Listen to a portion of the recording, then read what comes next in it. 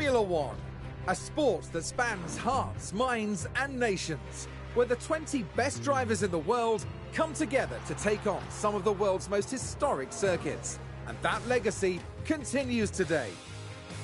The 2021 championship was thrilling from start to finish, and 2022 is set to be even better. New regulations will usher in an age of pioneering changes.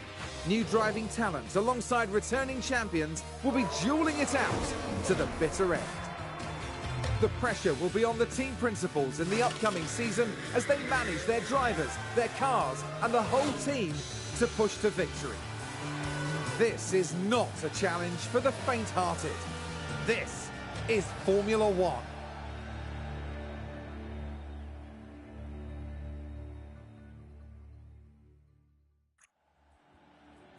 Mercedes returned to F1 in 2010, and since 2014 they've won the Constructors' Championships back-to-back every year.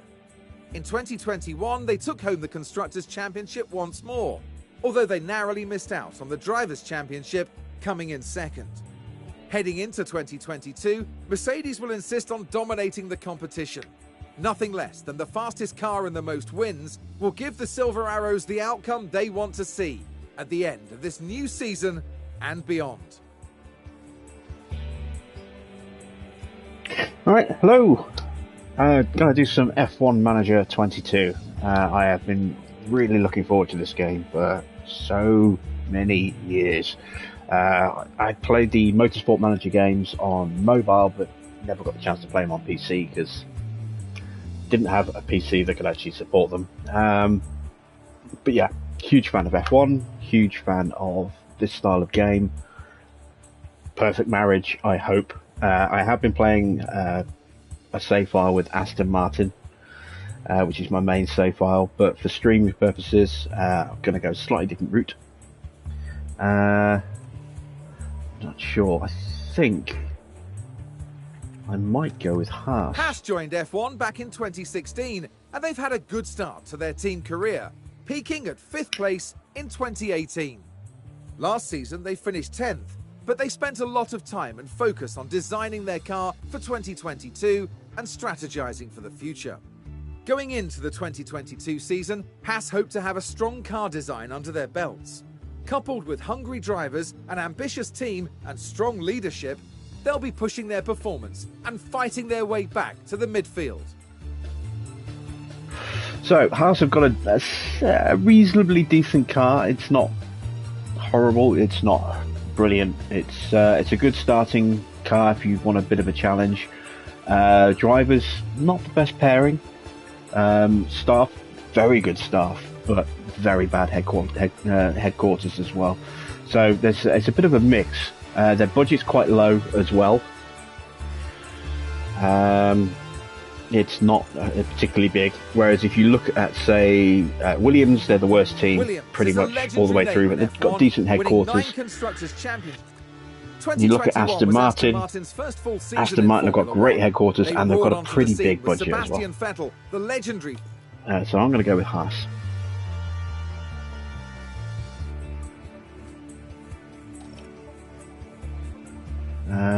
Team principal. I am Jim.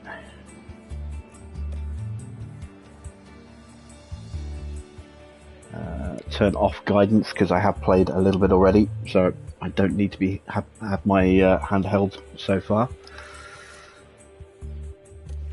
And off we go.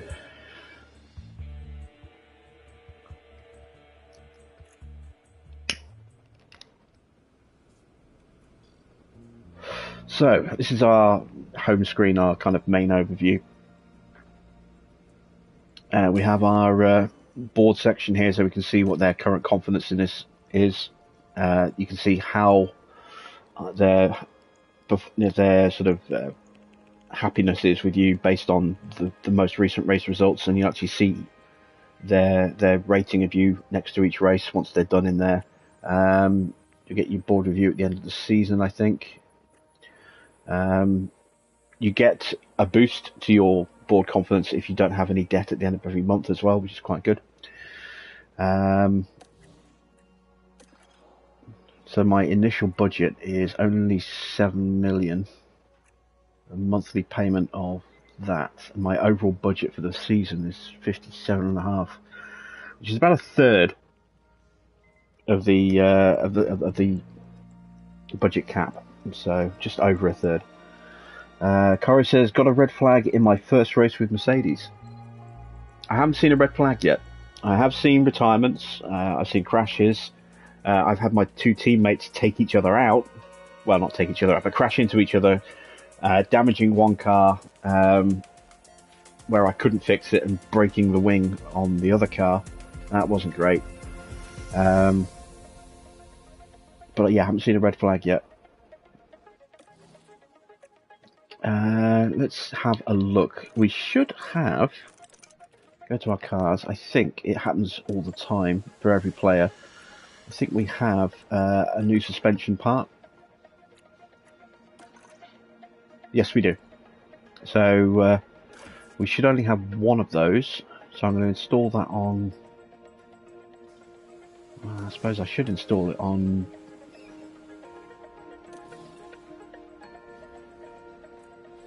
Magnussen's car, really. He is the better driver of the two.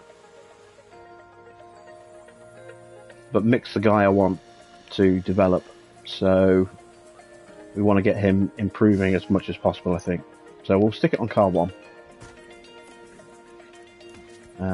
So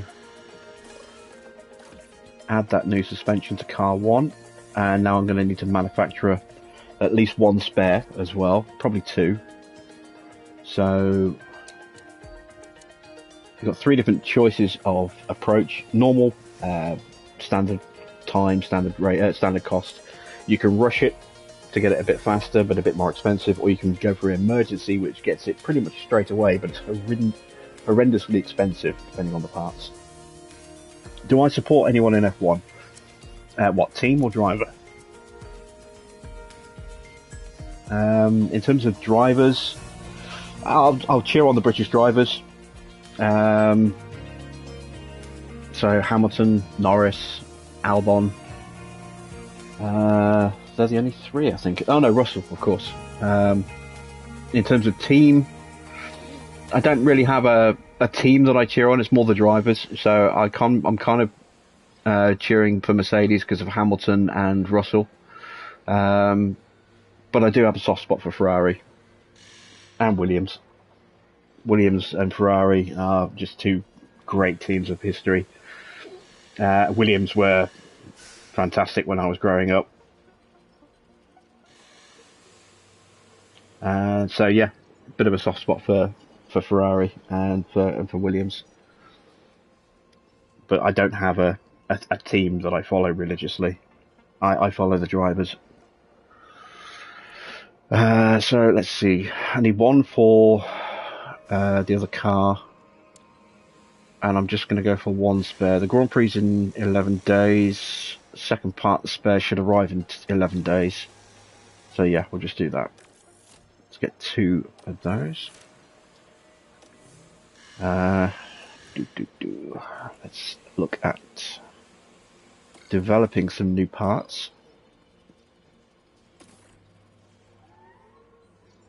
You can never stand still in F1. If you stand still, you're actually going backwards because everyone else is developing all the time. I need to figure out what's the best thing for me to work on to start with. Probably a front wing. Or maybe a new floor.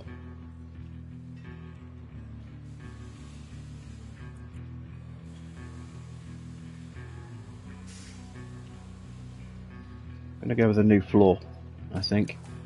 So you have ATR periods, aerodynamic testing restriction periods, which last for about 2 months. And in that you get a set number of hours where you can develop a part, and amount of time you can spend in the wind tunnel. And they reset at the end of every period. So I am going to go quite heavy on development. I'm not going to spend it all. I want to keep some back for a new rear wing.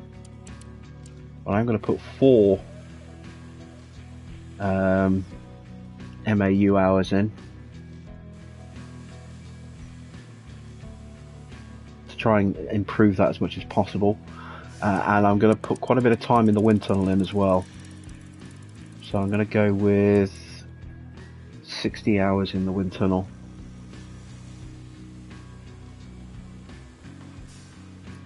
So let's see.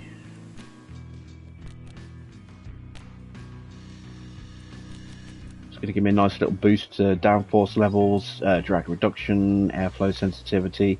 And now I can specify whether I want to keep it balanced or if I want to go for low speed or high speed optimization, or optimize the aerodynamics itself. How you doing, Smoke?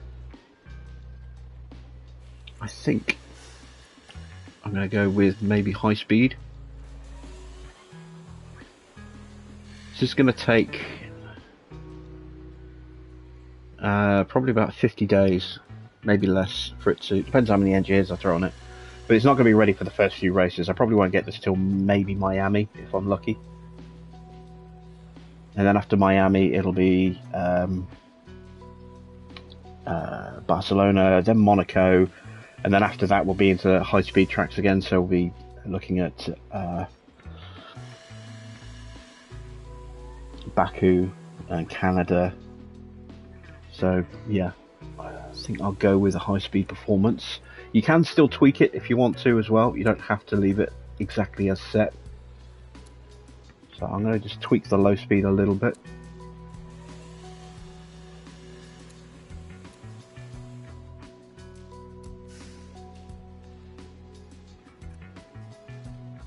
Definitely want it on high for high speed.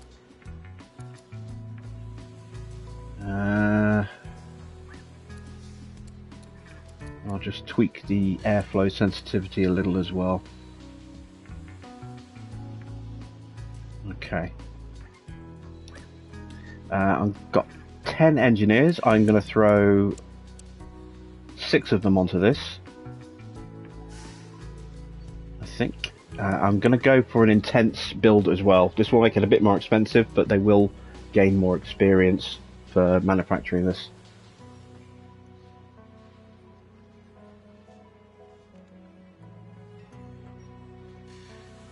So a bit of an expensive part, but ultimately it's going to be worth it. 61 days. How long is that? Let's have a look.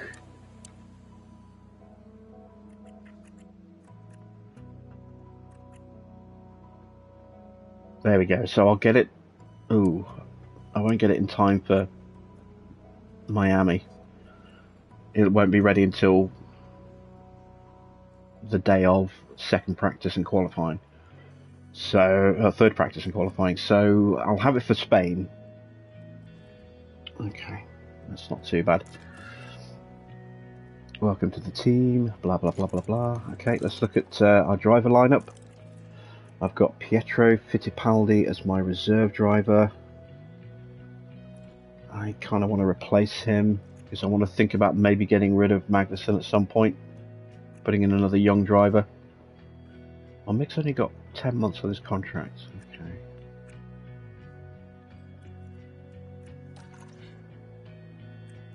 So let's see. We've got drivers from F3, F2, F1, reserve drivers, and some free agents as well. So we've got plenty of drivers to keep us going, and then everything will, drivers will regen when they retire. So they'll get replacements. Let me have a look at.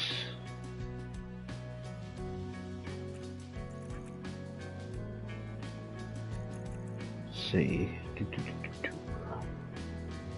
Suppose this is an American team. I should maybe try and get an American driver.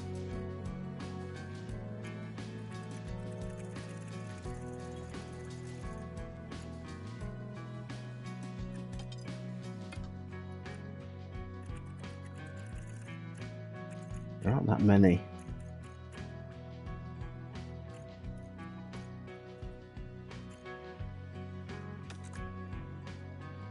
Logan is American.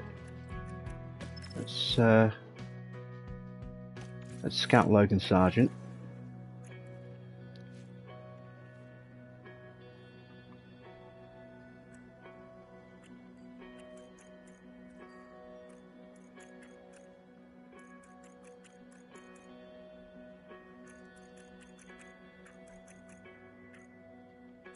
And then we're getting too low. Drivers I'm not really interested in right now, so yeah, we'll look at getting Logan in as our new reserve driver, and then we can develop him to maybe take over from Kevin when Kevin's contract starts to come low. In terms of my staff, I'm very happy with my staff, although I could maybe look at replacing Gary Gannon.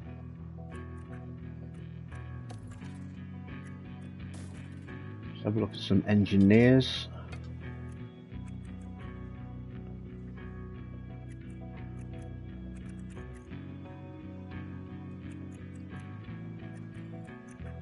Yeah, you get to the top ranked guys and they're not interested in moving. So who's the first one? Jorn Becker from Alpha. Or Pierre, maybe. Oh, he's not interested. Ed Regan. Oh, he's at HAAS. Hired staff, yeah. Okay, let's have a look at Jorn Becker, and we'll scout him as a potential replacement for Mick's engineer.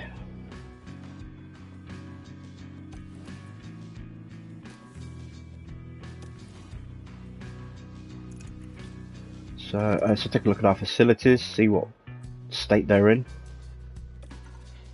Not fantastic. I'm going to build a tour centre so I can start getting a weekly income off that.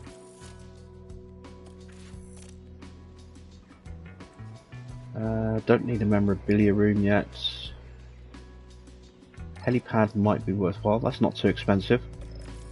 That'll help boost the payouts we get from our sponsors.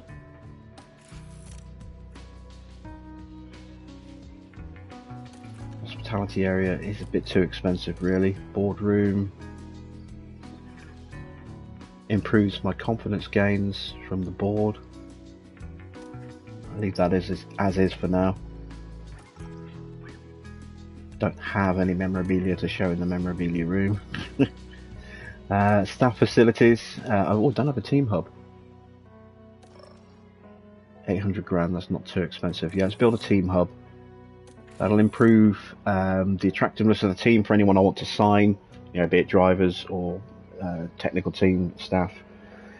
Give me a little bit of a boost to morale and a boost to my experience gain for my staff as well. Scouting department's fine. Race simulator, that's $1 million, but that is something I definitely want to build. Boost my drivers' experience gains.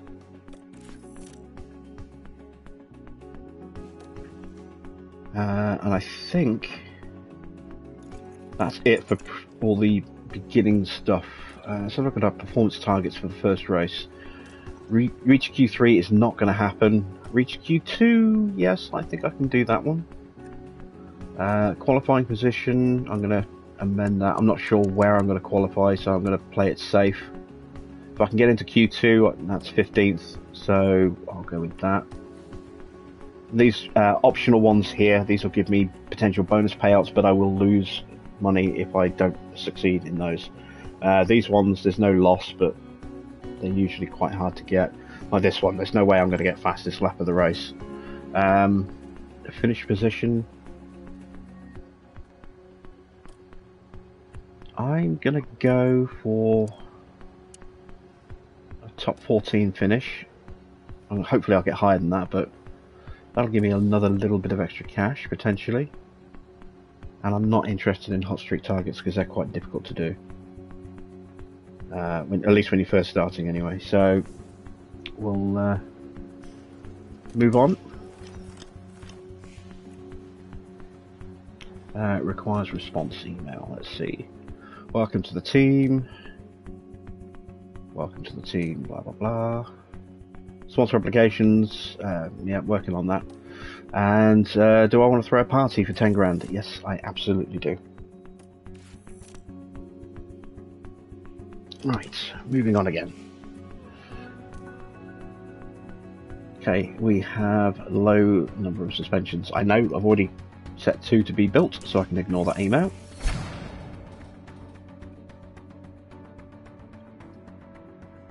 And the helipad is done. What do I think of Ricciardo leaving McLaren? I think it was inevitable. As soon as Oscar Piastri came out and said he was not signing for Alpine, that was pretty much Ricciardo's going, and McLaren are going to have to pay him a lot of money to end his contract early, which is exactly what's happening. I think in terms of where he's going to go, I think the only real viable option for him is going to be Alpine. I don't think there's going to be anywhere else that's going to be worth his time, or that could actually afford to sign him. But his stock is a lot lower than it was, 5 years ago? Back when he was leaving Red Bull, his stock was sky high, and he was getting paid 25 million a year by Alpine when he signed for them when they were Renault. I don't know what McLaren were paying him, but he's not going to get anywhere near either. Get that, wherever he goes this time.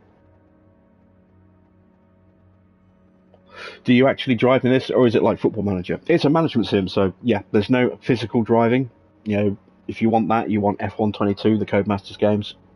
This is the management side, so the closest I can say to this would be Motorsport Manager. If you played it on PC or on your mobile, you would kind of set strategies and instruct your drivers on pace and when to push and when to ease back and look after the tyres and so on and so forth.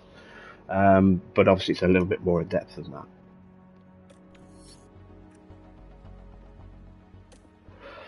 So helipad is done.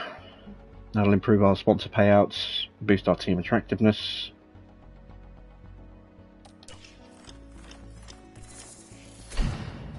And our race simulator is done, which will now give us a nice boost to our drivers. 20% boost to their experience gain. Our car... not horrible. Could be better. Could be a fair bit better, but it's a good starting point. And the tour centre is done, so now we'll start getting an income.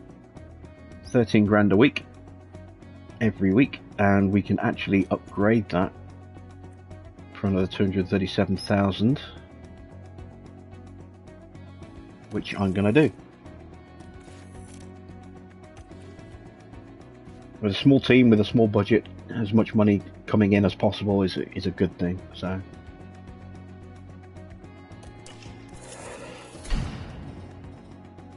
our suspension is done. So that's the first part, isn't it? Go to car setup. I have 2 in the warehouse, 1 installed, 3 in total. Oh no, right, I've got a spare one, so let's install that onto Magnussen's car as well. There we go, and then we've got 1 spare, so as long as we don't have 2 big crashes, then we'll be fine at the first race. I will actually go ahead and make 1 more. This won't be ready till after the race, but I have 1 spare, so... Hopefully nobody bins it in practice or quali.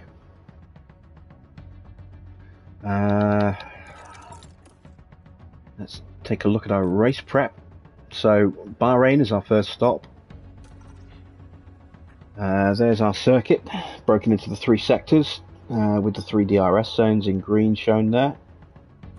It's quite a fast circuit in terms of long straights. Good overtaking opportunities, but it's also a circuit where you need good cornering speed as well, good downforce. So you can see here, acceleration is a benefit, low speed cornering is helpful, medium speed is essential for this circuit, as is medium speed dirty air cornering. not too bad. In terms of safety cars, 4 over the last 4 seasons, 4 virtual safeties as well.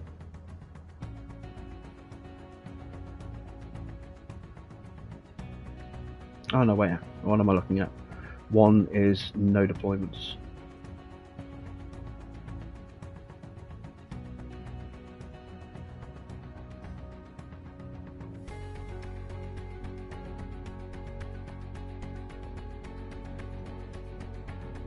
No, I was right, yeah, okay. Strategy is, well, we'll get to that when we come to the race.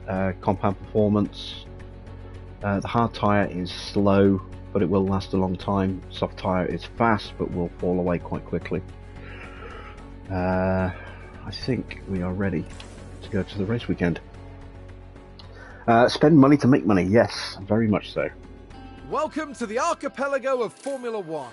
Bahrain might have a small land footprint, but it's showing its big spirit right now in the grandstands. Either way, it's time for another fantastic weekend of Grand Prix racing. The Bahrain International Circuit is a challenging track, and the cars routinely have to brake from high gear to low to take the narrow turns. With the need for downhill braking, the risk of locking up is one drivers will need to manage. It's all about focus and balance to get victory here. We might still be early in the season, but that doesn't mean we can sit back and relax. Everything is up for grabs, and nothing is certain at this stage. Let's get this underway.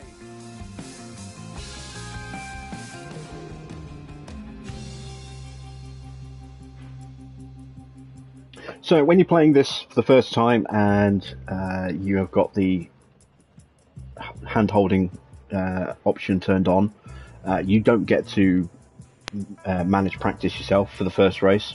You do get the option of doing it in qualifying, and then also you manage the race. But because we've turned that off, we have full control over the practice sessions, which is good. So our drivers have 3 parts to their prep. They have a track acclimatization knowledge, a knowledge of the car and its parts. The more time they spend in the car, obviously, the more this goes up. Same with track knowledge. The more they drive on the track, the better their knowledge gets on that. And then setup confidence. The more they run the car as it's configured, they'll give you some feedback and let you know how they feel about it. And then you can make changes based on their feedback to try and get it into that sweet spot.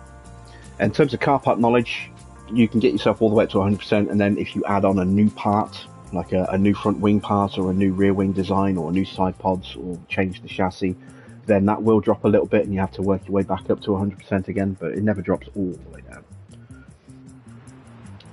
We are going to start off by looking at setup. So we have projected windows where we need to sort of set the tolerances within. We're going to play about with this a little bit, so I'm going to drop the rear wing down to 11.5. I'm going to push the front wing up a little bit,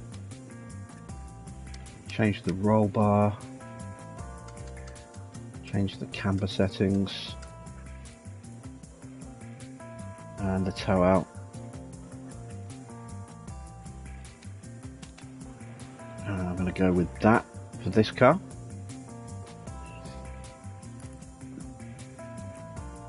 We're going to start our first practice run with a soft set tyres. We're going to do a 16 lap run. And then for Magnussen, let's see.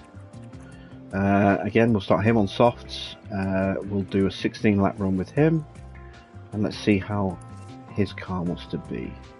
So you see, each driver has a different approach to initial setup, but they do kind of converge a little bit based on feedback.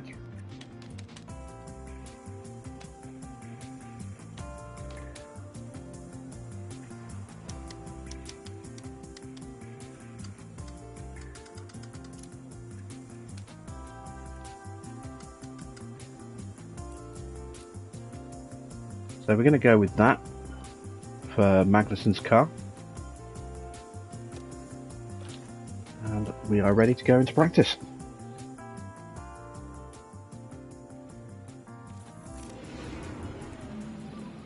Radio check. Radio's good. and that's probably my favourite thing about this game, is genuine, real-world, real-life F1 audio. They've trawled through years' worth of data of radio messages between drivers and mechanics to get genuine messages which they throw into the game. I love that. I love that attention to detail. Right, let's send out Magnussen first.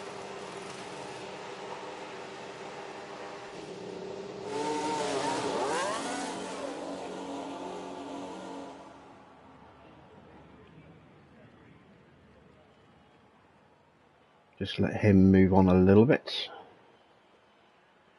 And now we'll send out Schumacher. And we're just going to kind of speed things up a bit to let them just run in the background. So we'll switch to track view and start speeding time up.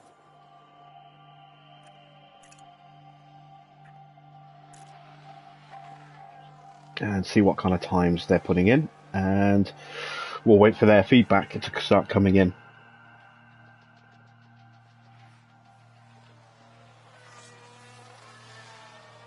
Another thing I'm impressed with is they actually updated the car models when they first started showing footage and trailers and stuff.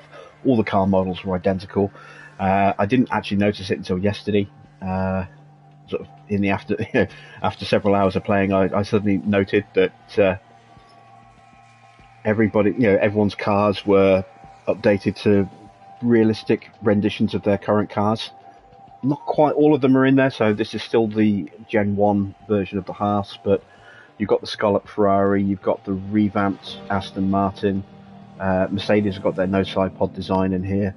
It's really kind of nice in that respect. So let's actually take a look at a couple of the cars. So that's the Gen 1 HAAS, not their brand new design. Let's have a look at Alonso. And there's the Alpine.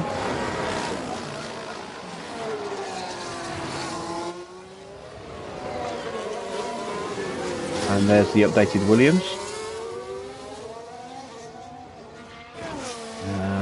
We've also got an Alfa Romeo on the track. Not an Alfa Romeo, sorry, an Alfa Tauri. Looking very similar to a Red Bull. And there is the Mercedes with its zero side pod concept.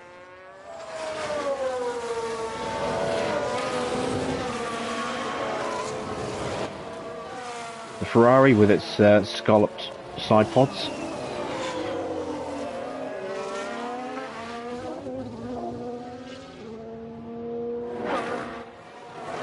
And then the Red Bull.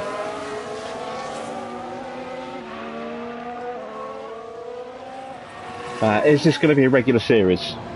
Yes, it is. I'm going to be streaming this. I don't know how often, but I'm going to be streaming this on a long-term basis.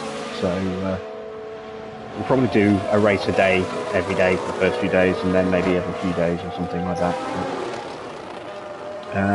Is Audi joining F1 soon? It was actually announced today. Audi are joining as an engine partner in 2026. They have yet to announce who they'll be partnering with. They said they'll announce that later in the year. But yes, Audi are confirmed to be joining F1 in 4 years' time.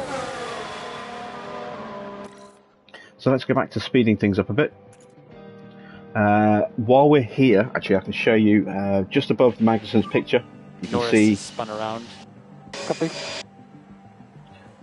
Bit of real world audio there. We'll probably get a replay in a minute as well. Sounds like we've had a spin. Here's the replay. Watch this. We're looking at Lando Norris. Yep, just that dropped it on exit. Undoubtedly going to cost them time.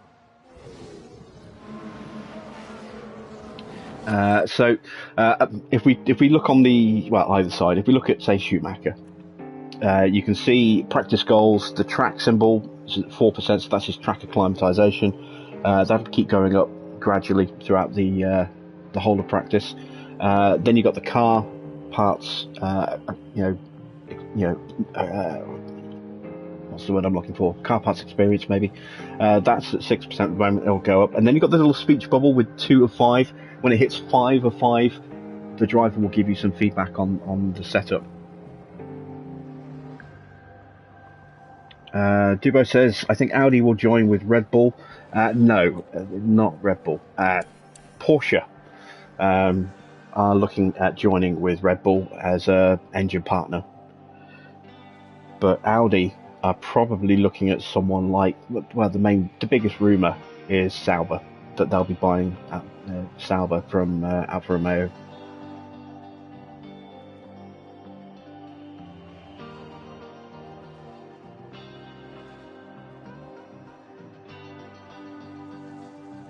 Okay, so how are our drivers doing at the moment?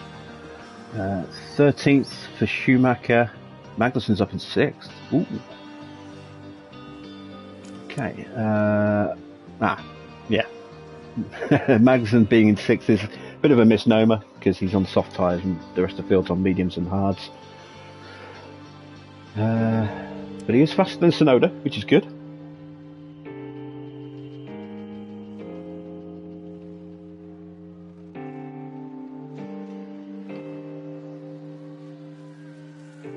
So we just basically need to wait now for our drivers to give feedback, let us know how they're doing with the car. Now this is at a lockup.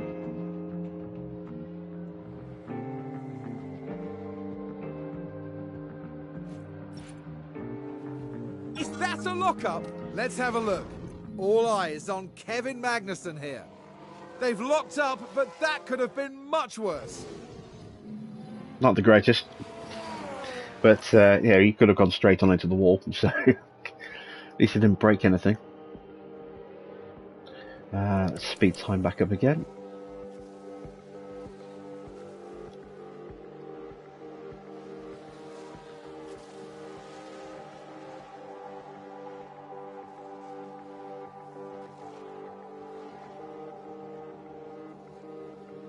Getting close to feedback from our drivers. Magnussen will probably come first.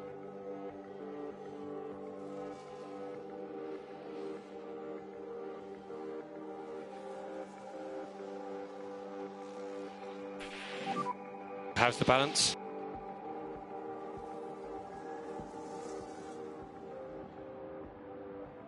Okay, so Magnussen's already pretty happy with the car. That's not a bad start. Let's see how Mick's doing. Oh, Mick's heading to the garage.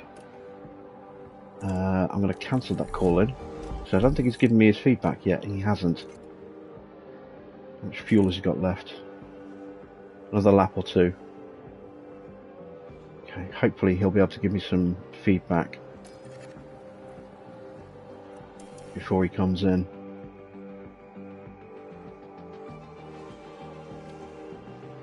Oh, there we go. We've got feedback. So now I'll call him in. And now we can take a look at the car and see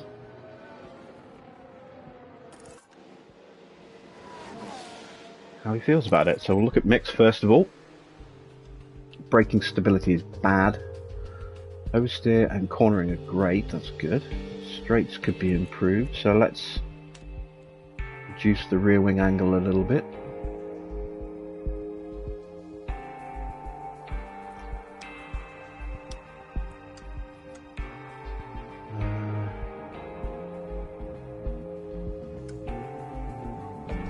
Drop the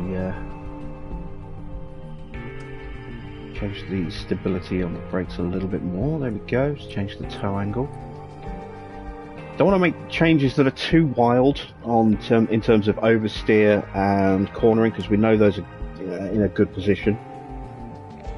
But we do want to make some changes to the traction and the straights, and definitely the braking stability. So it's about getting those tweaks in.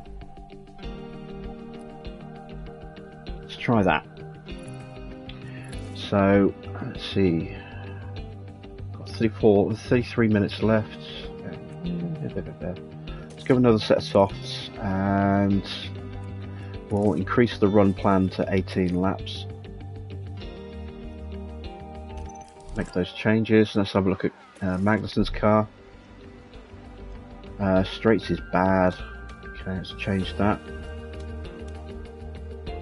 Oh, cornering was optimal. Okay, I need to try and get that back.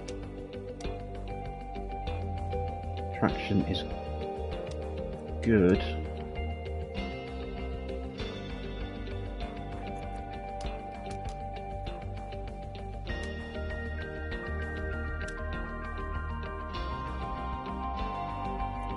A little worried about the traction on that one. There we go.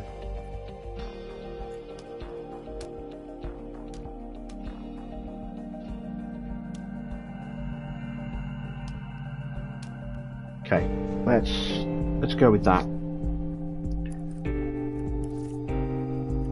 Again, a new set of softs, and oops, go with a 17 lap run plan. No, an 18 lap run plan. I want to try and get them on track for as long as possible. Get their track knowledge up as quick as possible.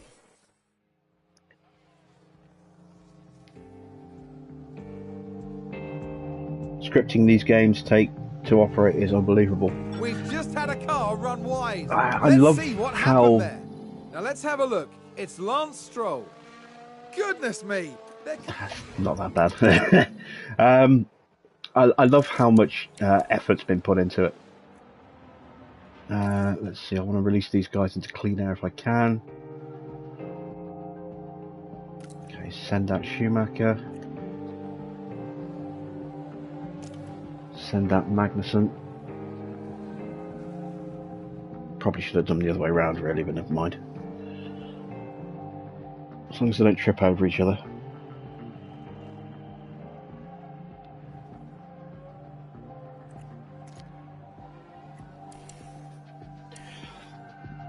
Yeah, I mean they've done a lot of close collaboration with real world F1 engineers, teams,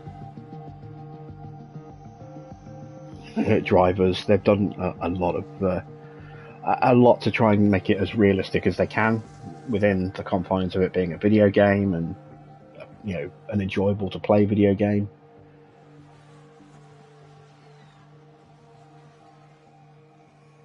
But yeah, they've done a really good job so far.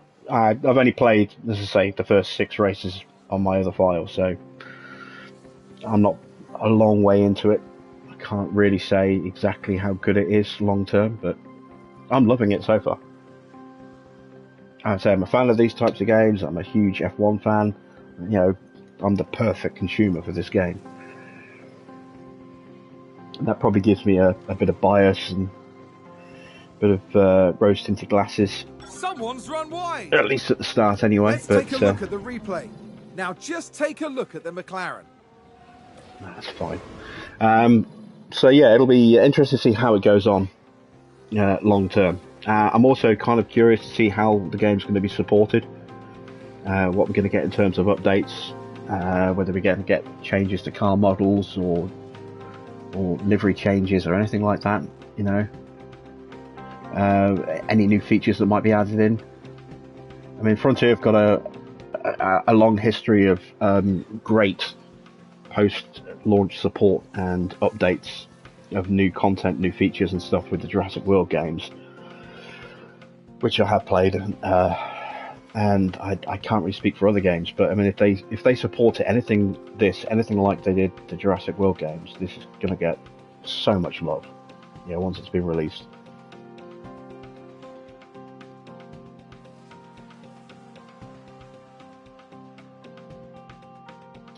Corey says, I'm hoping for a mighty mode like F1 22. Yeah, that's the one thing that everybody wants, is the ability to bring your own team in from scratch.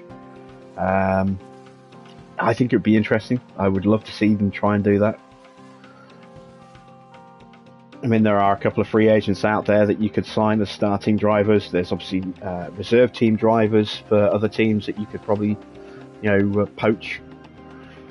I mean, the reserve driver for Aston Martin is Nico Hülkenberg. He'd be a great lead driver for a rookie team. Got experience, got some pace, and then have a young driver alongside him. Kev, how's the balance? I'm happy here. Understood, Kev. Excellent. So Magnuson's improving his love of the car. We're in a bit of a DRS train here. Bit of a queue. So it's bad for lap times, but I don't really pay much attention to lap times, at least in P1, in practice one anyway. I'm more about getting the car dialed in for the first 2 sessions, and then maybe the third sessions when I start paying close attention to the leaderboards.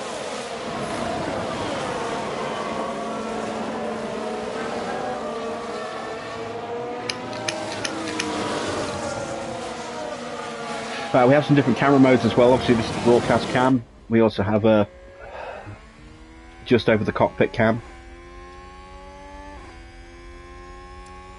and we have a rear wing cam. We have the traditional side of the airbox cam, which you see in TV broadcasts. We've got a nice front wing cam.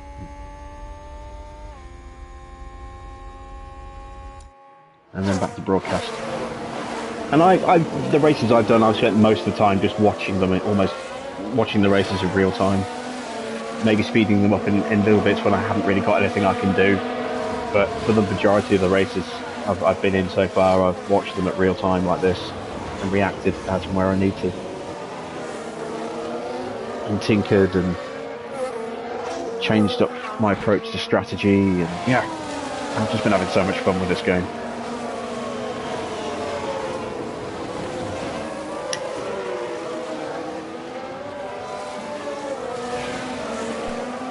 So let's speed this up a little bit while we wait for mixed feedback. There we go, 5 of 5.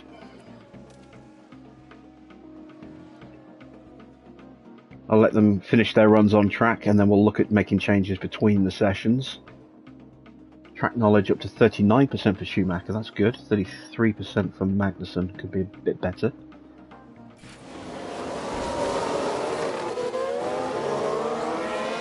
Oh, Schumacher has run wide and caused a big traffic jam. And a virtual safety car. Okay, yeah, let's just call both cars in. The session's pretty much over as it is. Who's running wide there? Let's take a closer See how look. bad that was.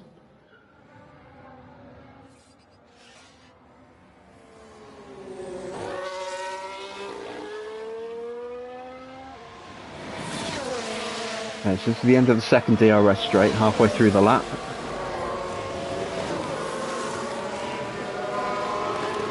Oh no, wait, we're back to live. Okay, so it didn't show the replay.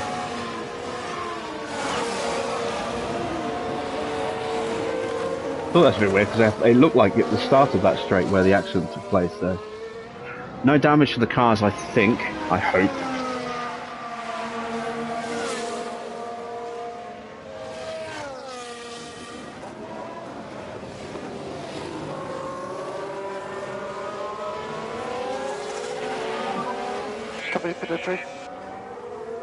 Understood.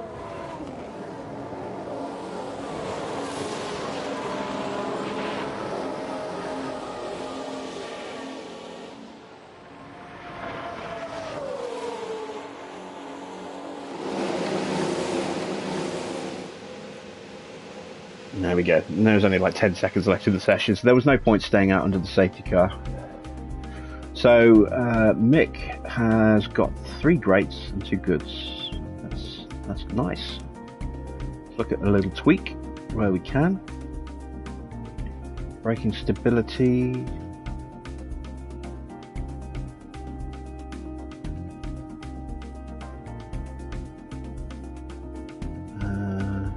Traction's okay.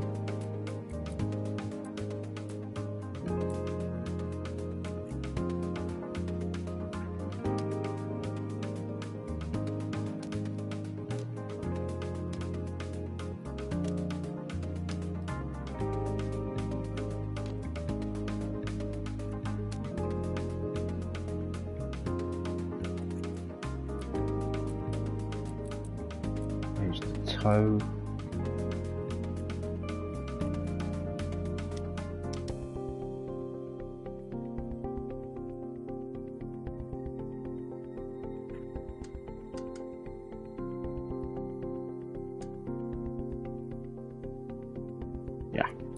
let's go with that. That'll be what we'll do for the next session. And there we go. Magnuson's liking his car. I'm just going to make that one change. That's it. That's all I'm going to change. Everything else looks pretty great, and hopefully those will just turn those greats to optimals. So let's select a different set of tyres so I can confirm the changes. And that's the end of the session.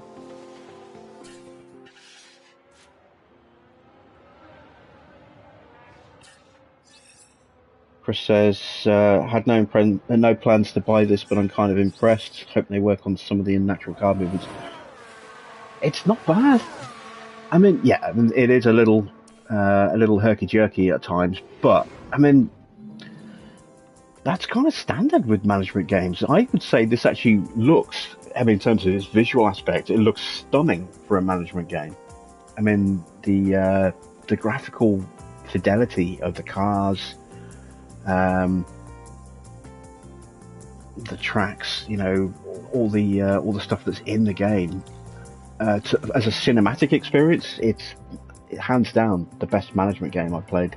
When you compare it to something of this type, like a Football Manager, you know, you watch matches on that and they're really kind of herky-jerky kind of movements all over the place. But yeah, I love the look of this, and it would be nice if the racing was a little bit smoother.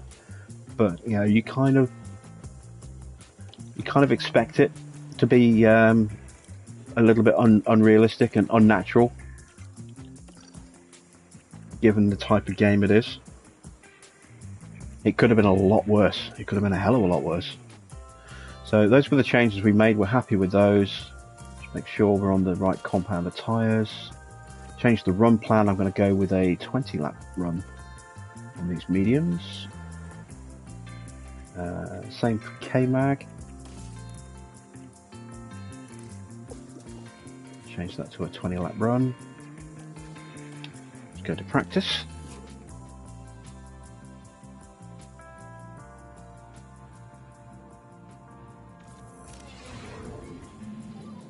Radio check.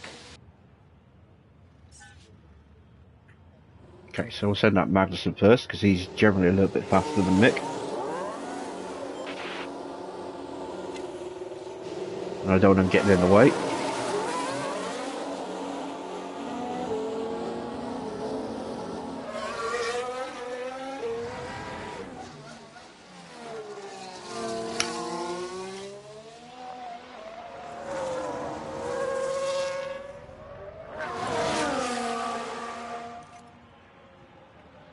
So these little panels at the bottom, you've got 4 options. You've got your driving options, so you can choose what level of pace you want them to run at. I always keep it as standard in practice, but you can get them to push or really go flat out, ease off, or really lift and coast quite heavy to save fuel if you're struggling for fuel. Then you've also got your tyre mode. So your fuel push, so you can push how hard you want to burn fuel. So if you get stuck behind a safety car for a few laps and you build up a nice little bonus supply using the conserve, it allows you to then push and really, you know, get some extra pace out your car when the lights go green again.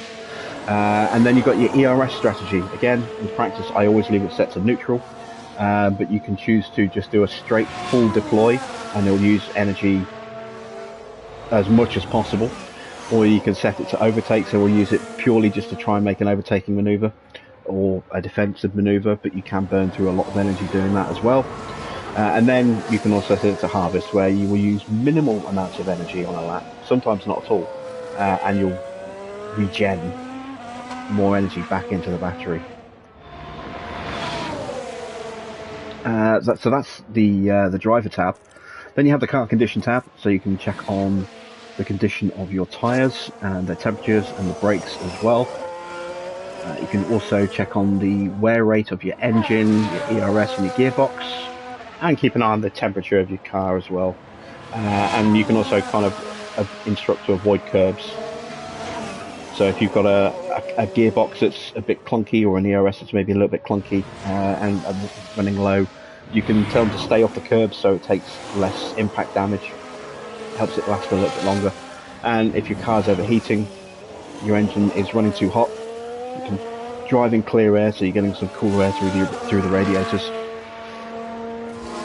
Then you also have the car parts, so you can see if you've got damage to any of your changeable parts on the car. Obviously during a race you can only really change the wheels and the front wing, but in practice you can change whatever needs to be changed. After that we have the practice, well, this is the pit box, so this would be changing your pit or calling cars into the pits during the race. Obviously to practice we're just going to leave them to it. And then you've got your kind of little driver tab at the bottom. So with the driver you can actually tell them to not fight their teammate, so they'll pull over and let them through. So you can implement team orders, which is something I've wanted in the standard F1 games for a long time. And you can also get them to go defensive and hold the cars back behind. So if you've got two teammates on different strategies, and you've got say Mick was in front of but running on hard tyres, and you had Magnussen behind on medium or soft tyres, so he's on a different strategy and he needs to get through as quick as possible. You can tell Mick, don't fight your teammate, let him through, and then hold back the cars behind, and he will then try and act as a defensive barrier and try and keep the other cars behind to allow Mick to allow Magnussen to push hard and pull away and open up a bit of a gap. You have your timings here, so you can see a little bit of information on the lap deltas, gaps to the cars in front and behind, and then you've got your basic telemetry there as well, which I don't really pay any attention to. Chris says, I was expecting a top-down view as seen in other past games. Like that, yeah. And this is the staple of Motorsport Manager, this mode, this camera view. Or at least it is on the mobile. You do get a little bit of, I think, a track view. But it's obviously nowhere near as in-depth as it is for this. And it's not licensed either. And the licensing obviously makes a huge difference to a game like this.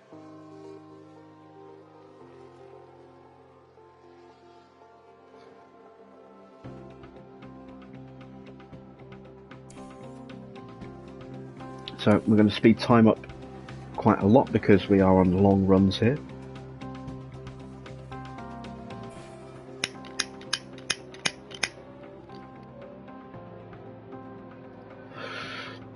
Magnussen's run wide. Oh, did someone run wide there? Oh no, Russell ran wide.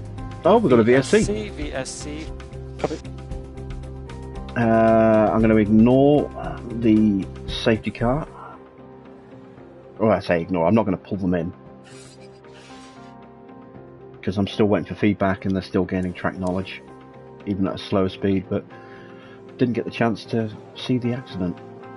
But actually, let's have a quick look at Russell's car. Is it damaged? No. Why did it trigger a VSC then?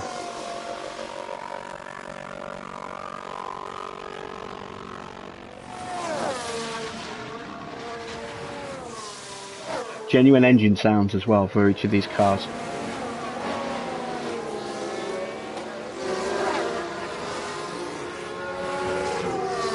So that is the sound that a Renault engine makes.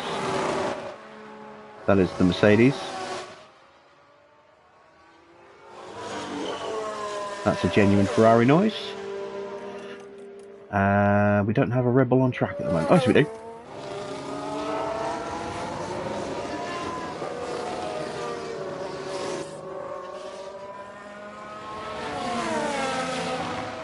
And a genuine Honda. VSC ending. Okay, back to normal running.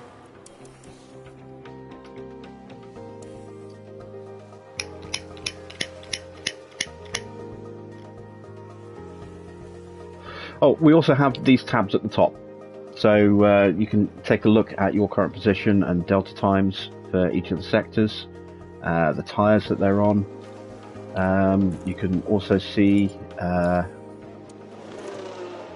some driver information and constructors information for the championships, lap history, and you can look at your own drivers, or you can look at let's look at the Verstappen, for example.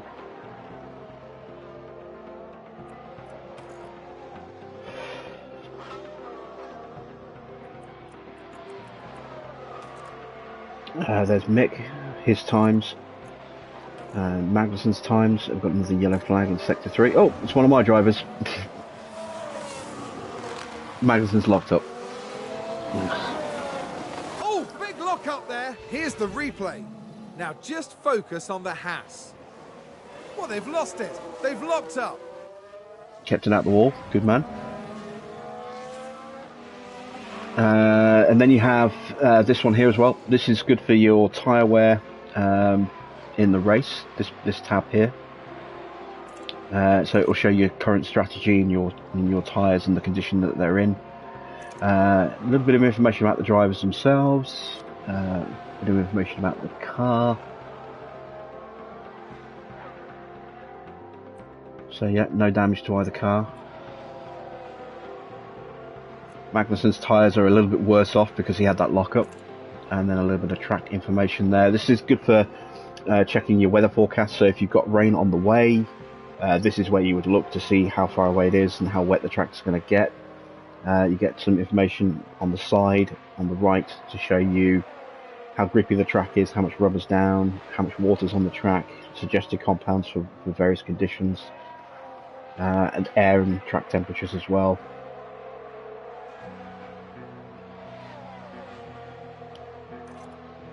So yeah, there's a lot of useful information that you can go through. Tyre history, you can see how long people have been on the current set of tyres that they're on, and any other tyres that they're on as well. Any events, so if there was a crash or someone got a penalty, it might show up in here. Your sponsorship targets for the race, and then reports which don't generate until we finish practice and qualifying. So there's a whole wealth of information to look at.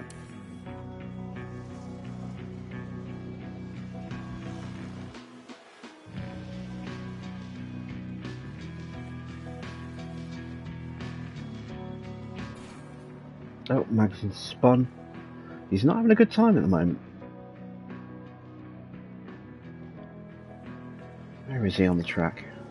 Oh, there's he is a moving. spin. We can take a look now. Now Okay. just focus on the HAAS. Oh dear, oh dear, oh dear. The car's just gone. Yeah, that's not great. His track knowledge is falling quite behind Schumacher's because of all these errors he's making.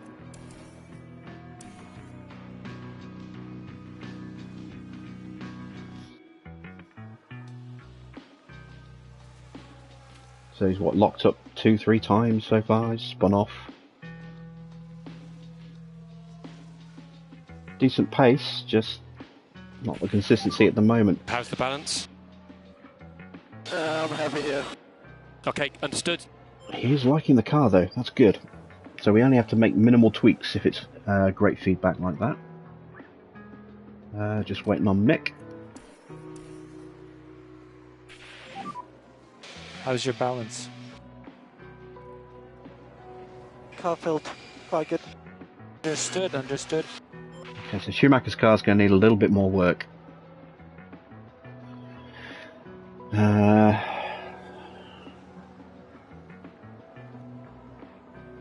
going to leave Magnussen out. I'm going to call Schumacher in.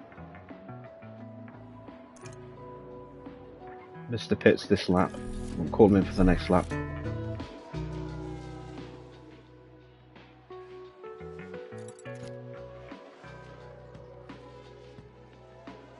Let Magnussen get some more time on track.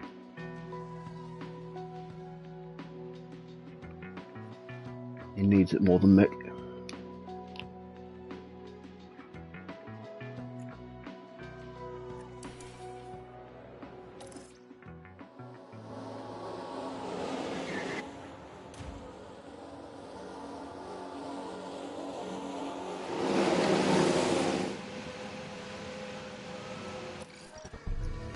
Right, so braking sensitivity is bad. We've gone the wrong way on the brakes.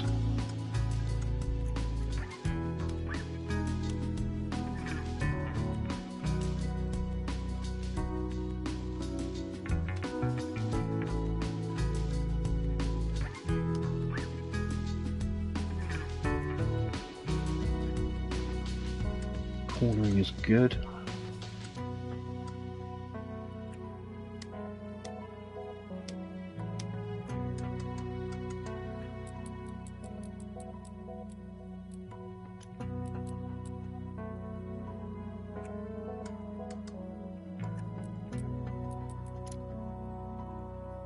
Traction's okay. That's a lot of changes.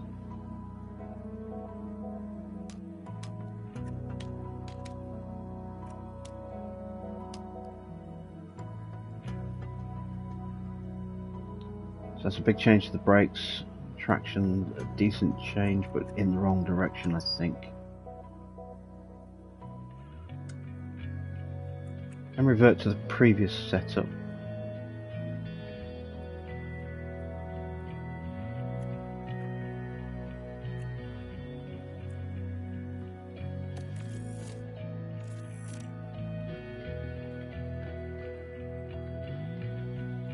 Okay, so the best setup was the one we just had. Okay, so I need to make those changes again. So let's change the front wing, change the rear wing,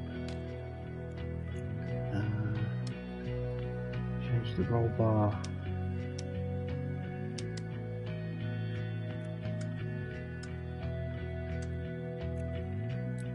Change the toe angle.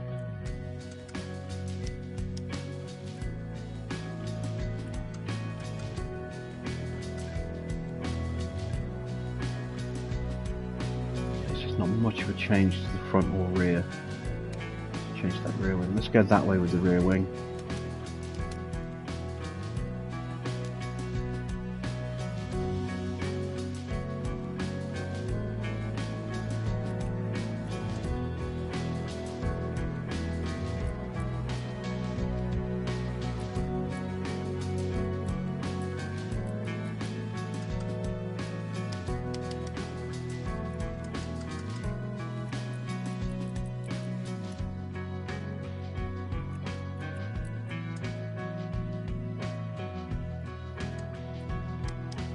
Change that roll bar back.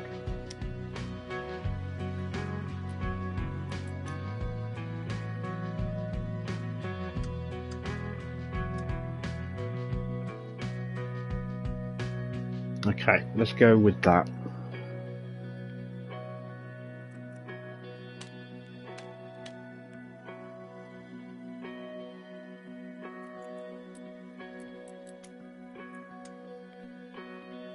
A slight change to these wing angles just to try and... I don't want to mess around with the cornering value too much because cornering's in good condition. Yeah, let's go with that. Let's go with a set of soft tyres. We'll go with a run plan of 16 laps. Make those changes.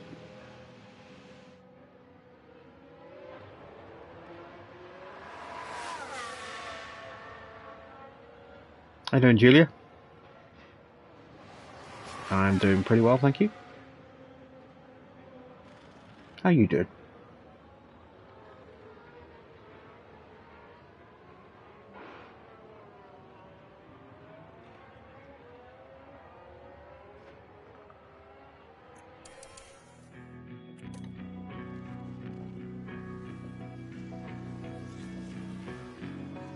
Let's take a look at the tyres that everyone's running at the moment.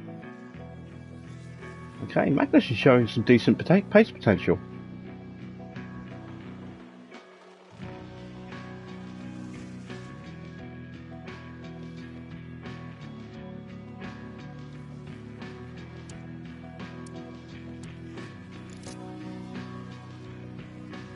And he's in. Okay, so let's slow time down.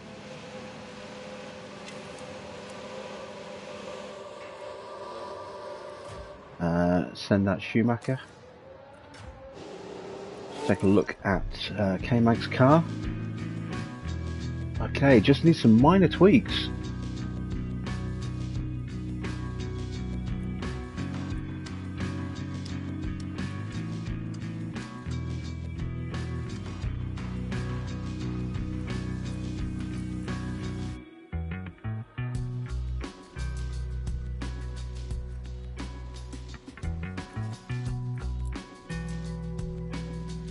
So that gives me the biggest change to traction and to oversteer.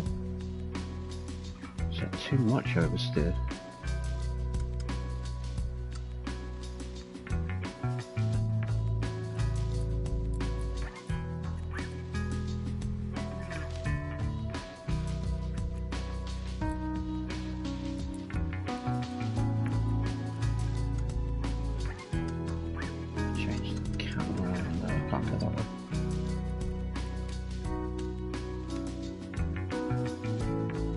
Okay, so that keeps the rear wing about where I want it. The front wing's changed a little bit, which should hopefully help. Cornering's changed a bit more than I would like. Again, it's the same problem. Okay, let's...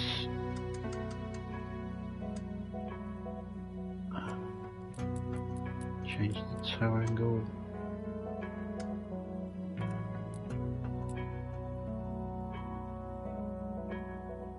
Okay, there we go. I think that might be it.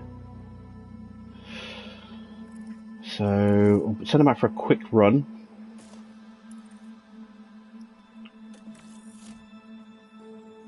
Cancel, I haven't changed the unplan. Hopefully that change won't take too long.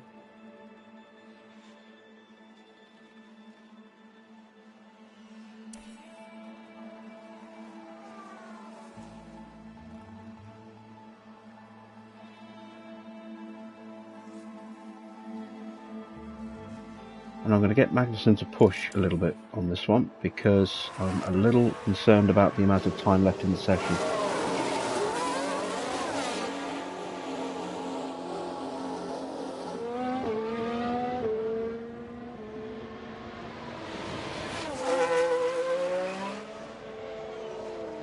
So I'll get him to up his pace to aggressive. Okay, Kev, no management required, so push as much as you can. Copy. Push those tyres a little bit harder. We should see him move up the timing tables as a result of this, quite significantly.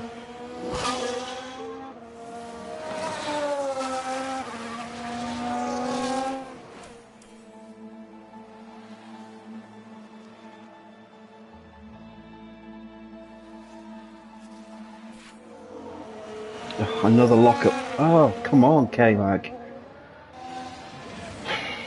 Supposed to be the senior veteran driver. They've locked up and gone straight on.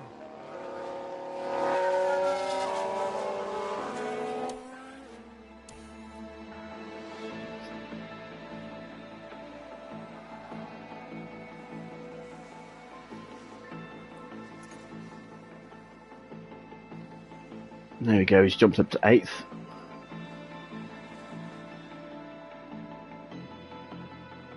Not representative of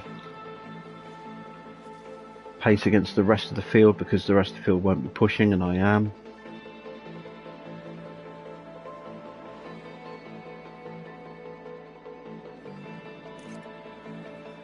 I want to get that feedback in.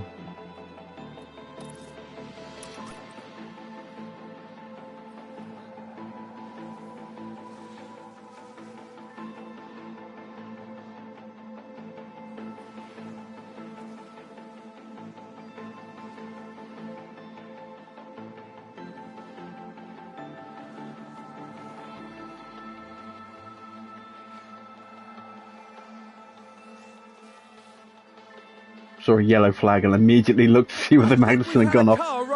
That was Latifi, okay.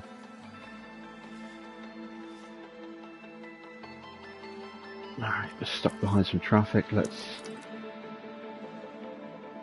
try and make some moves.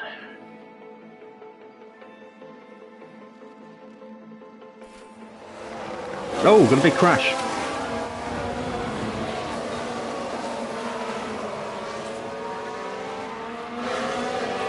Okay, we need to see a replay of this. Sounds like a few cars have crashed. Let's have a look. Now, just watch the Mercedes here. That's Hamilton. And is that Latifi? Oh no! And Or is that there's the Albon? crash. I think that's Mark my Albon. words, there'll be questions asked about that later. Let's take a look at Hamilton's car. He's lost a bit of front wing.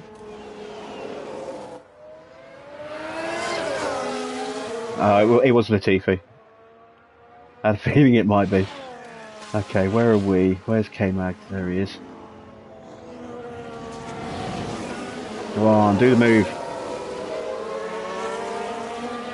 Trying to get him into some clear air. Running out of laps. Running out of time.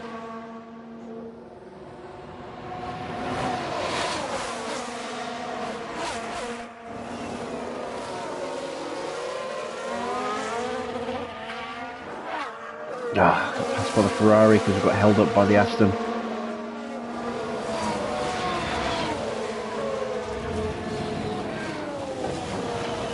Right, let's just push to overtake and let's increase the attack on the tyres.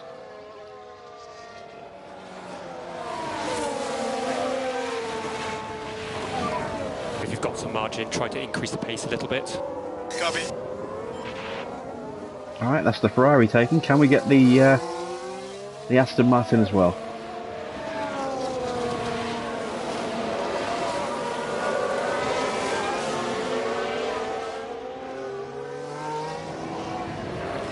Yes, easily. Right, we're into some clear air.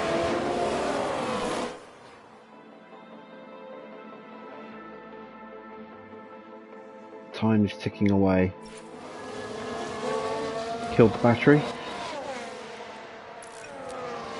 Just go neutral on that.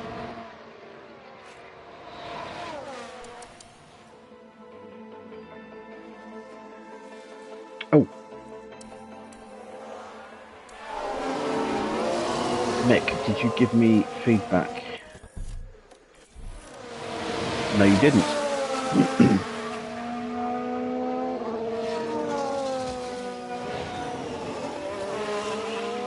You just stay out till you give me feedback.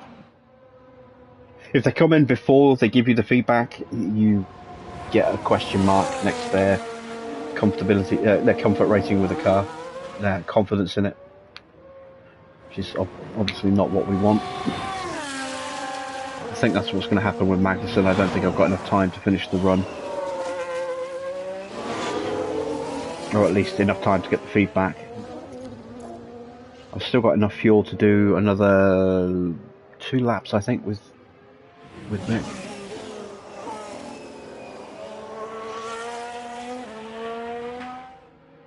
Let's get Mick to pick the pace up as well. Let's get a full attack with Mick. Okay, Mick, let's just put our head down. Copy.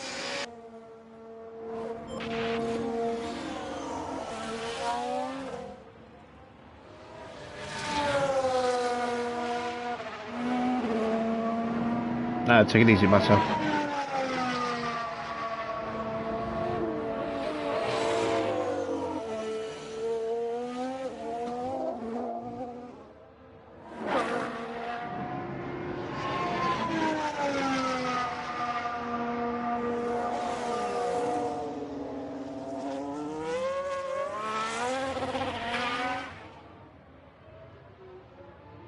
Come on, give me that feedback.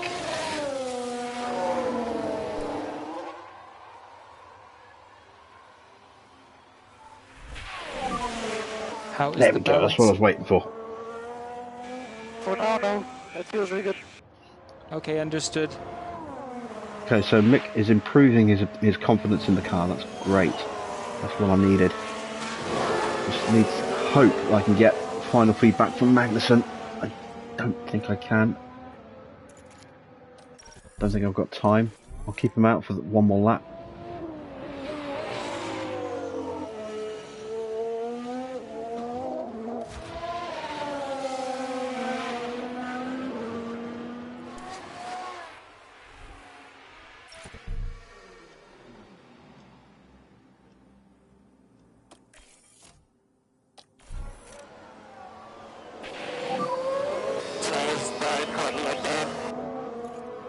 Okay, understood.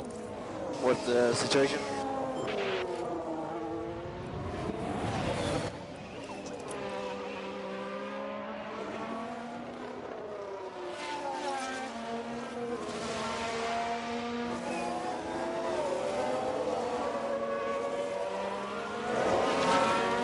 Come on, give me that feedback before you quit. Come on, please. I need to know if the car is good. I've broken it with changes.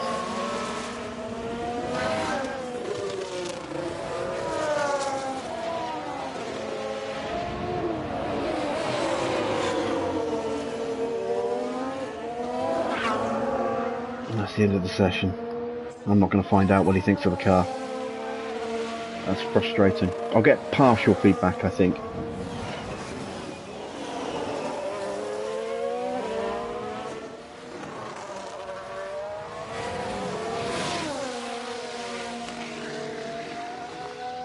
Okay. Let's get everyone back in.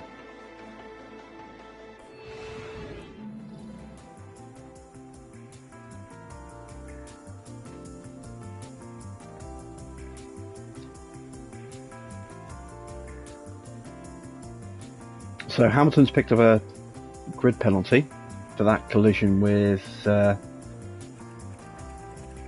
Latifi. Latifi has not picked up a penalty. Okay, set of confidence. Yeah, it's a question mark, that's what I was worried about. Alright, end of day one. Our race weekend into day two. as we head into FP3 and then qualifying. The teams will be looking to build on yesterday's momentum. Having seen how the cars and drivers are reacting to the circuit, they have a little more time to make some final changes. But by the end of the day, we'll know exactly how the drivers will be lining up on the grid for tomorrow's race. Here we go, folks. It's time to get started.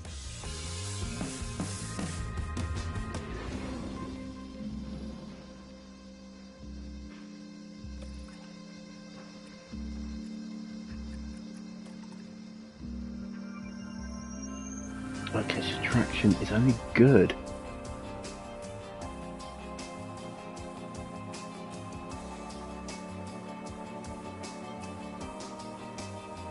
Okay, so the front wing angle needs to be about halfway between the two, by the look of it. Braking has gone the wrong way. Let's go there with braking. Cornering.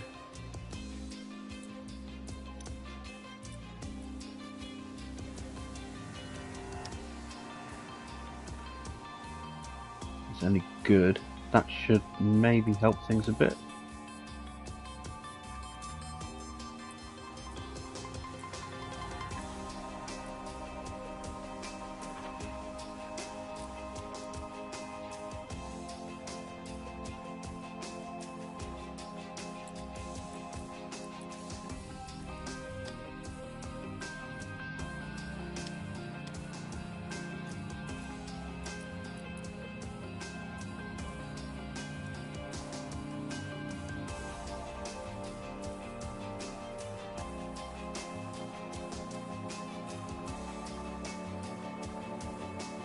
Yeah, let's go with that. So I'm hoping this is going to get Mick the most comfortable with the car that I'm going to get him for the weekend. He's already got 83%, that's pretty high. I want to get him up to at least 90. I'm hoping this is going to be the setup to do it. Let's go for a long run on hard tyres.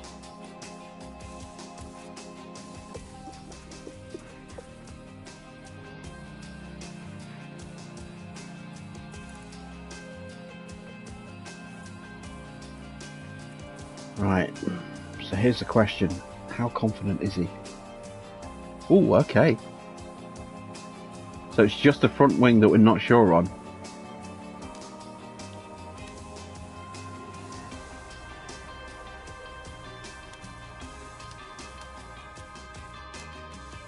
Everything else is pretty much bang on.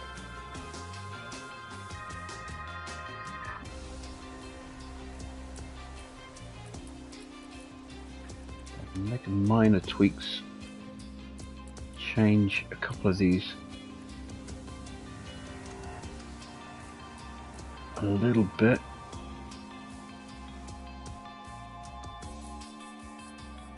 I've broken my traction.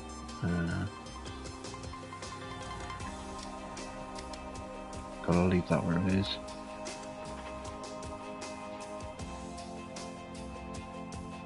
Alright, let's go with that. Some minor little tweaks, but nothing overly over the top needs to be done. I'll put him on a set of HAAS as well. I need a good long run with K-Man because he needs the track time. So I'm going to put him on a 40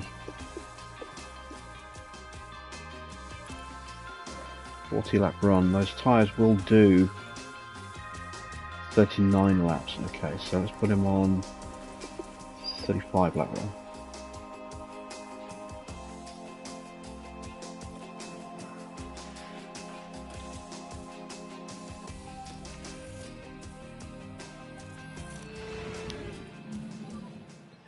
Radio check, Mick.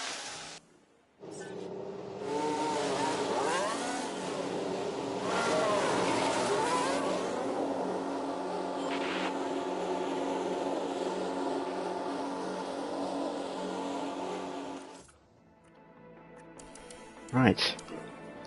Time to play the waiting game.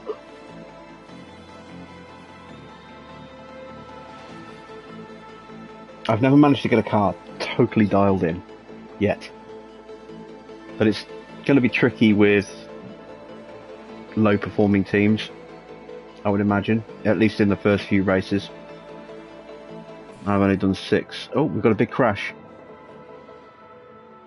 Both my guys are still moving, that's a good sign. VSC. I think there's been contact on the track. Let's take a look at the replay. So what happened Now here? look at Lando this. Norris? Daniel Ricciardo. Oh, involved Ricciardo. here. Ricciardo and Joe. Oh, I see. Yeah. And that's a big smash. They'll have felt that. The team are devastated. They'll be questioning just what happened out there. A little bit of trivia for you. The mechanics, when they're making the groaning noises, that's not a real mechanics team. That's actually a load of content creators. People like Chain Bear, I guess maybe Tim at Marduk, maybe Alex Gillen, but probably R01 maybe in there as well. I don't know, but definitely Chain Bear and a couple of his friends. They stuck them in a room and stuck some microphones and got them to react to different situations, and that's the audio that you hear when you hear the mechanics groaning or cheering or whooping and hollering.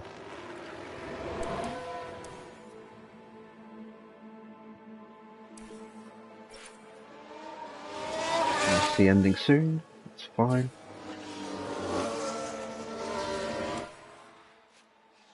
Back to racing.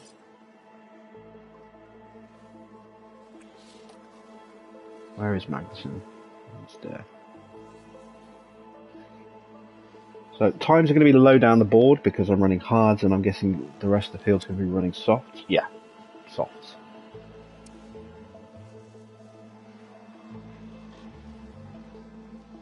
This might be the only run I do with Magnussen for the entire session. I might do a quick run at the end. Quick quali run. If I've got time.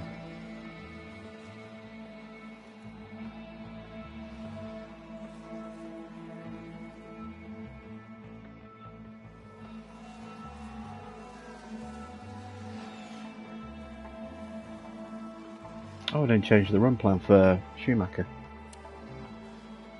He's on hards.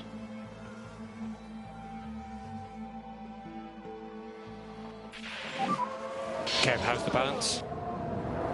I'm happy here. Okay, understood.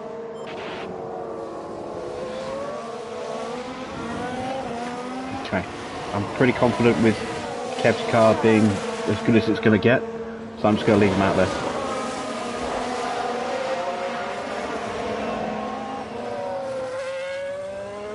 Mick is now at 100% track acclimatization, so I can pull him in.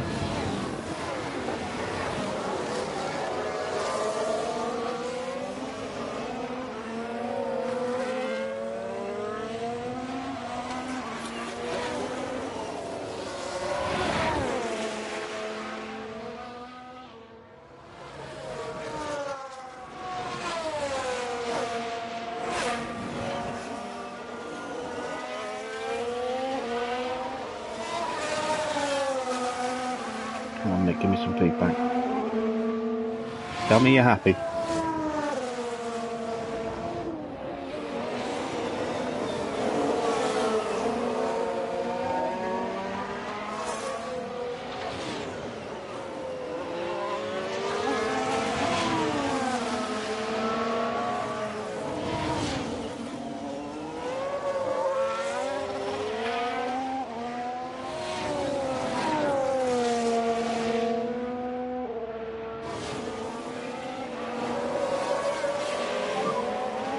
How is the balance? How's the balance? Feels very good in the car. Okay, Nick's Okay, happy. understood. That's good. That's what I like to hear.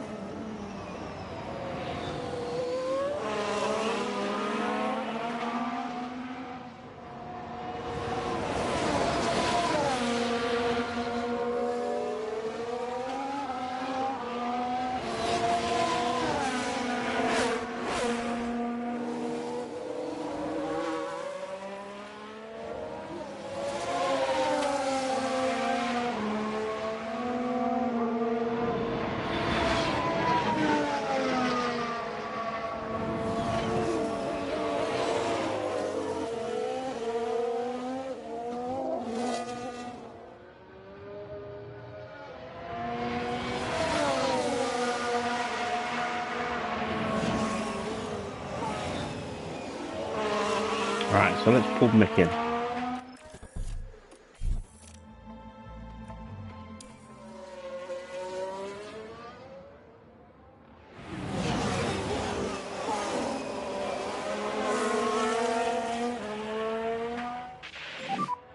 Copy for the tree. Yeah, okay.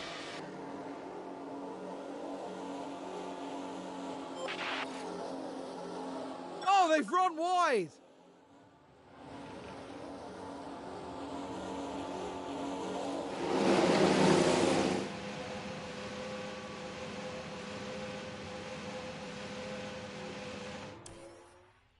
Okay, so let's have a look at Mick's car. Oh, actually got slightly worse.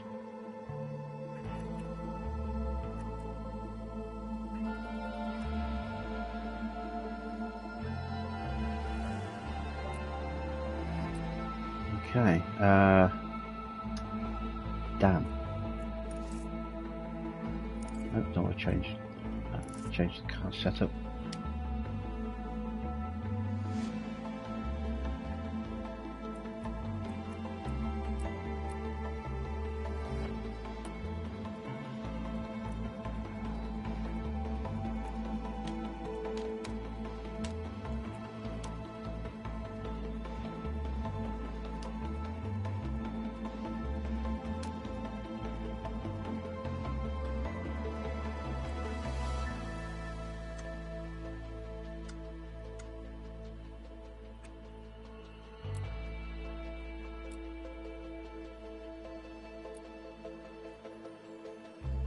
Alright, I think that's the best I'm going to get Mick's car.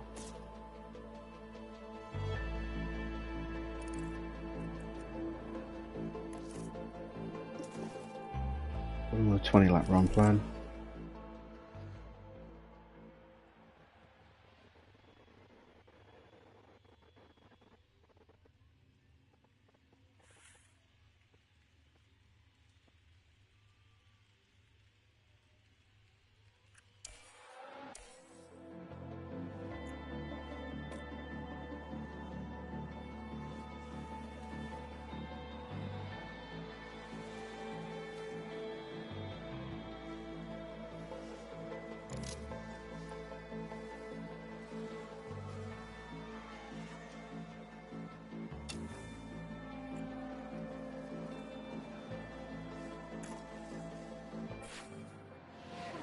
Magnussen locking up again.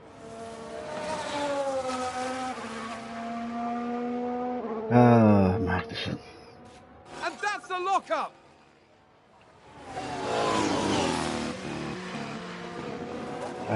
Kevin says, is F1 Manager already out? It was available for pre-order, and if you pre-ordered it, you got access to it on the 25th. I don't know if that is still an option. If you pre-order it, you will be able to get it now. If not, it goes on full release on the 30th.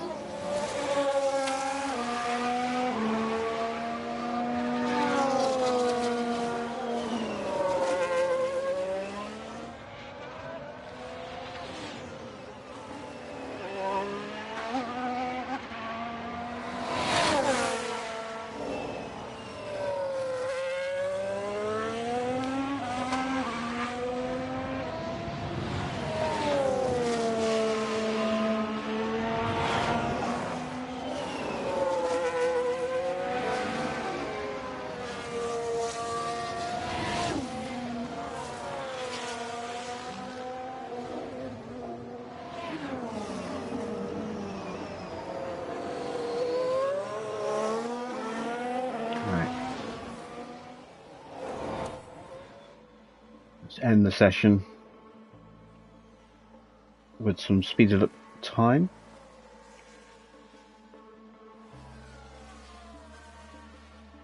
Schumacher's up to 13th. That's 14th. Magnussen locking up again! Oh, Jesus! What is going on with Kevin Magnussen? So many lockups and spins this weekend. Lock up there.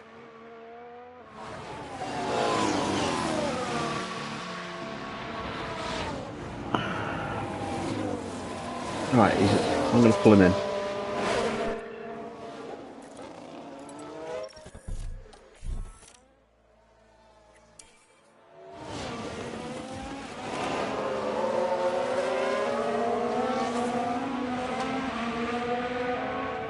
Oh, we've had a spin.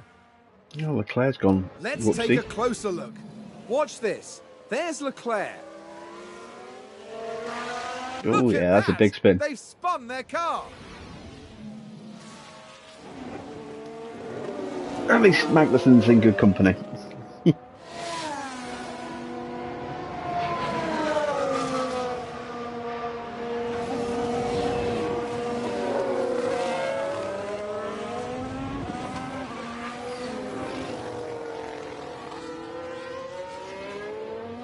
Mick in clear air and he's looking handy.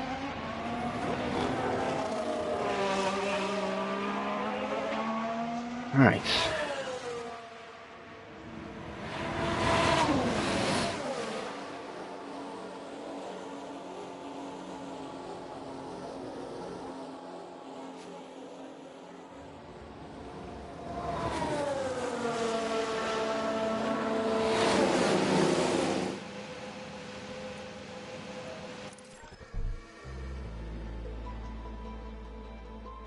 %90 confidence. I don't really want to mess with that too much.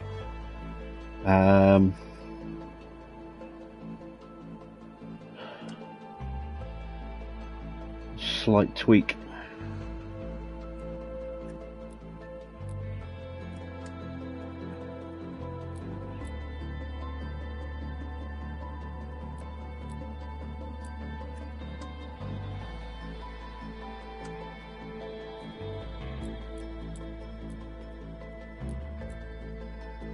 There we go, slight tweaks.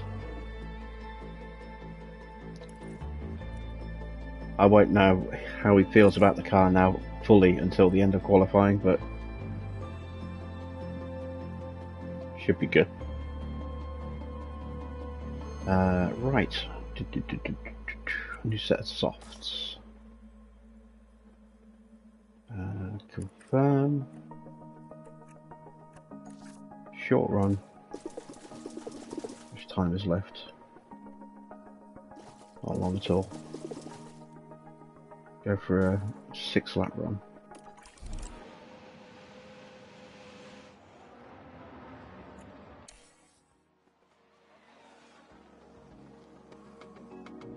Not think we'll have time for 6 laps, I don't think.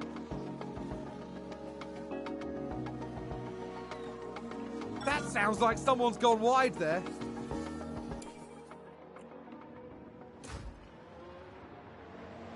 It'll be about 9 minutes to go.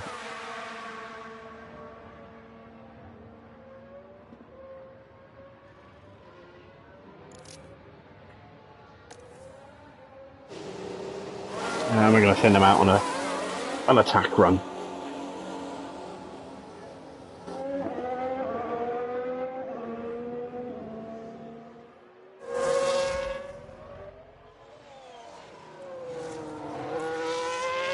So we're going to go full attack across the board. Kev, if you've got some margin, try to increase the pace a little bit. Copy that.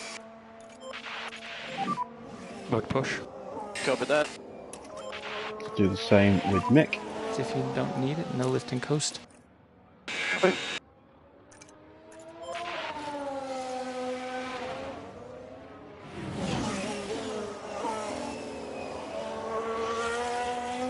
And let's see how they do.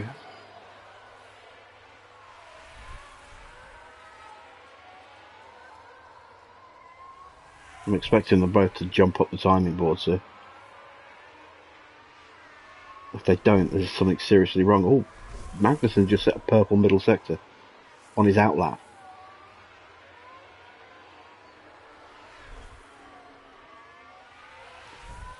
Okay, so what have we got in terms of push pace? Quite a bit for Magnussen by the look of it.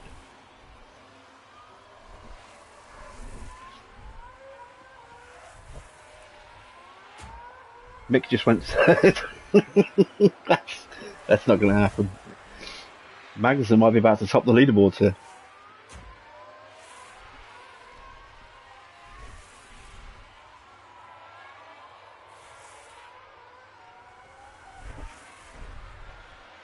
These are essentially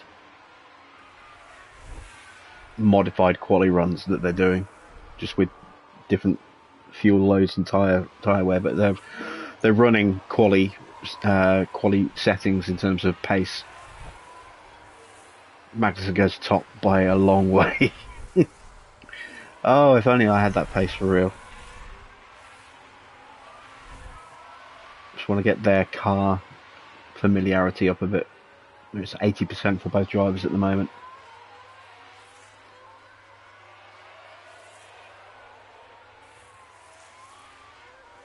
Oh, he put the moves on... Oh, there goes the battery. He's put the moves on Max.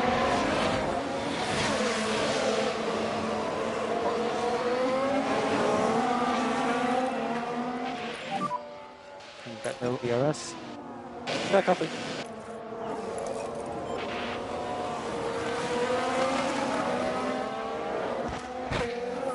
Okay, let's finish the session.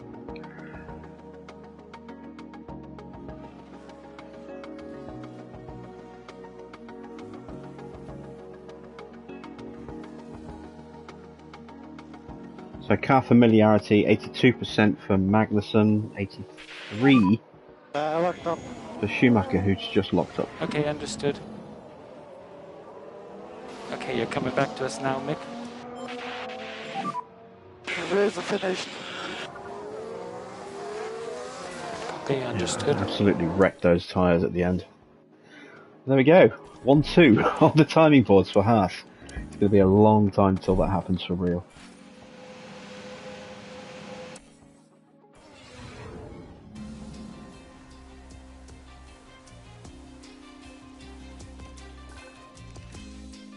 Okay, good session for both. Neither of them are 100% with the setups because they did make some minor tweaks, but quali should improve that, hopefully. Speaking of, it's time to start quali.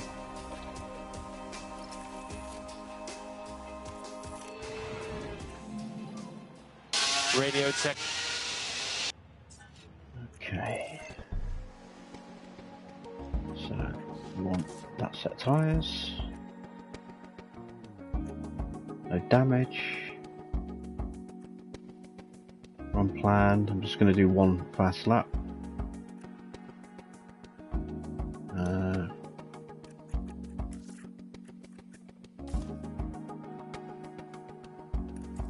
Okay, I'm already set. I just need to choose when to send them out. I'm not going to send them out straight away. If we look at the track grip map here, you can see a rough kind of prediction as to the level of grip, which is the graph. Obviously, it's very high at the end of the session.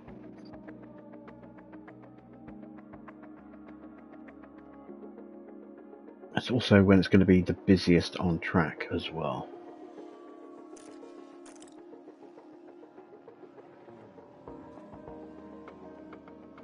So track grip is just normal at the moment.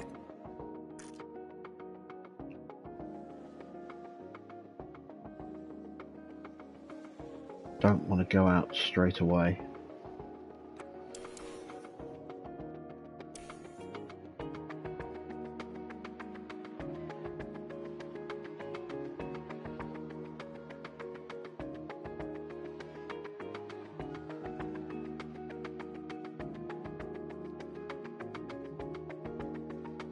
I'm hoping I can just get through with just one set of tyres and out of this session. Don't know if that's going to happen. Oh, the adult dating sites have turned up.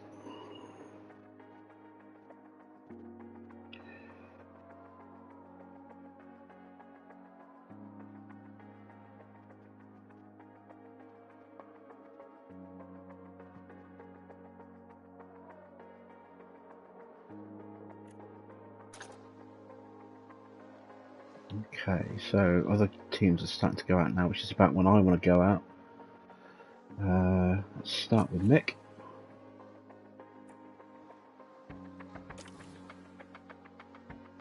And Magnussen.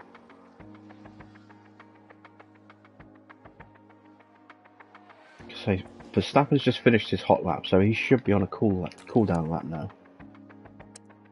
Yes, he is.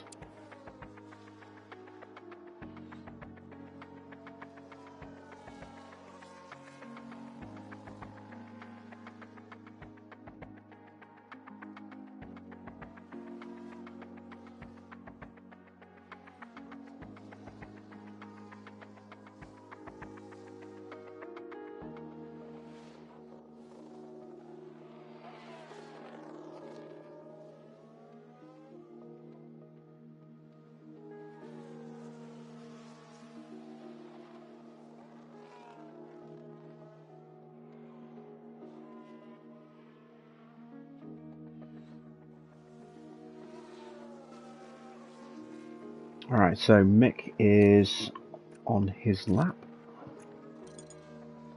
So is Magnussen.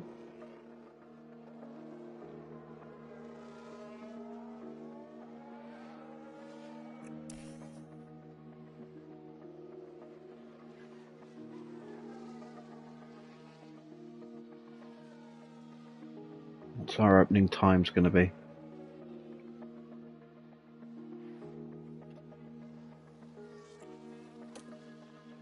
So 8th so far for Mick, 6th for Magnussen. We can't be that fast compared to the front runners, surely not.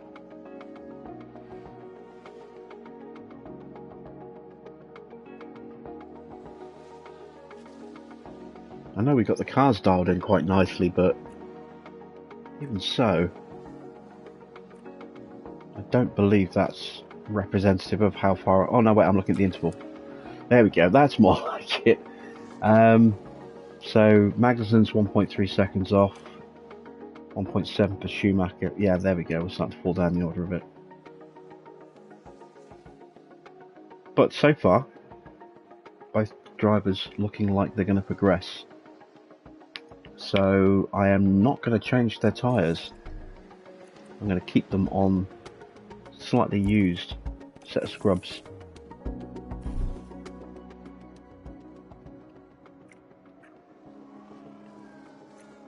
Oh, I've got to actually make that choice, I think. There we go.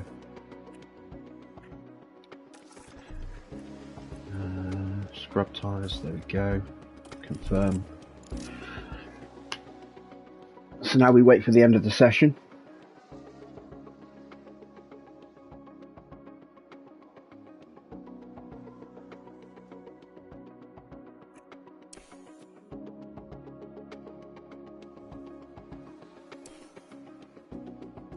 we go. Everyone's starting to go out.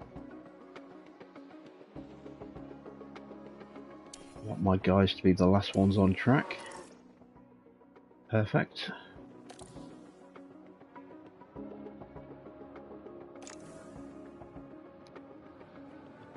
Give them some clear air. Just got to hope. Well, actually, no, it doesn't matter if there's a yellow flag and it ruins everyone's laps because both my drivers are already into Q2 as things stand. So let's ride on board with Mick, because Mick is the one that is most likely to get knocked out of the two. We've just had a car run wide. Let's see what happened there. Okay, here's the Ferrari. That's fine. Leclerc will only lost a couple of tenths from that.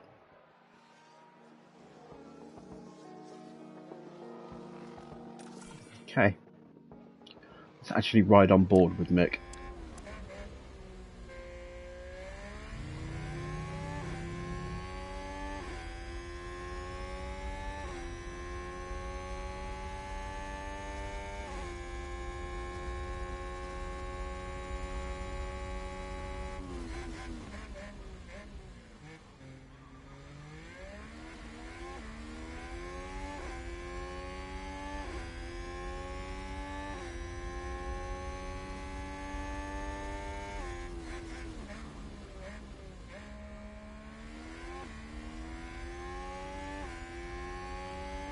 Okay, neither driver's improved in the first sector.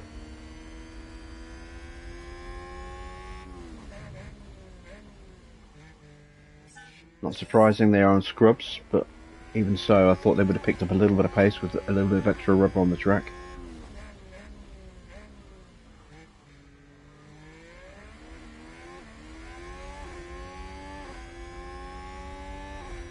See what Magnussen does for the second sector.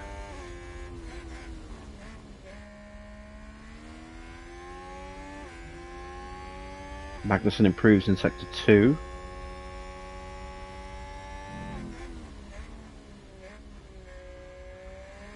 That Mick.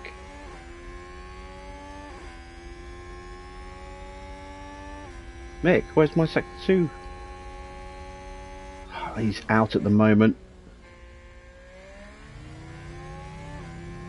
This needs to be a good lap. It's not going to be. So Mick's out. Damn it. Should have put fresh tyres on Mick. Magnussen comfortably through.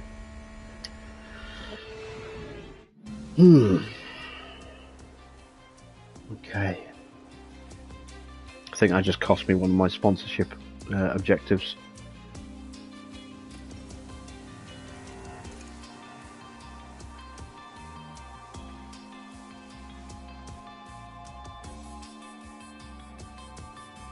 Oh no, they're set at just one driver each. I thought I'd set them for both drivers.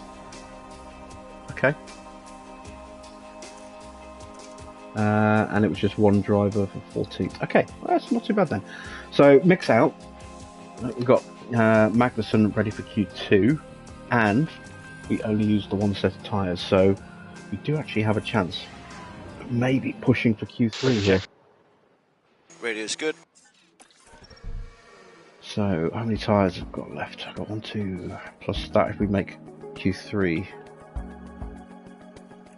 I don't think I'm going to make Q3, but let's set a good time to get us started. I think those tyres have already been selected, haven't they?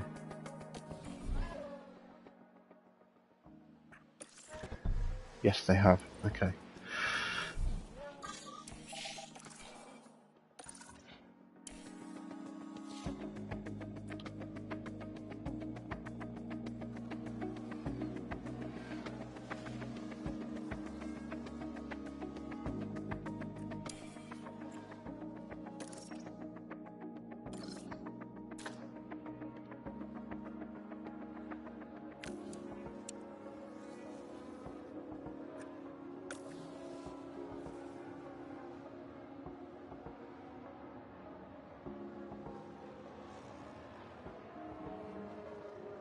How you doing, Dean?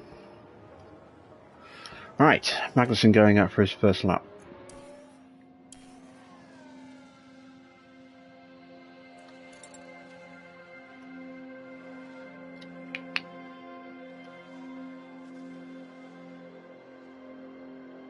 Oh, Hamilton's on a flying lap. I'm going to have to pull aside to get out of his way. There we go.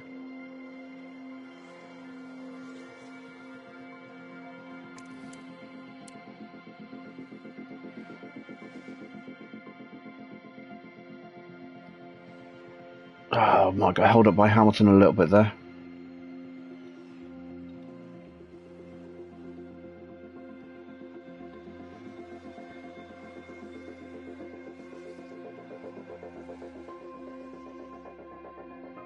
Science gets out of our way. Ninth. Okay. Actually thinking about it, yeah, we did get held up by the look of it. That's a big gap. And we've still got all the fast boys like Sainz and Perez to go through as well.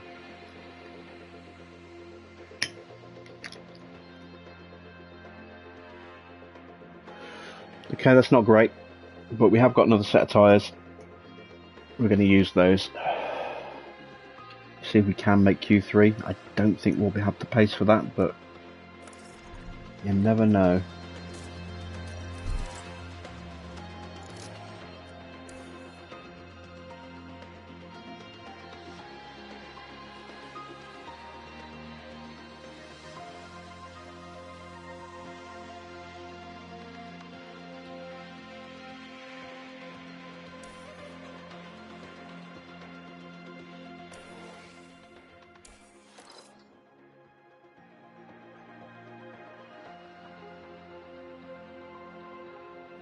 I'll see if I can get out behind the Red Bulls if I can.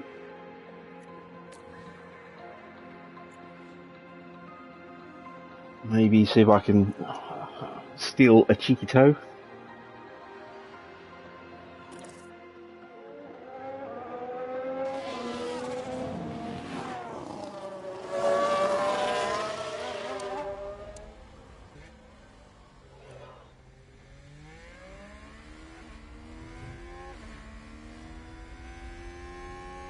So this is my last new set of tyres.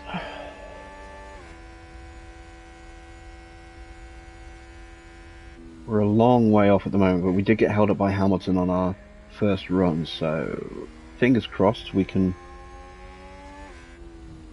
find a second and change to get us into the top 10. I don't think we will. But if we can get 12th or 13th, I'll be happy with that.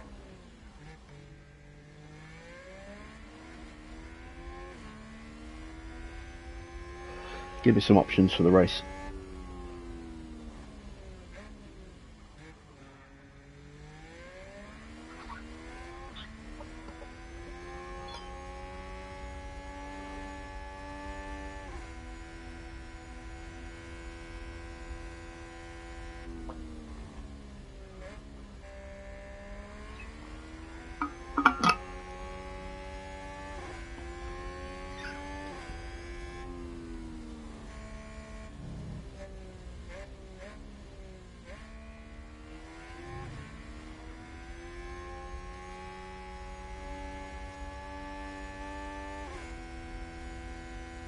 Alright, time to turn it up, Kevin.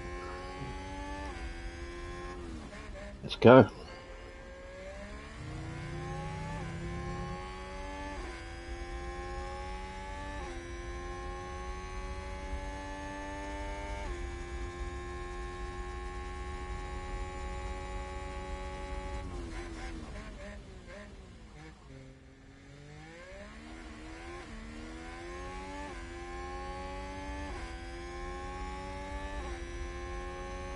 Clear track, so we shouldn't have any issues. Just gotta hope there's no yellow flag, someone going off. That's gonna ruin our run.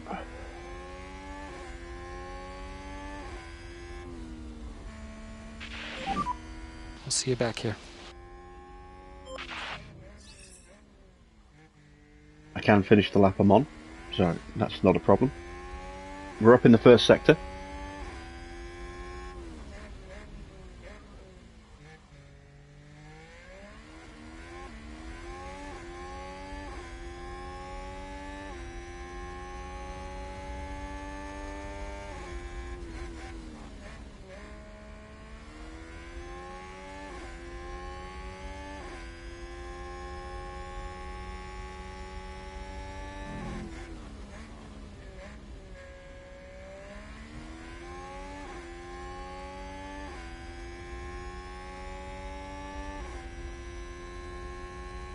Didn't improve in the middle.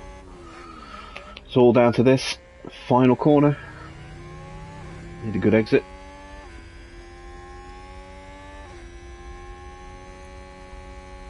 '11th. Oh, we just missed out, but just a couple of hundredths.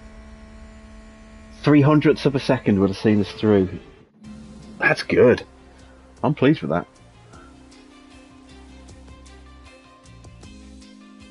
So, don't forget Hamilton has that penalty because he hit not Albon, Latifi in practice.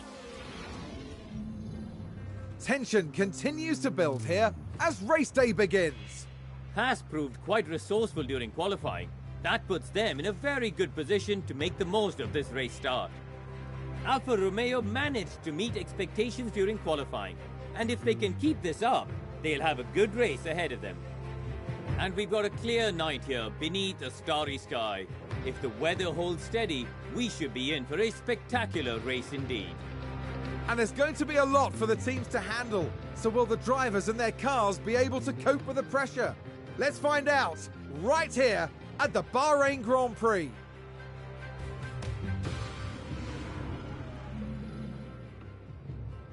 Alright, race day. So we need to finish one car in the top 14 to meet our sponsor objective. We didn't get the incentive target. Just missed out on that. But we did meet that guarantee that we put in, and that guarantee as well.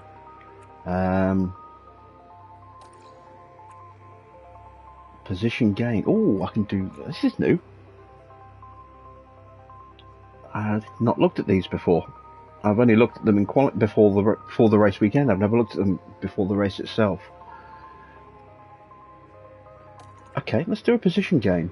So let's see. Magnussen. I'm going to try and get Mick up to finish in the top 14.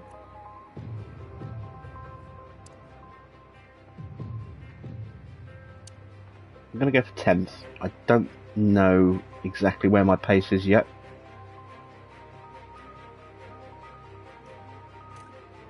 I'm going to go for that. Finished position is already locked in. I ignored the hot streak.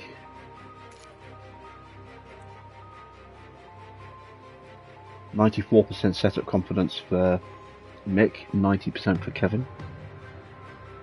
Okay. That's good.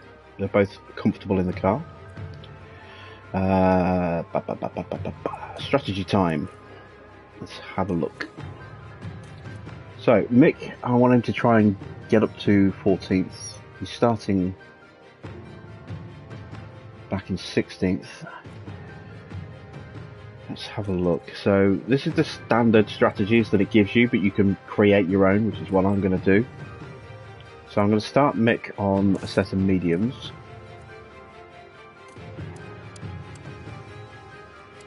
And I'm looking at maybe going medium, soft, soft. Because Mick's got an extra set of softs.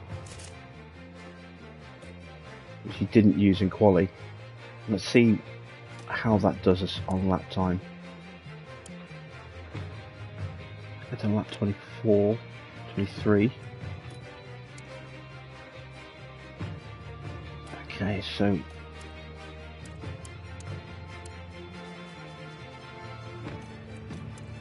'24.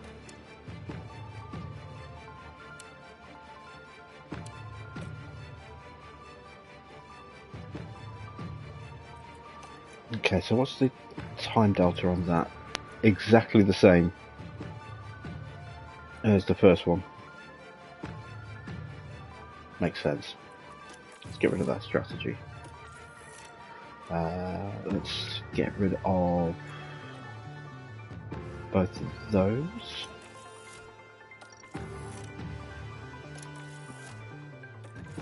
Okay, so what if I start Mick on a set of hard tyres, get him to go long, one stop onto a set of mediums.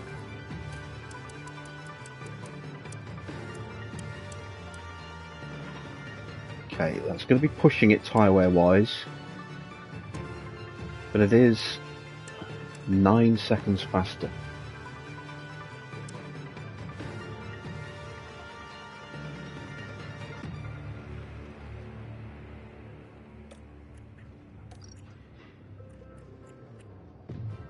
So I'm going to go with that for Mick. I can be more aggressive with Kevin because he's starting further up the field. Mick, I want to be a little bit more reserved, I think. So let's have a look at Magnussen's strategy.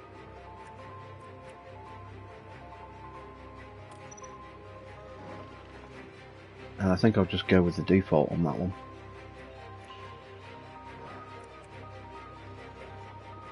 I want to keep him close to the cars at the front.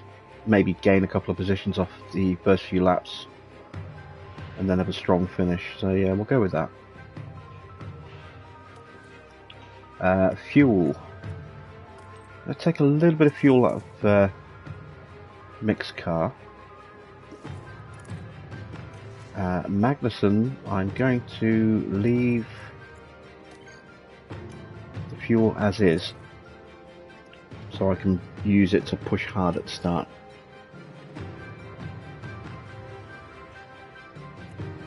Okay, time to start the race. We have clear weather tonight as we look at the drivers in their grid positions. There we see Kevin Magnussen. And it's Schumacher as the second driver today. They're in the back half of the pack, so they'll need to work hard if they want a podium finish. And we're just moments away now. Here we go with the Bahrain Grand Prix.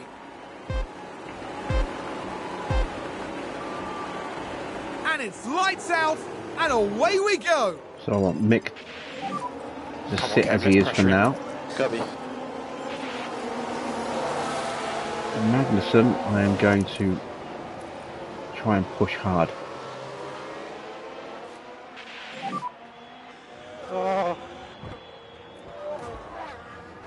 Okay, kind of went a bit weird at the start there.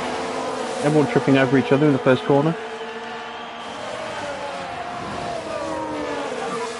Keep it up.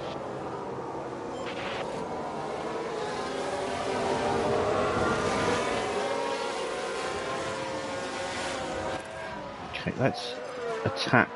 See if we can get in front of Catch Ricardo. these guys. Let's catch them. Okay, copy.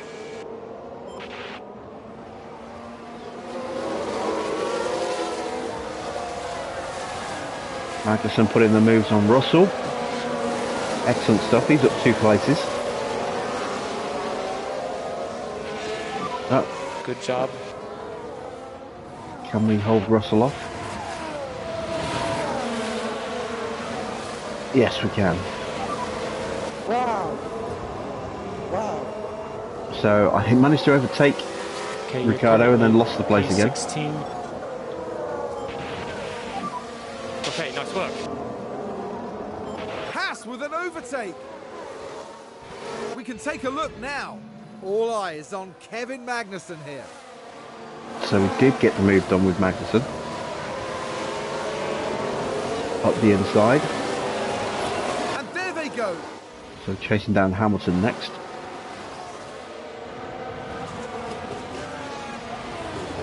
Mick puts the moves on Ricardo.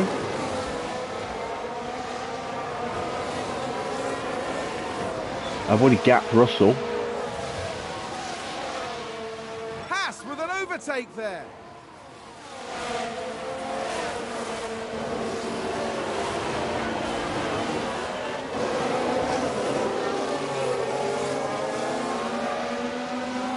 And Russell's pulled it back a little bit.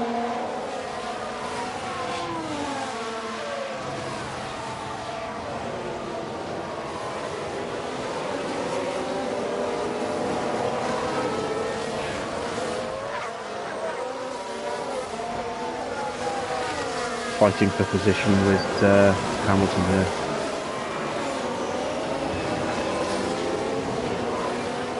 Can we get him up the inside? No, Hamilton's moved to the inside. Oh, we might get him.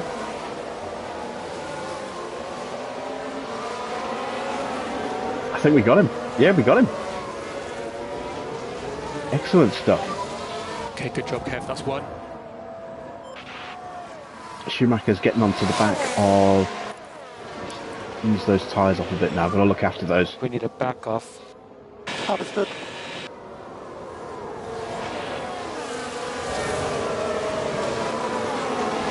Be a little bit more aggressive with Kevin. He's making that extra stop, but Schumacher's tyres are going to go a long way, so I need to look after those a bit more. Alright, we got the move done on Alonso. Got DRS. And we might be able to get the AlphaTauri Gasly here as well. Is that a new race position for HAAS? Up the inside, we've got DRS for the next straight. Come on, make the move. Yes, made the move. And we've got the DRS as well. Okay, so let's ease those tyres off a bit now. I want to get onto the back of Bottas and get into DRS with him. Let's harvest. Charge on. Copy that.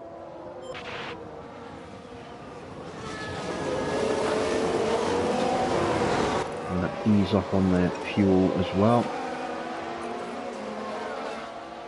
Leave the tyres on aggressive for the moment, just so I can make sure I stay in the DRS range. Take a look at Schumacher. He's on the back of Ocon, but he's in a DRS train.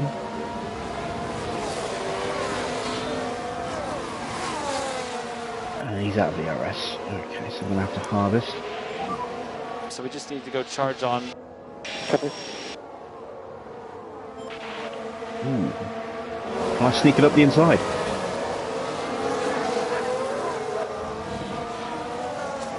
Side by side. No, didn't have the traction or the power. We're in DRS range, that's good. Let's back the tyres off a bit. Okay, back off. Copy. Keep an eye on Magnussen.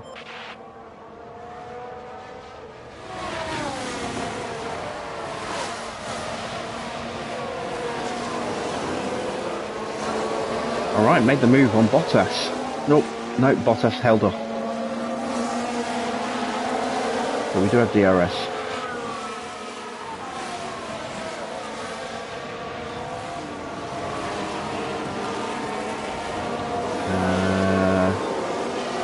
Need to watch my fuel.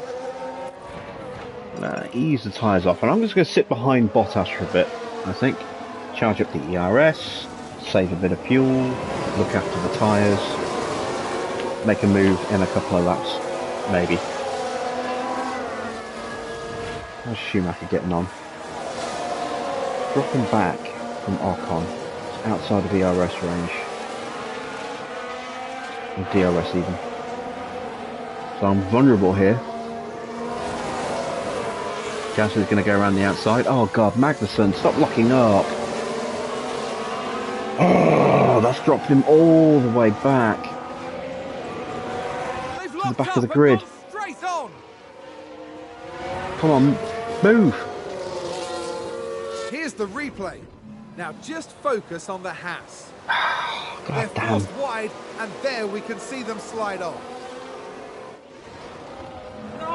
That's going to be a big blow to the team. Will they be able to recover? That's just ruined Magnussen's We'll race. see. It's also ruined my financial obligations with the sponsors. There's no way I'm going to get 10th now, I don't That's think. the lockup. Oh, Let's Sonoda's have a run look. wide as well. Now look at this. It was the AlphaTauri driver involved. Well, they've locked up. They won't have been happy about And that was in front of Schumacher, so Schumacher's gained a place. And that was a bitter blow for the team.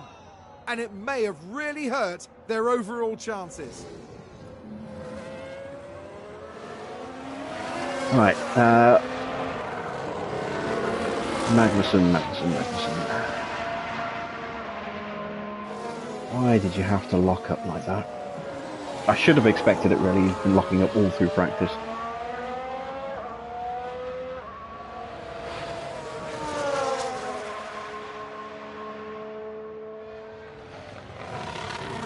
should make quick work of Sonoda and then catch up to the Williams cars pretty easily. His ERS is charged up a bit, so we'll put him onto neutral. Do the same with Mick. Copy that. He's dropped back a fair bit actually. Mick charge off. Copy. Can't push Mick.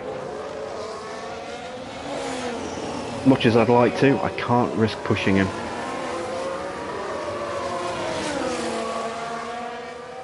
Not with the one stop. I've got to play it smart with Mick.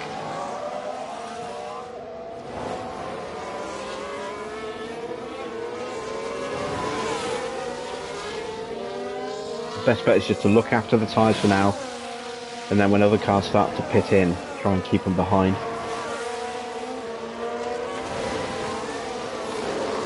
So Mick's going to be leading a bit of a lonely race for a while.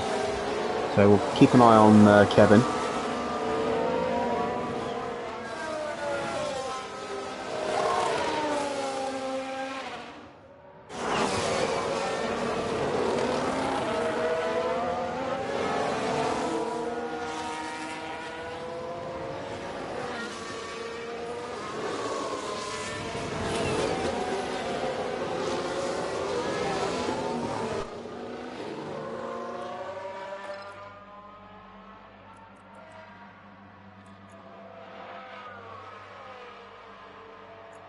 What would happen if I changed to a second set of mediums?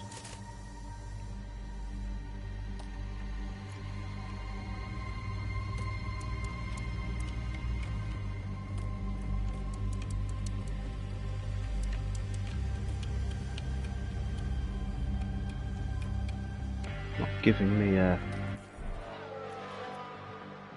Okay, let's do it with this. Let's edit this strategy. So let's change that to medium tyres.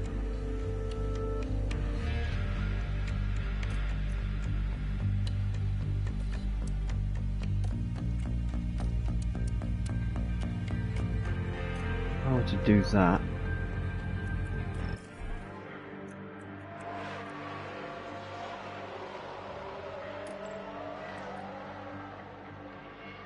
that's the same. I'd have better tyre life. And I'll be able to push more. I'm going to do that. I'm going to switch Kevin's strategy.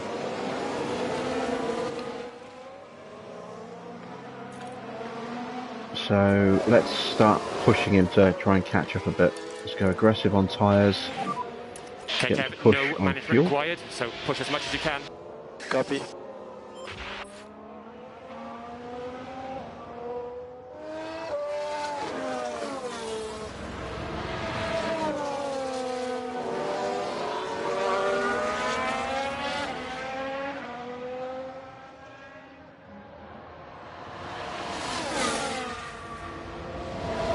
Alright, that's Sonoda taken. Next up, Latifi.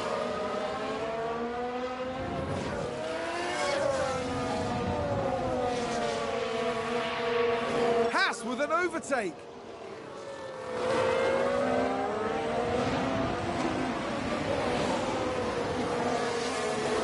I'm hoping we'll get DRS at the end of the straight. Not quite. We'll get it at the next one though.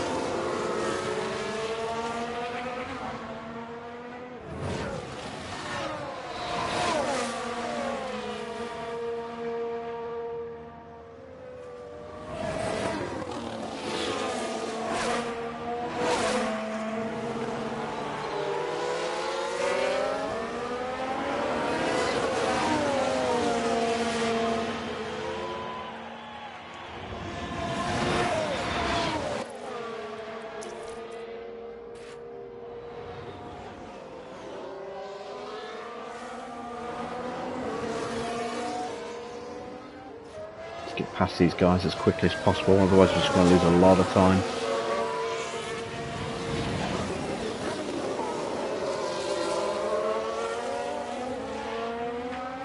The Williams are so slow at the moment in this game. Nice work, Kev.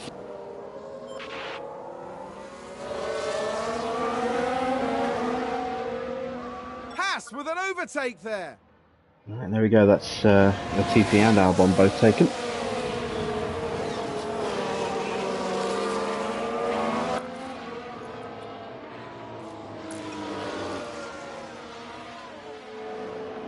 I've got just under 5 seconds to go to get up to Vettel.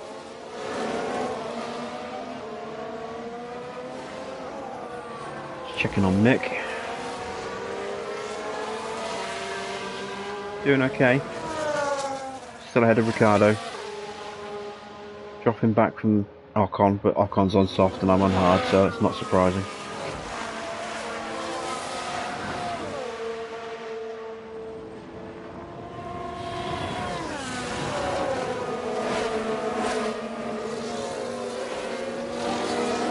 Oh, what happened to Tsunoda?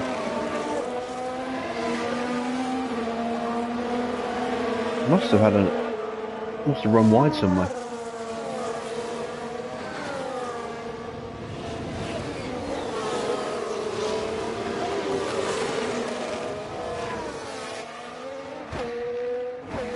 The tyre temperatures. Yeah, they're okay.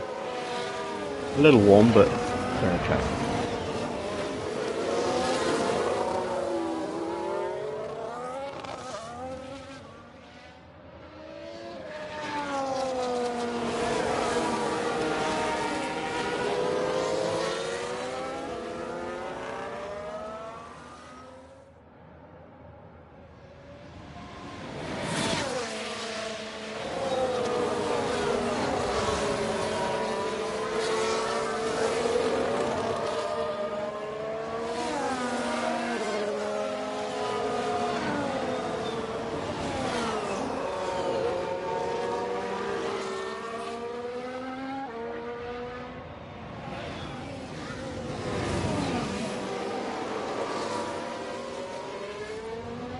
Oh, yellow flag. Who's gone wide? Was that a lock-up on the track? Sainz. Let's take a closer look. Let's have another look. Sainz is the focus here. That Oh, lock-up could yeah, have going cost 3 them wide dearly. into turn 1 is never a good idea. I'm not surprised he locked up. Avoiding action there.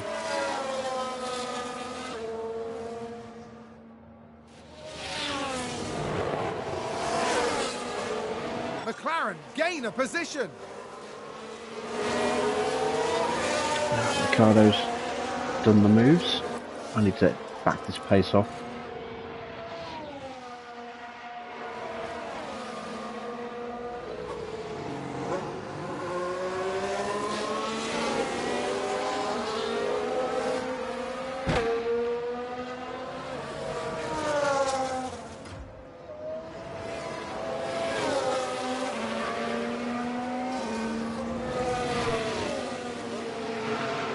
Okay, so mixed tyre wear's not too bad. Slightly above what I was expecting. If it carries on like that, I might be able to push him a little bit. Good job. We've retaken the position. HAAS with an overtake. I'm not going to rewatch that. Another yellow flag in sector 1. Someone spun off. It's Sainz again, I think. Maybe? Yeah. Oh, no, Latifi's gone for a spin. That's not sector 1. Latifi's in sector 3.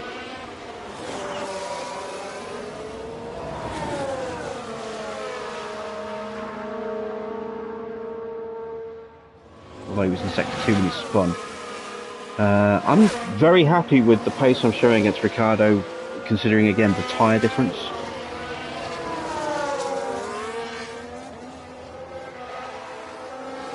And McLaren with a great overtake.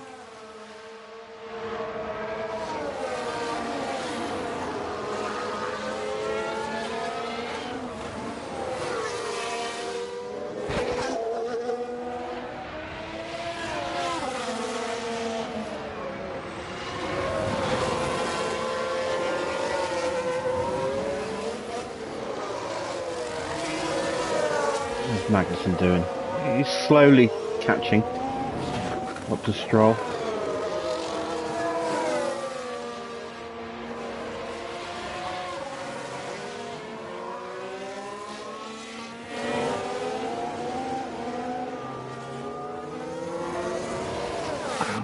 have to push him a bit harder. Yeah, good job, Mick. Just get up to the back of Vettel and then I can sit in his DRS and recharge and ease the pace off for a bit. Haas with an overtake there. Let's deploy some curves as well. Mode push. Got it.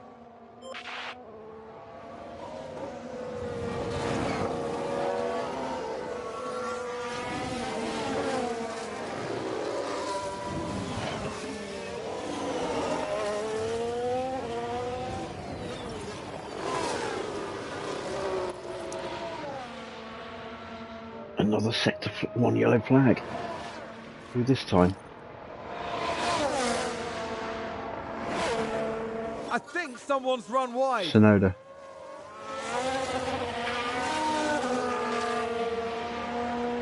It's behind me. Has no effect on Charge me. on. Copy.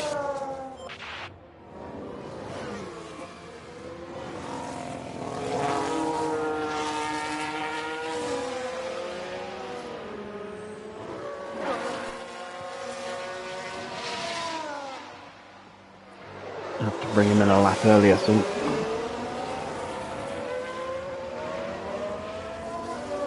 Gap's down to 2 seconds. We are slowly catching them up.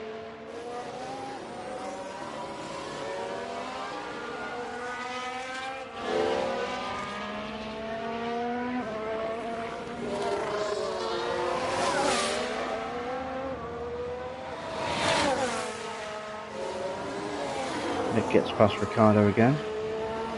Is that a new race position for Haas?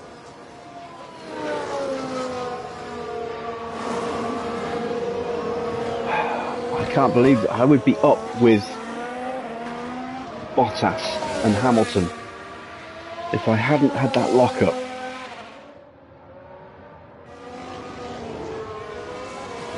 I'd be up there fighting for 5th, and now I'm in 17th. Ugh.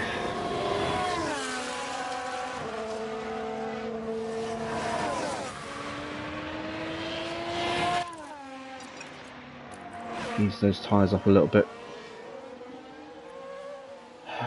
And the fuel, I just don't have the pace at the moment.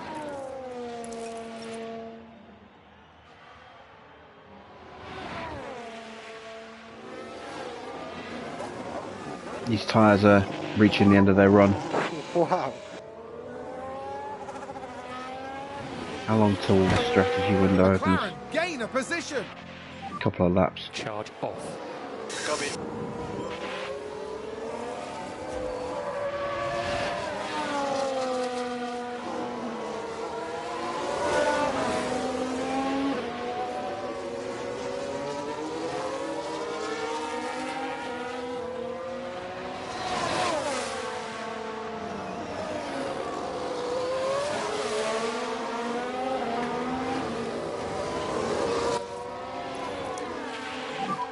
To charge on. Copy.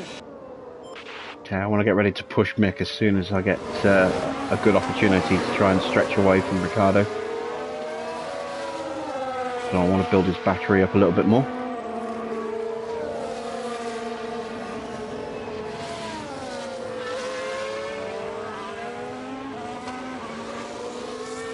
Because Ricciardo's going to be pitting in 3, maybe 4 laps.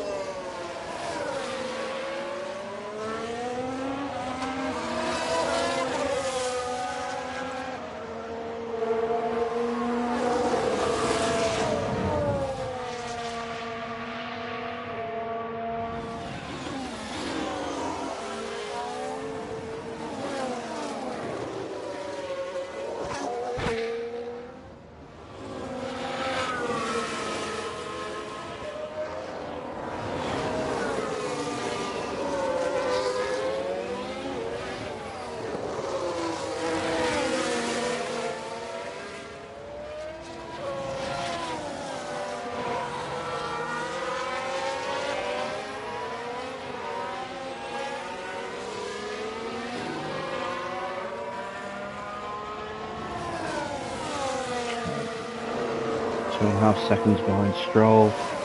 Maybe that'll keep fighting. Hopefully that'll let me catch up a little bit more.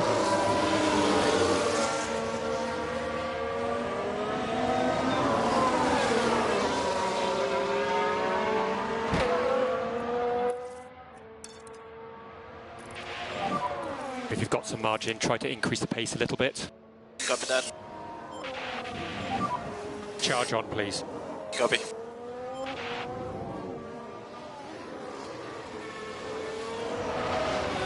Someone's gone wide in Sector 1 again. They've gone wide! Stroll. Okay, so now we're going to push.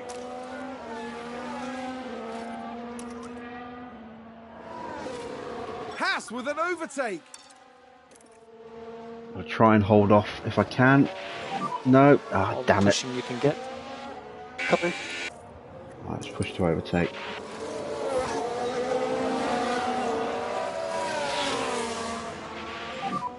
We'll go to high fuel now. Copy.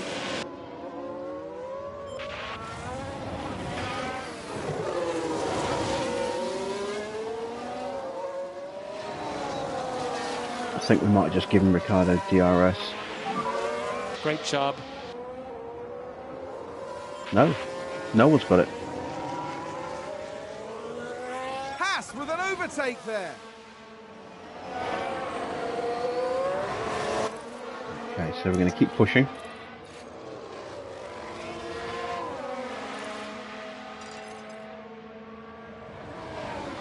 Try and open up a bit of a gap. Mode push, mode push. Understood. Charge off. Copy that.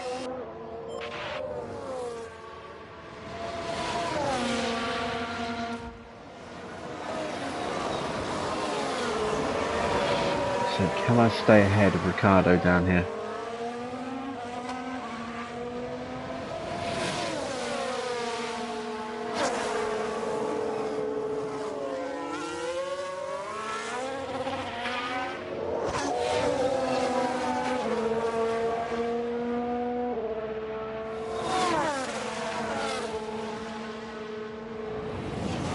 Yes, comfortably. Excellent. So we'll leave Mick to run hard for a lap or two. Try and break the DRS to Ricardo. Magnussen is still not catching. These tyres are pretty much shot.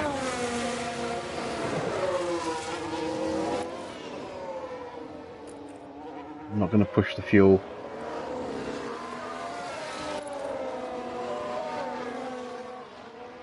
I'm not going to push that either. I'm going to save that for when I come out of the pits in the next lap or so.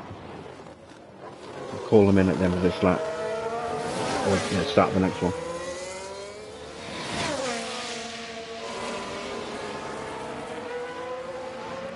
Oh, Let's take a look at the gone replay. off again. Now just focus on the HAAS. God damn it, Goodness me, Magnussen. they're completely off the racing. The team are really disappointed with that. Let's hope it doesn't set them back too badly. Oh, big lock up there.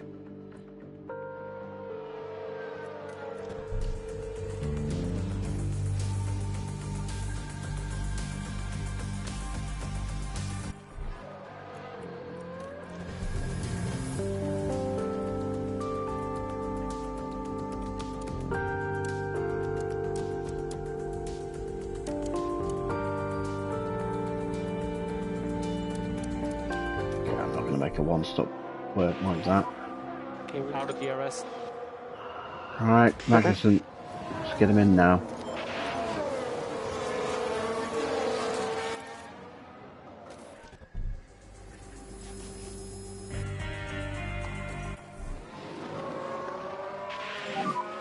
Box, box. Box, box. More lifting coast, please. Copy. Okay, charge on, charge on.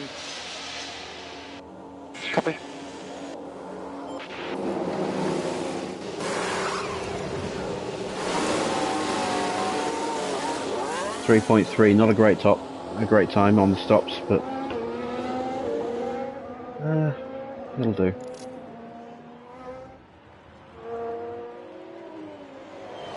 On my Aston Martin save, they average 2.8, 2.9 seconds. 3.3 is the slowest I've seen, without having to change like a front wing or something.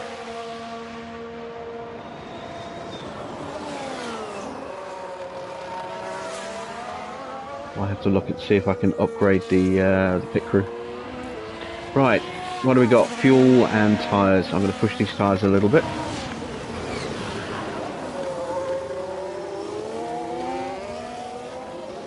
I'm also going to deploy some energy. I want to try and undercut. Road push.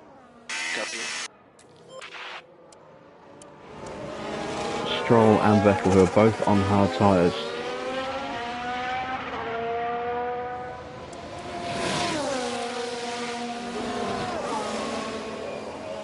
Just need Magnussen to stop throwing it off on that turn.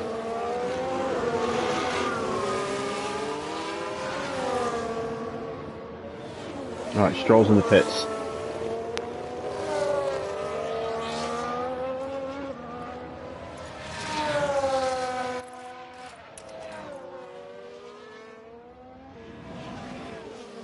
Can I get Stroll? He's just leaving his box now. I don't think I'm going to get him. I think he's going to... Oh wait, I'm not even going to be close to them, am I? Because I had that lock-up again.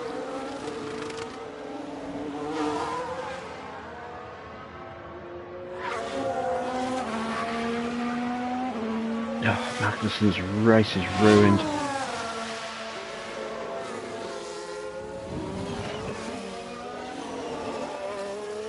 All on Mick.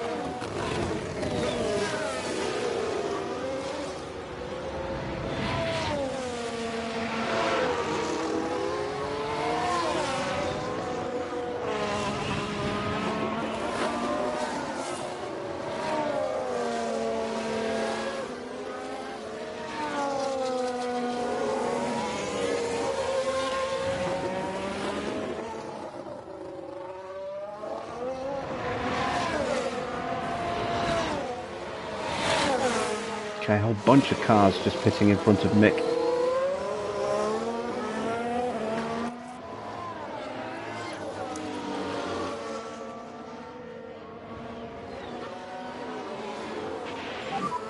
Charge on.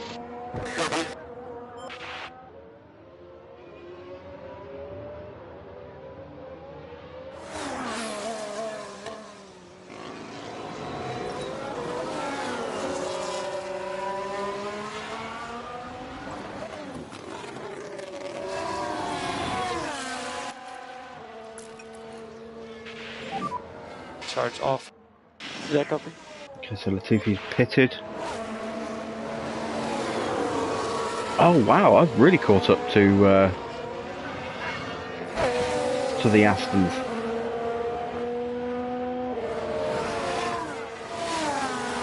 Those couple of laps of really pushing hard, that's worked out.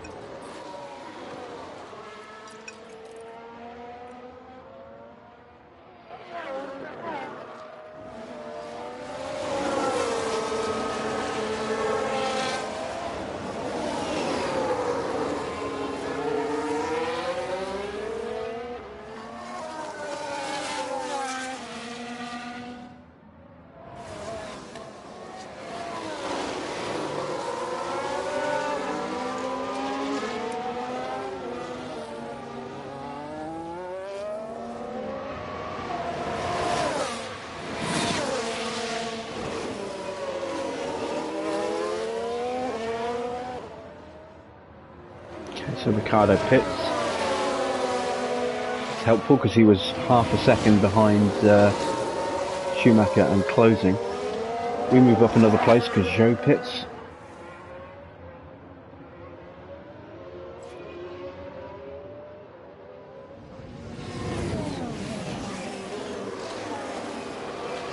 Just need Magnussen's battery to charge up a bit more now.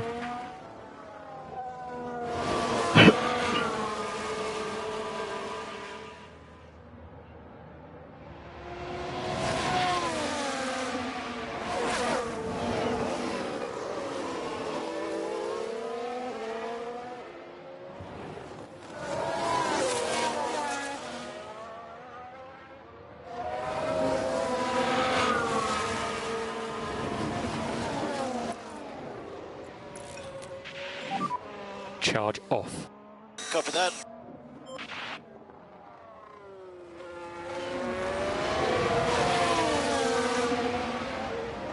Schumacher's tyres looking very good.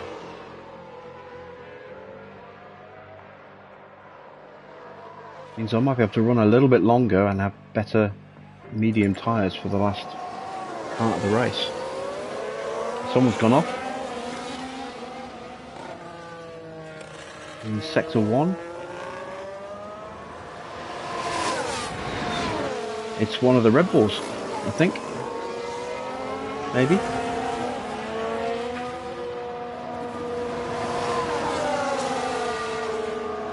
Or maybe it's just 3 cars all trying to go into the same bit of tarmac at the same time. Get tripping over each other.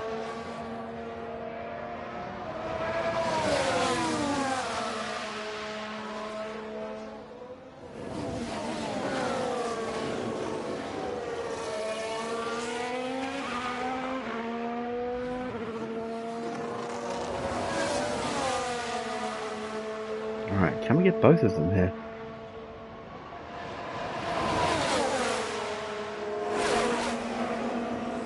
We got one of them. Nice work, Kev. And DRS on the second one.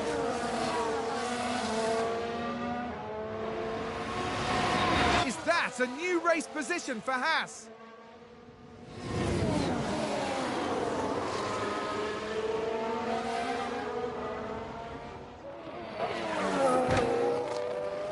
Okay, Ricardo, 6 seconds, 6.5 seconds up the road.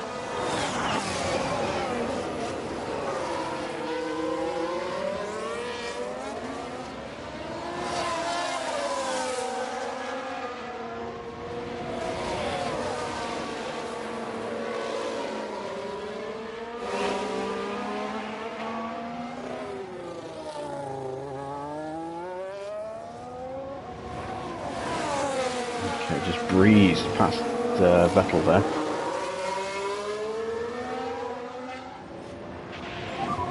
Good job, Kev.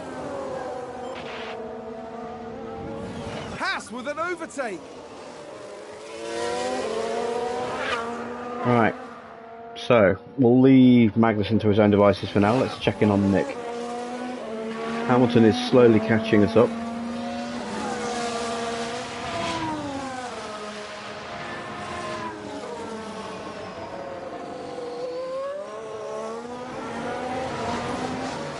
We don't have the pace of the Ferraris, obviously, so I'm not overly concerned about the gap to sights. We don't really have the pace of Hamilton either, but I mean, if we can keep him behind us for a while, that'd be helpful. How you doing, Andrew?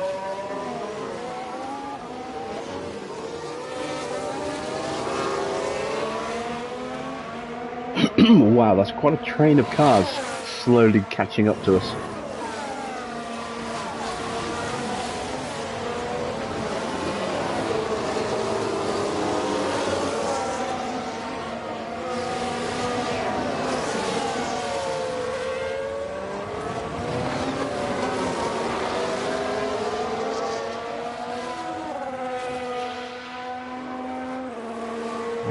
Magnussen is closing on Ricciardo. Good, good. He's got the gap down to just over 5 seconds. Oh, we've just been overtaken by Vettel.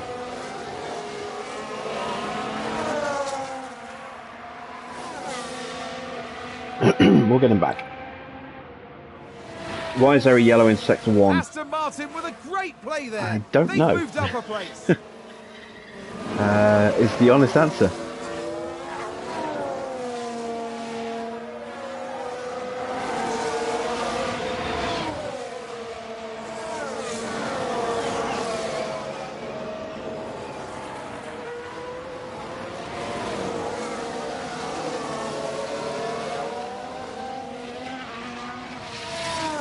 Checking on the battle for the lead.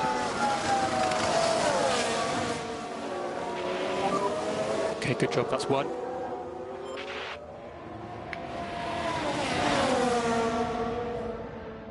HAAS with an overtake there.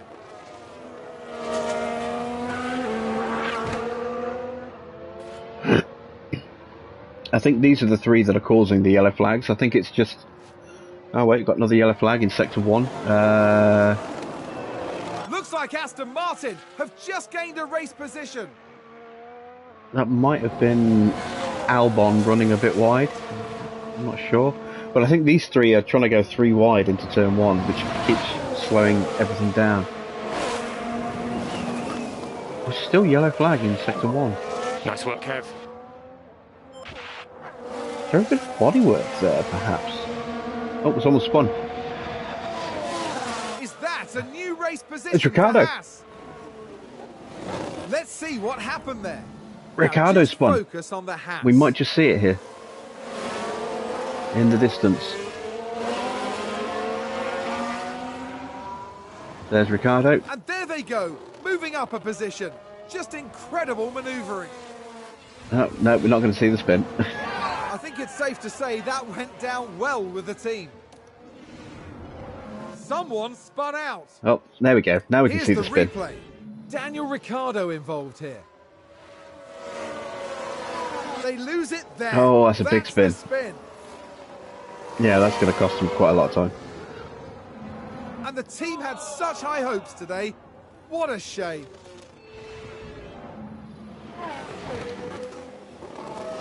Well, that Sector 1 yellow flag has gone, finally. Oh, Mick is under a lot of pressure. Let's check in.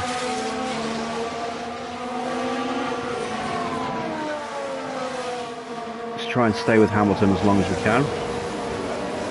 He's on faster tyres in a faster car.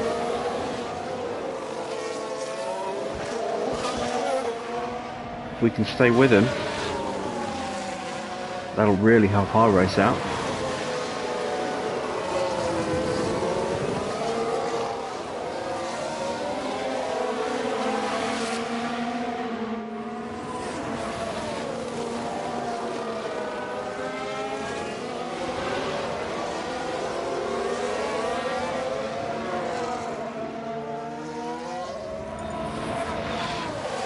Pit window for Mick opens in 5 laps.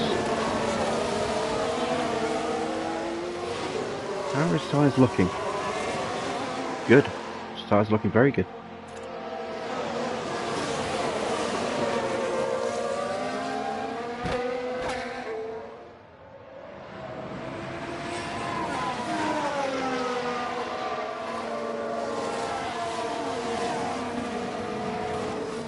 Right, all aboard the DRS train.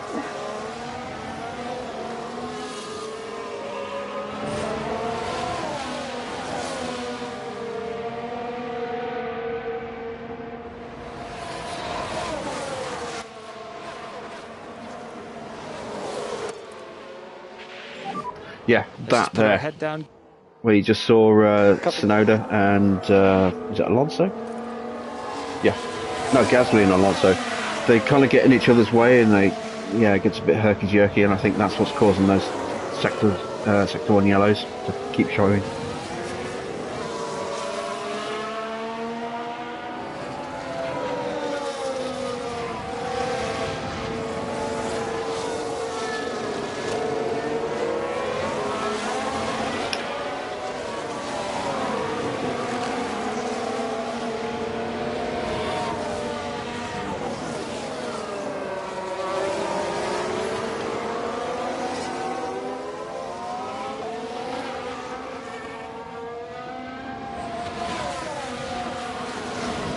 Mick with the move around the outside. Very good job.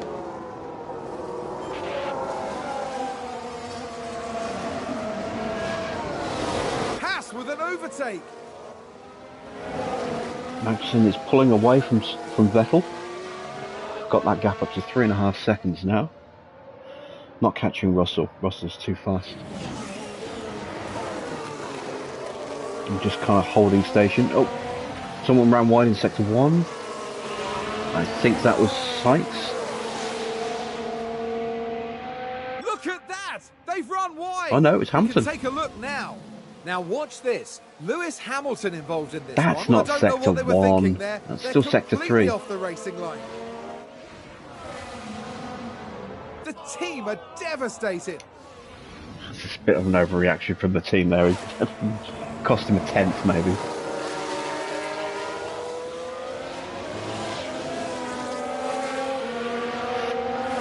He's still all over the back of me. But yeah, back to Magnussen, as I was saying, I don't have the pace without pushing to close in on Russell at the moment. I am going to harvest my battery a little bit more. Charge on. While I've got this gap to Vettel. And Tyre Wear is about as expected.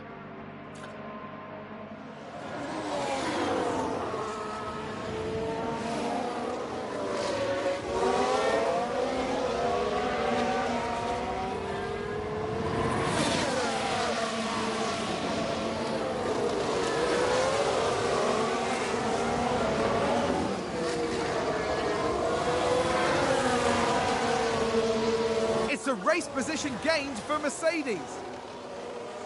All this swapping back and forth between Schumacher and Hamilton, it's not bothering me at all, because of Schumacher starting, what, 16th, he's up 10 places at the moment, running long on a set of hards, going on to a set of mediums.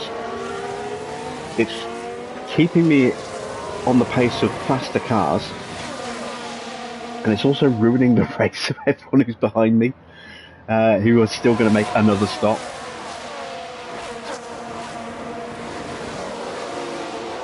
It's kind of ruining Hamilton's race as well, because he can't get away from me.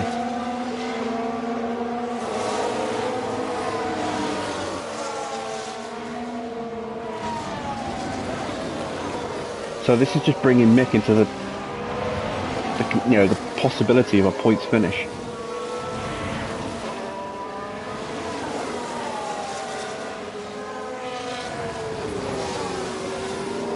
And a decent points finish at that. I thought if I was going to get points this weekend, it would be with Magnussen, and I thought I would struggle to get to the top 10 with Mick, and it's turned out to be the other way around, because Magnussen keeps throwing his car off the track. So overtake is available if you need it. Copy that. Charge off. Yeah, copy. Okay, so I lost a little bit of time to Russell doing that charging up, but I didn't lose any time to Vettel, which is good.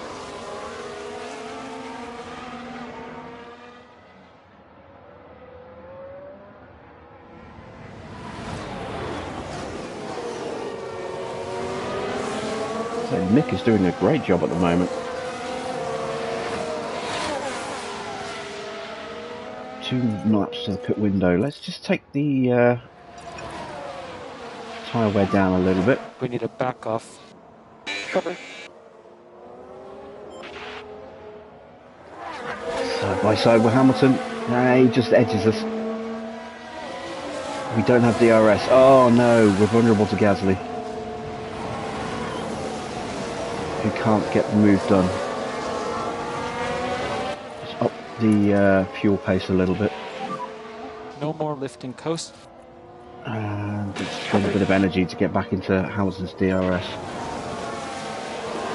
Tyres are starting to struggle.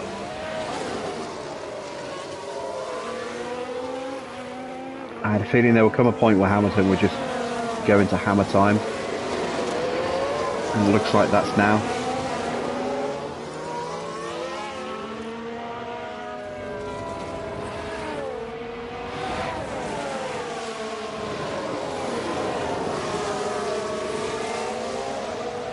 And I wanted to ease the tyres off, but I'm going to push them a little bit harder just to get back into the We're DRS. happy with you pushing. Copy.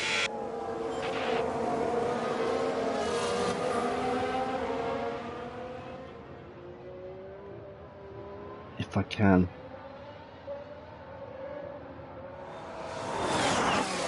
Don't know if I can. I might not just haven't had the pace at all. I'm out of the DRS now.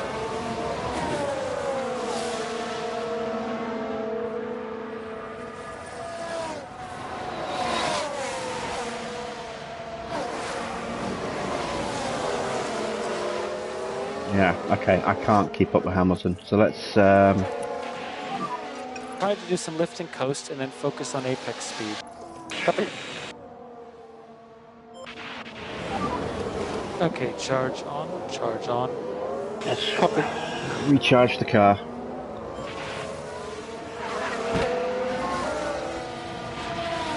Ready for when we come out the pits, and then we'll push when we come out the pits.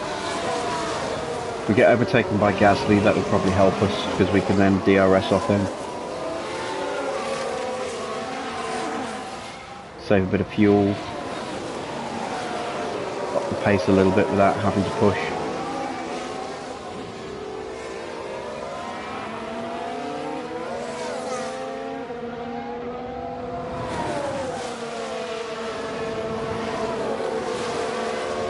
Yeah, Hamilton's gone. We can't catch Hamilton.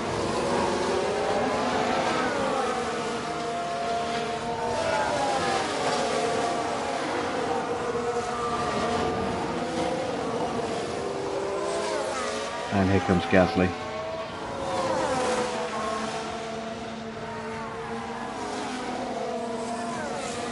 You know, considering we're not pushing, we've actually got some pretty decent straight line speed if we're able to keep Gasly at bay like that.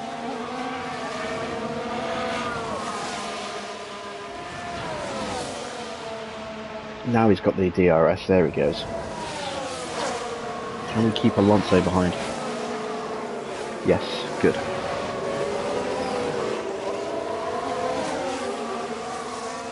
That's a position gained for AlphaTauri. Alright, so now we're back in DRS.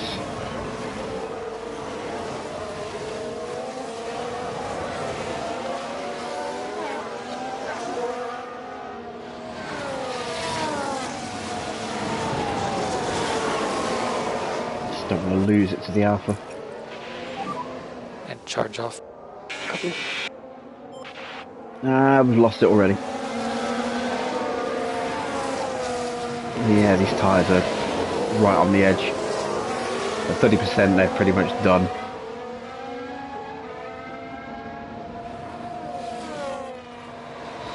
We're at 35% at the moment. But we are pitting in 2 laps.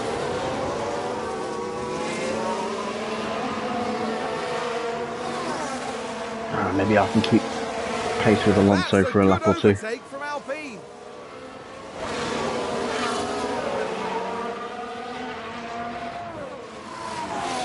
That's a lot of cars behind us. Oh, god damn it, Magnussen. Let's take a closer look. Now just focus on the HAAS. They've gone wide. Same They won't be corner happy again. about that. He went off there 3 times in That's going to practice, be a big blow to the twice team. now in the race. Will they be able to recover? We'll see. They've locked up and gone straight on. That's cost me 5 seconds. Because I had a 5-second lead over the Aston Martins, and that's gone.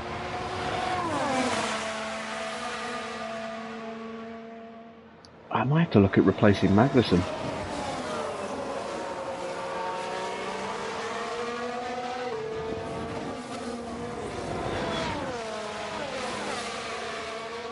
If he's going to be this inconsistent, maybe it's just something with the car.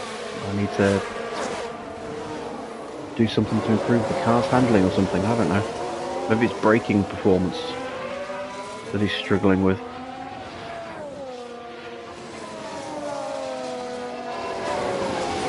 So that's killed any chance I had of getting, you know, even a point with Magnussen. That's running off again like that. I'm still holding on to this vague hope that I might be able to sneak in for P10 if I've got a decent little run, but yeah, that's gone. 25 seconds behind the group that's right on the back of Mick.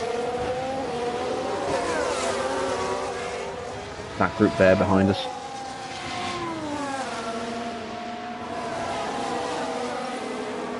Tyres and Norris on at the moment. Norris is on hard tyres.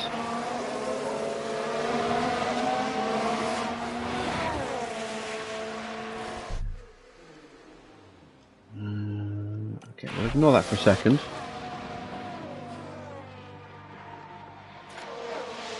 I'm going to see if I can get away with running one more lap. Don't want to lose the DRS that while I've got it.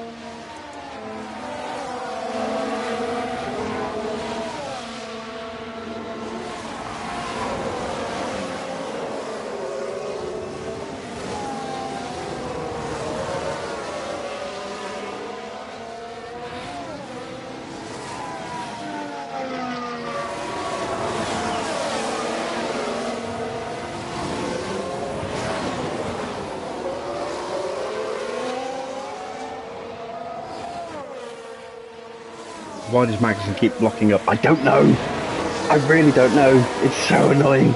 He did it multiple times in practice on that corner. He's done it twice in the race on that corner.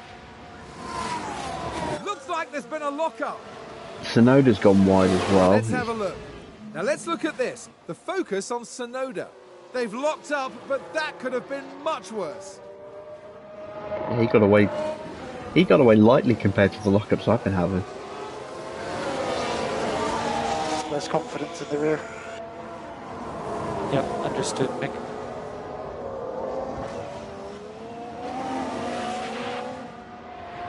Tyres are doing terribly. That's how they're doing. But I need you to do one more lap.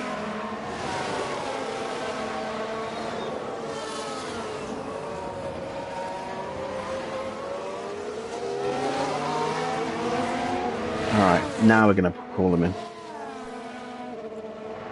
That just gives me that little bit extra for next lap. So, medium tyres, hit. Okay, we will box now, Mick. Box now. Copy for box.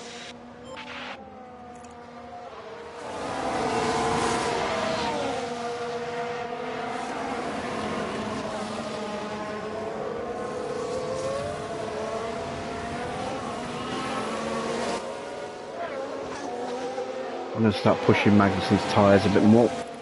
Try and get to close up a bit. Kev, if you've got some margin, try to increase the pace a little bit. Copy that.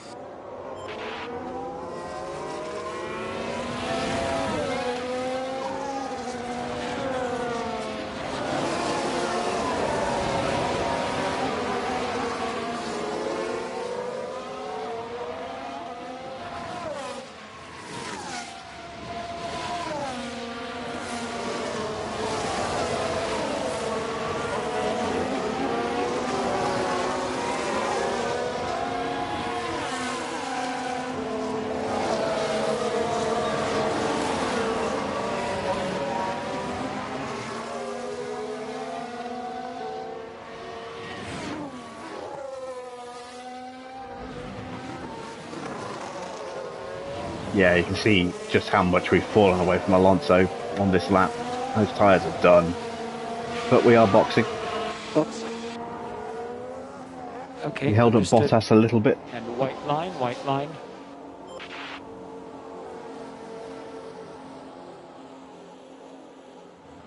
Magnussen's starting to close in a little bit. I'm actually going to come out pretty close to Magnussen.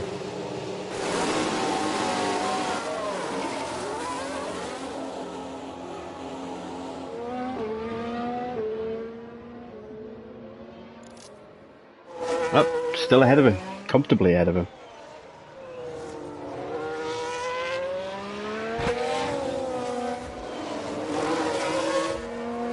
Alright, so let's harvest on this lap. Charge on, charge on. Copy.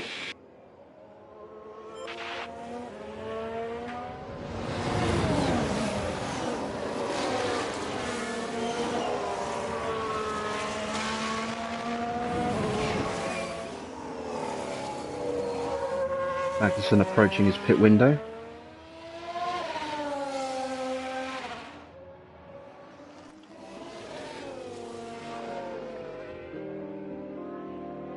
Can't go onto softs, it's too early.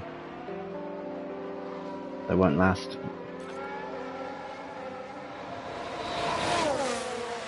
I'll just keep pushing these ones. and then push the next set as well.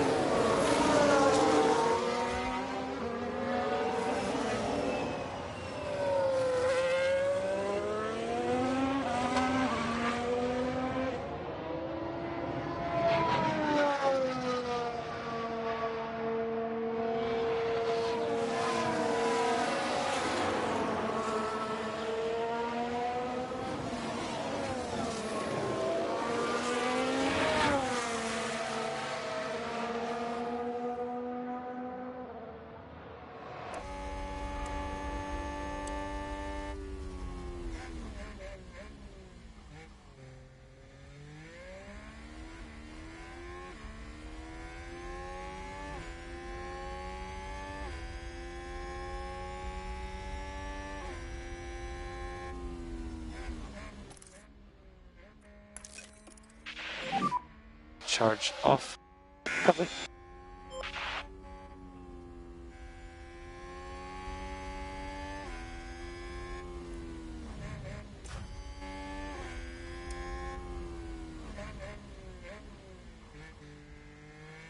And those Astons are catching. And I'm catching Mick as well.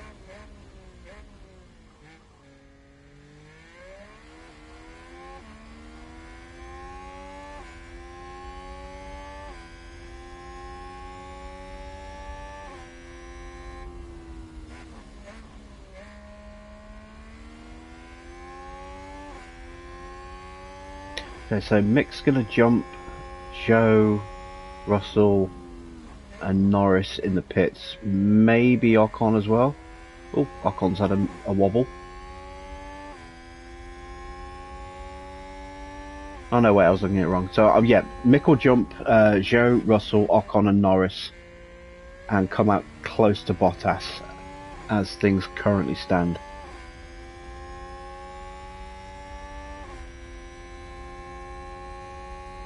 Astons are fighting each other. Still. Both closing in on me because they've got DRS.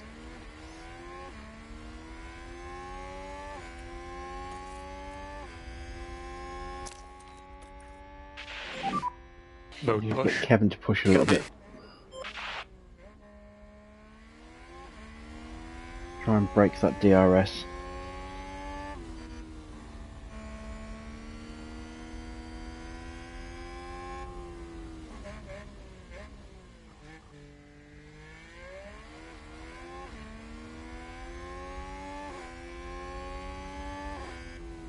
Alright, so we broke the DRS. They won't get it this straight here.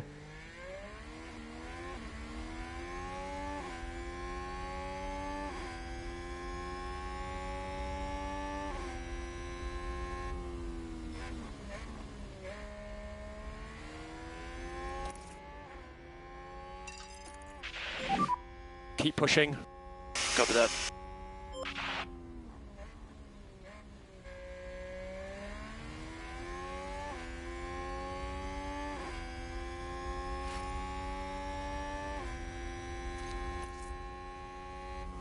Tyres are fine.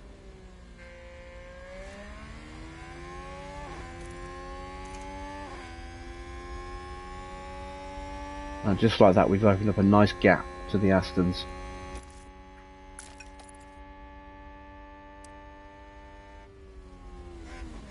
Right, now we're closing on Mick.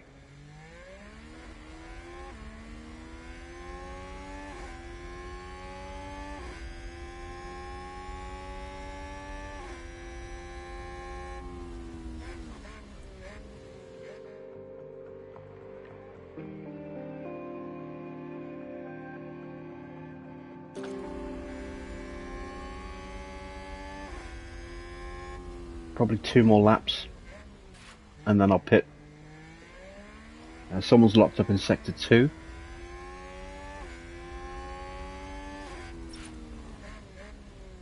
I think there's been a lock-up. Ocon. Ooh, Let's that's take helpful. a look at the replay. Now have a watch of this. Looks like Ocon. And yes, that's the lock-up. It's that corner. That corner's catching so many people out.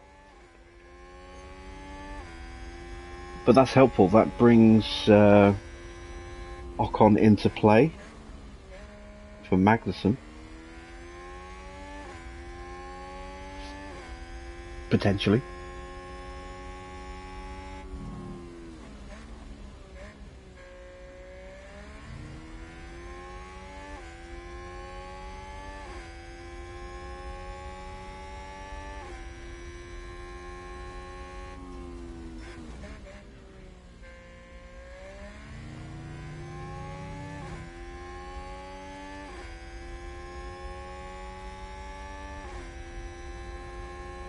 I'm not going to risk damaging Schumacher's race.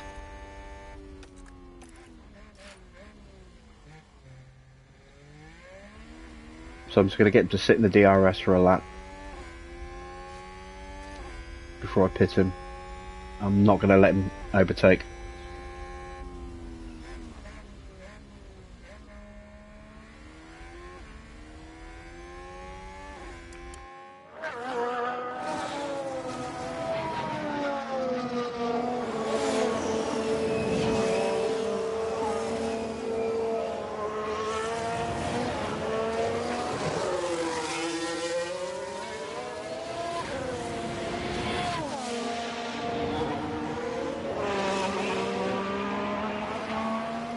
How our mixed tyres looking on course.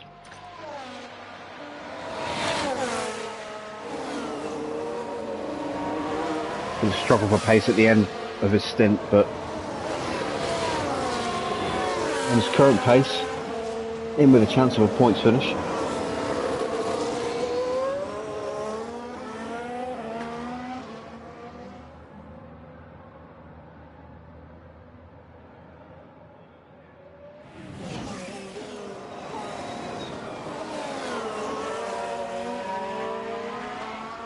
Okay, one more lap for Magnussen.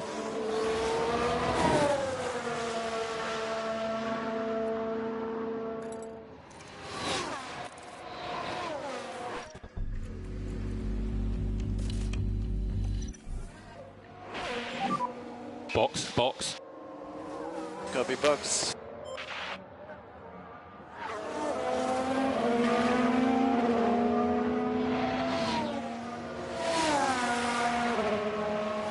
So those extra 2 laps will really help me be able to push Magnussen harder in his final stint.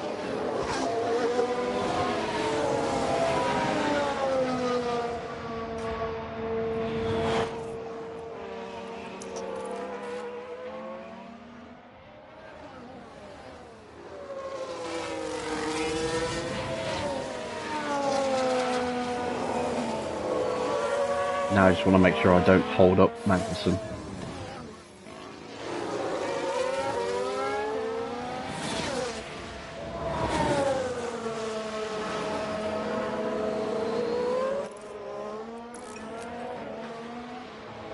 There we go.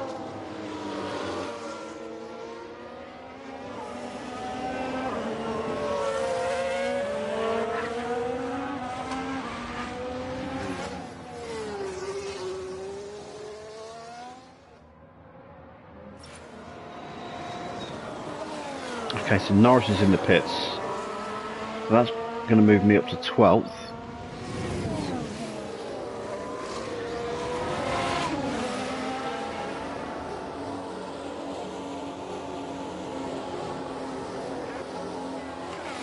Stroll's in as well. Which means Vettel's probably coming in next lap.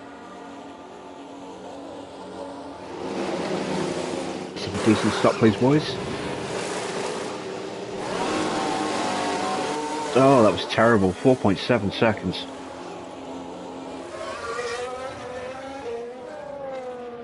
Alright, I'm going to get out just in front of Sonoda.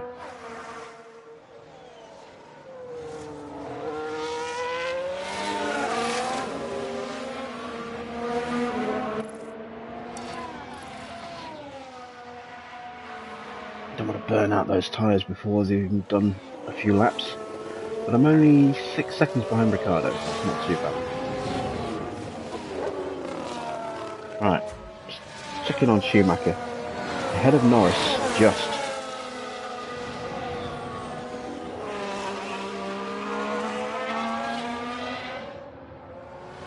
Again, Norris is in potentially a faster car. If he gets past, I'll sit in this DRS and let him pull me along.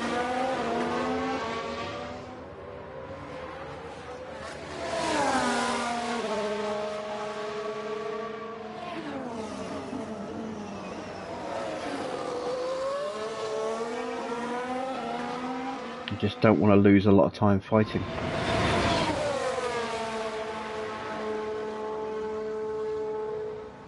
Right, so there goes Norris.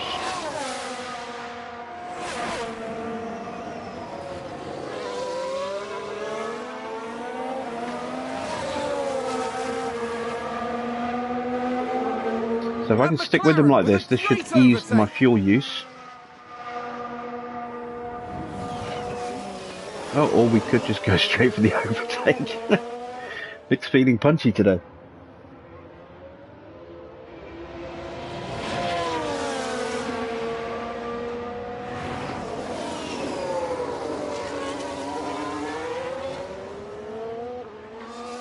Go on, just sit in his wheel tracks.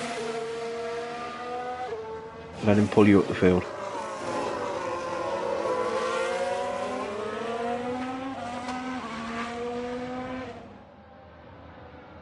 Or just overtake him again. That works. Okay, so these guys are starting to pit now.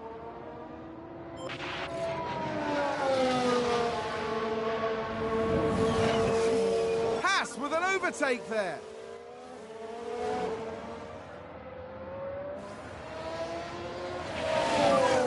Okay, Mick, we need to save some fuel because we're not going to finish. Copy.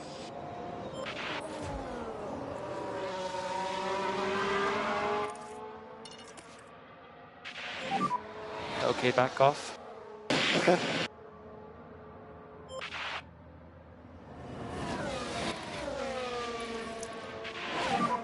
Charge on, charge on. Yeah, copy.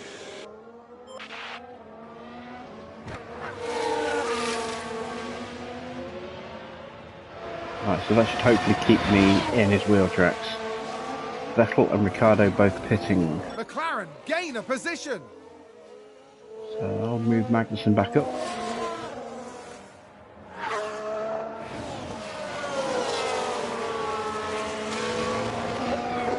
And I am losing too much pace doing that.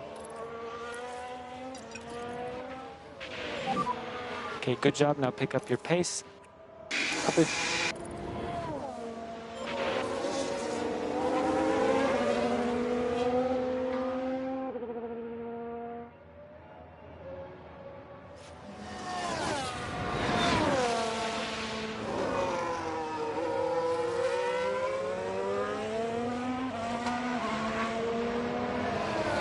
So I just didn't have enough pace with this car to get that points finish I was hoping for. They pitted the free pit stop effectively. Pitted and still got out in front of me. Might take Joe though.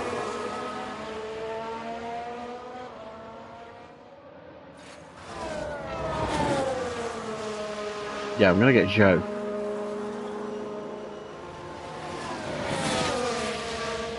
Okay, so if I can save a little bit of fuel.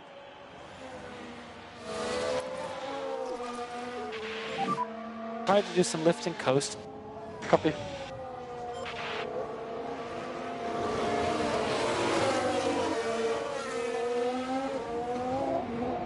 I'm only 5 seconds back from Bottas.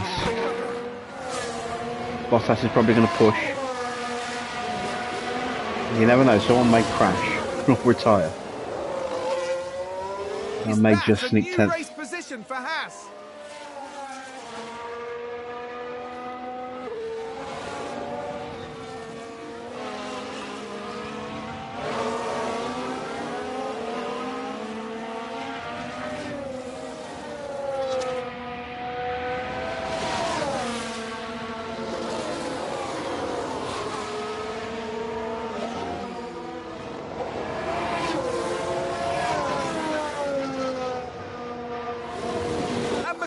With a great overtake.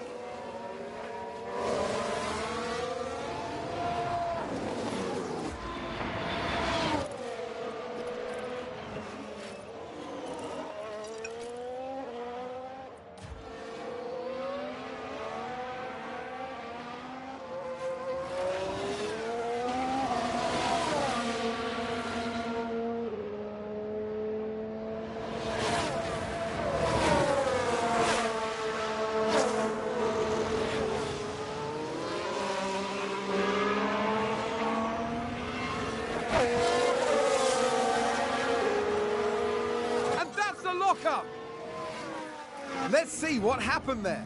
Now let's look. We're watching Nicholas Latifi. Well, they've lost it. That's They've not turn locked 15, up. that's turn 1. Okay, so there's definitely some And bugs. that was a bitter blow for the team.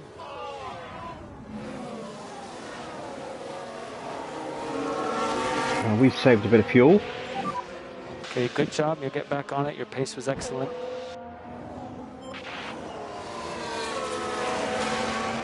HAAS with an overtake. Not quite enough fuel saved yet.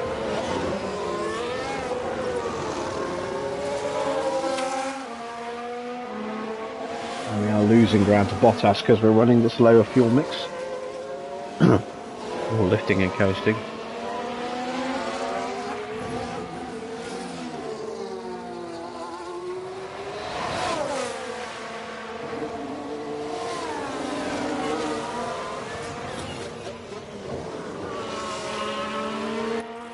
There we go. If you don't need it, no lift and coast. Copy.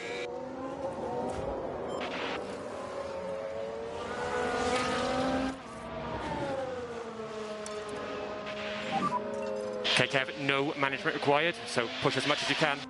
Copy that.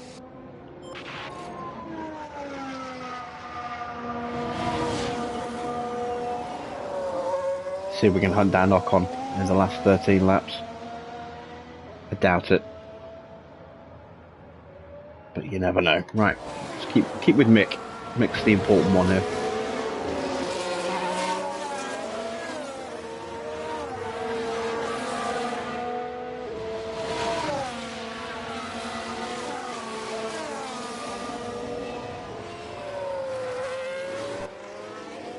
Tyre wear for Mick is again looking good, so let's let him step it up a little bit. Okay, perfect. Let's get back up to pace.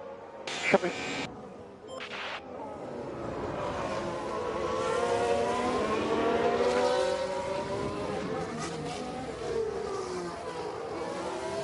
Oh, we're intense. Someone pitted. Must have been Ocon. And we're only 4 seconds behind Russell.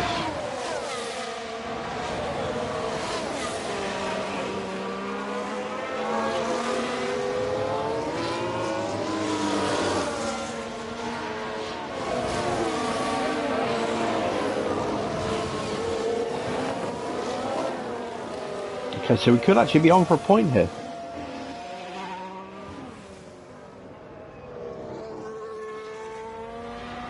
I think we've got the pace to catch Russell, but we can certainly try and keep Norris behind us for the rest of this race. Someone's gone wide again. In sector 2. Oh, they've gone wide. Latifi. Probably not so much running wide as just getting out of the way.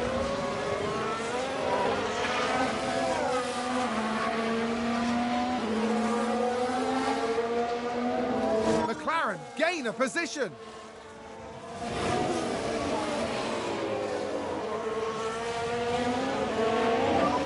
Did a good job, Mick.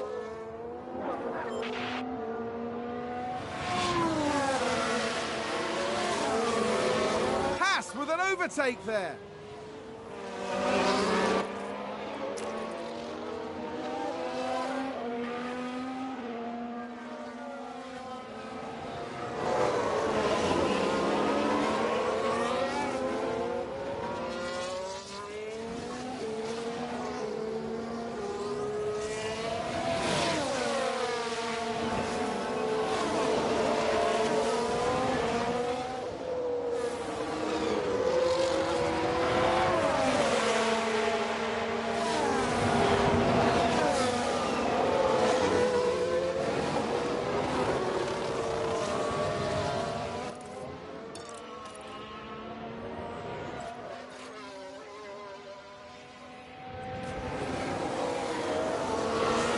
Oh no, Mick! Mick!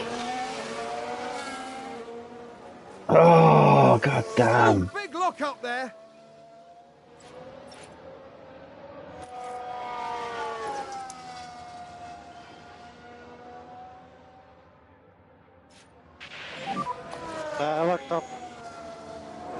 Yep, understood, understood. Charge on, charge on. Okay.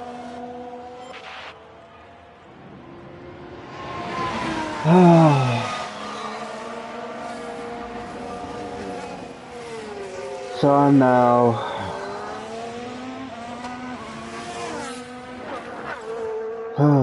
9 seconds off Norris Alpine just and advanced. a point.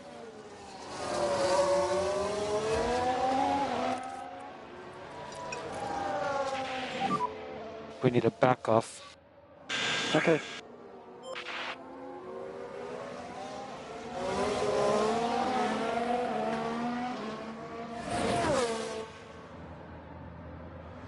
It's not impossible. 10 laps. I don't think I've got enough pace to do that. It depends on how fast Ocon goes. Ocon's on softs. I can stick with Ocon if he's faster than me and he closes in the gap. He might bring me back into contention.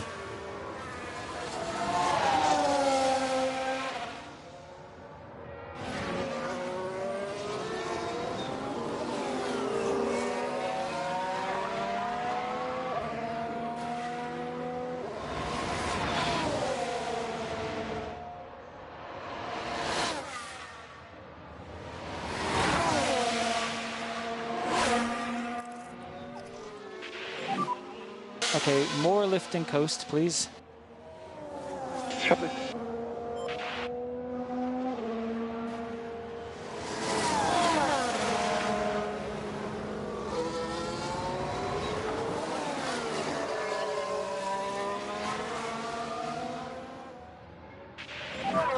Great job on that.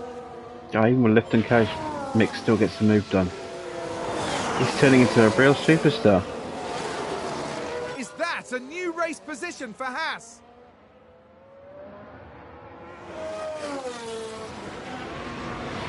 Okay, Norris is 10 seconds up the road. I need Norris to have a problem.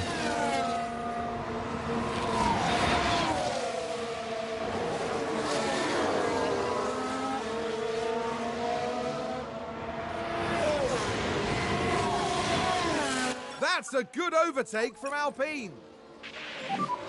We will go to high fuel now. Copy.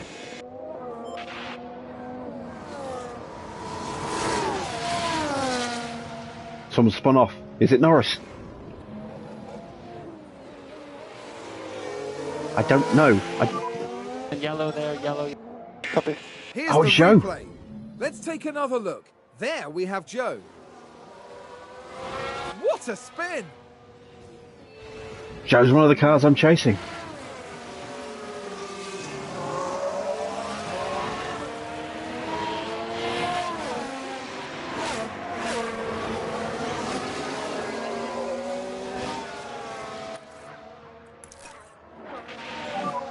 Charge off. Copy.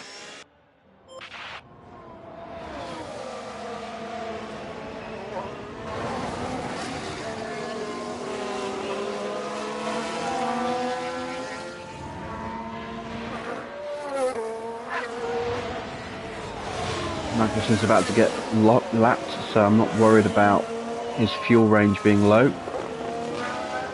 Because there's Leclerc right behind us. He's going to get blue flags in a moment. He has caught up to the back of Schumacher quite well, isn't he? 9 seconds off now. Just a tale of what could have been. Just push. Copy.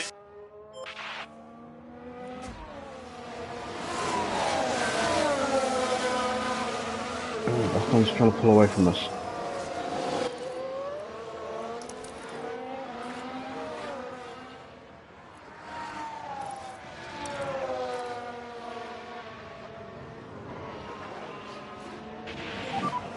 Okay, perfect, Mick. Let's get back up to pace. Copy.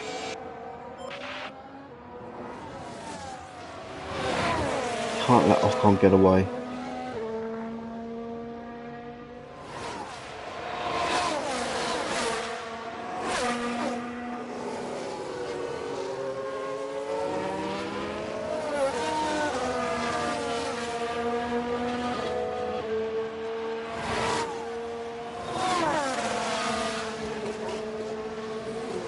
He is getting away. Go full deploy.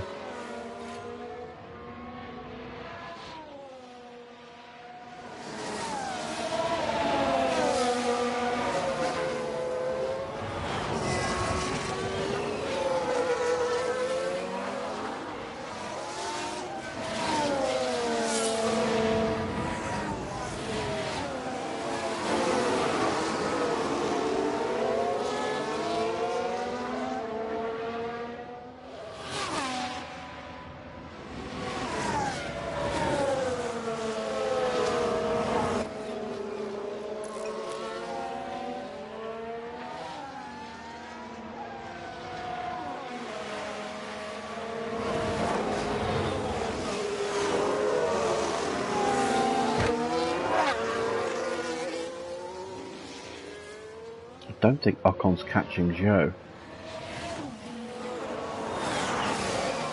Tyres is Joe on. He's on soft, so yeah, that's why he's not catching him.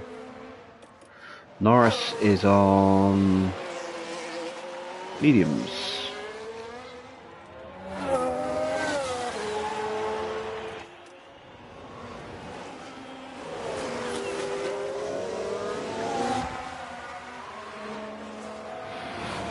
Magnussen's getting closer and closer to being lapped.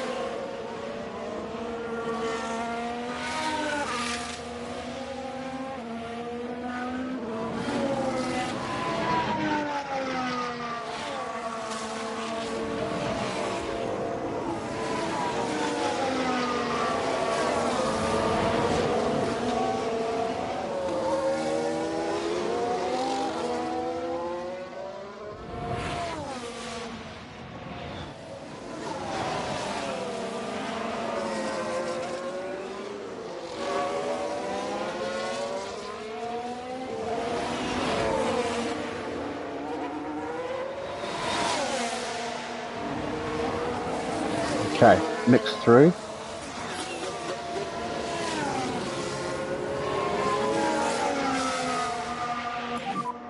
Good job.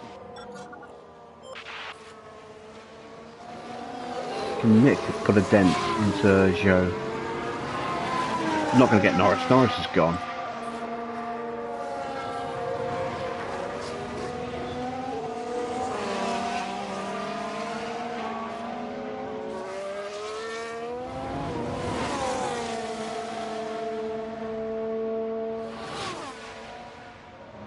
If we keep working together like this, leapfrogging on the straights, we might catch Joe.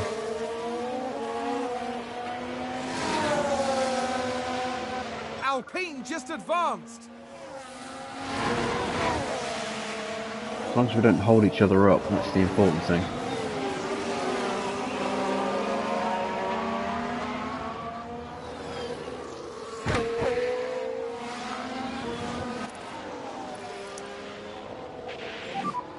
Charge on.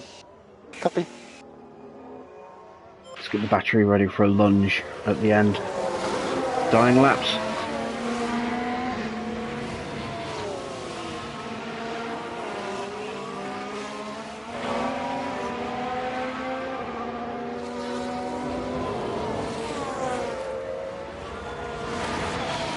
Yeah, I'm going to look at the breakdown of his abilities, Magnussen's abilities after the race. I don't think I'm going to get a development point yet, but you know, the boost that we put in will help speed up how quickly we can get one.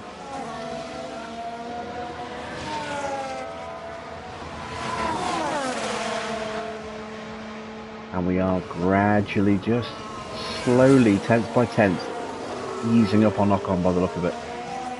Not Ocon, sorry, Joe.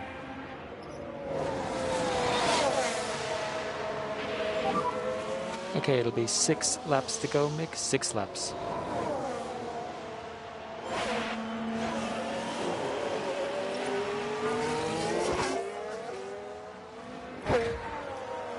And there's Magnussen being lapped. HAAS with an overtake. And he's fighting it.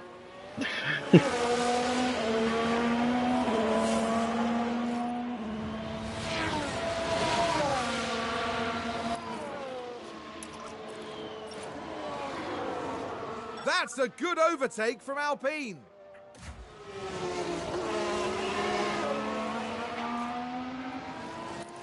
Right, so charge is almost full. Charge off. Copy. Leave that for a second. I want to stick with this. I want to see if Magnussen has the pace to stay with Leclerc for a bit. Doing great. Oh! He has a lunge. With an overtake there.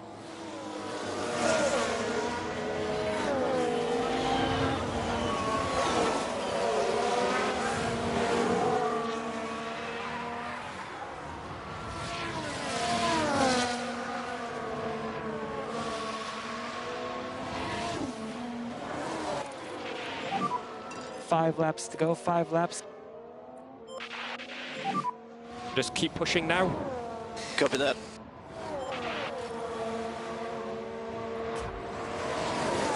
Okay, so the gap's 1.5 seconds, less than 1.5 seconds between Ocon and Zhou.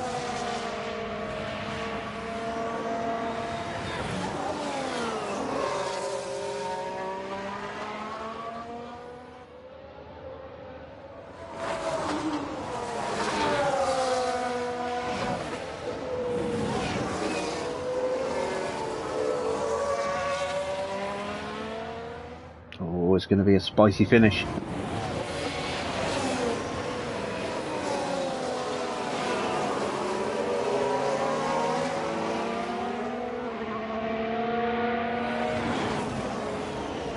Right, now we're going for it.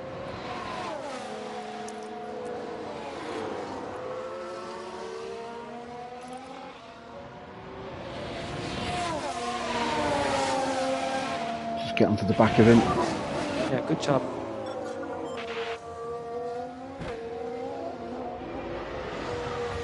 Do not want to be at the back of the DRS train. The middle car isn't bad. We get the benefits and we get the defensive boost as well.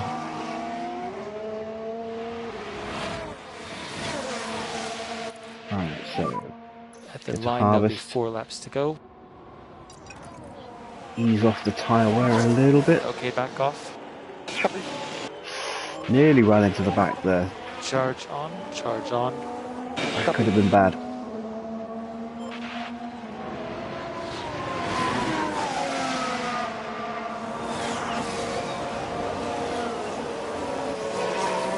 Hold the position. Come on. Yes.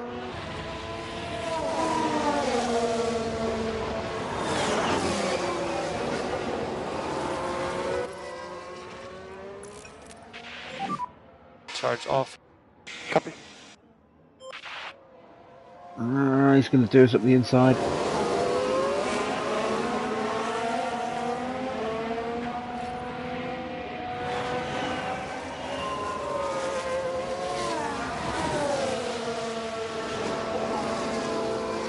Alpine just advanced.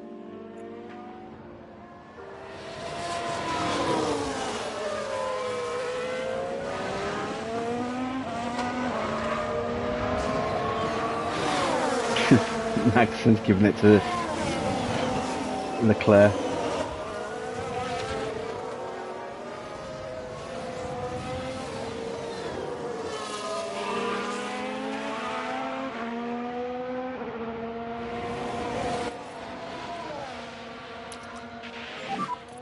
Three laps to go, Mick. 3 Oh, laps. 3 laps, not 2.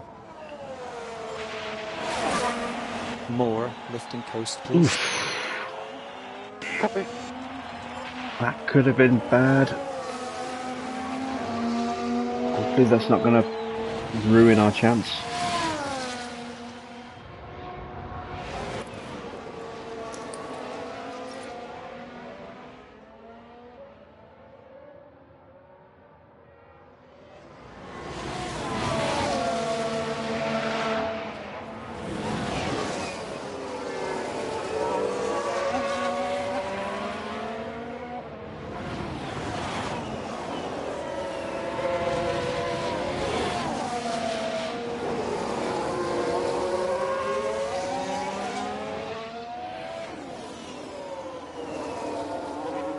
There's Leclerc in the background.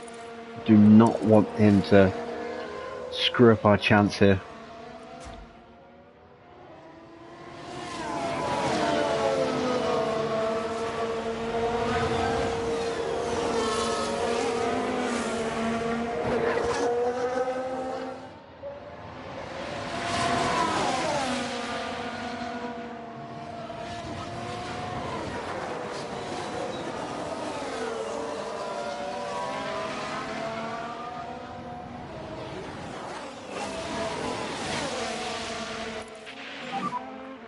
Two laps to go, Mick. 2 laps. Yeah, copy.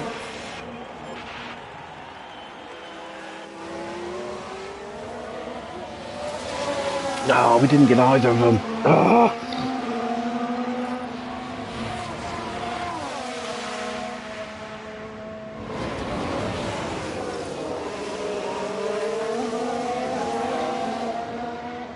Just going to throw everything I've got left on the final lap.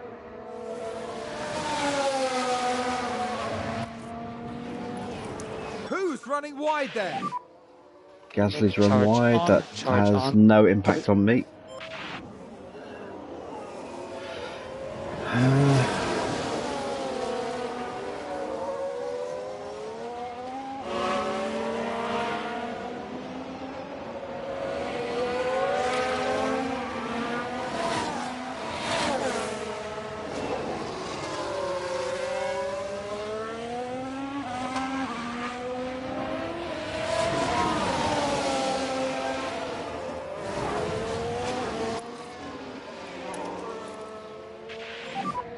If you don't need it, no lift and coast. Copy.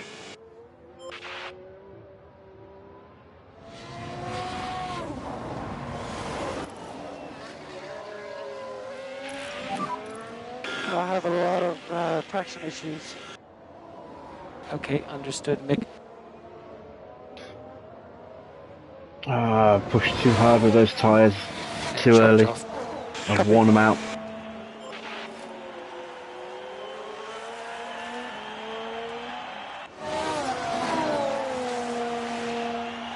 I don't think I'm going to get either of these guys. Starting last lap.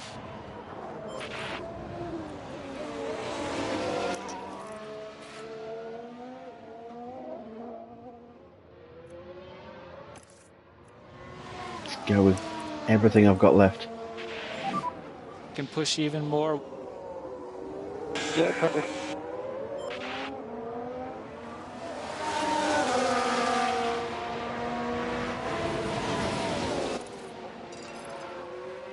Full attack. We'll catch these guys. Copy.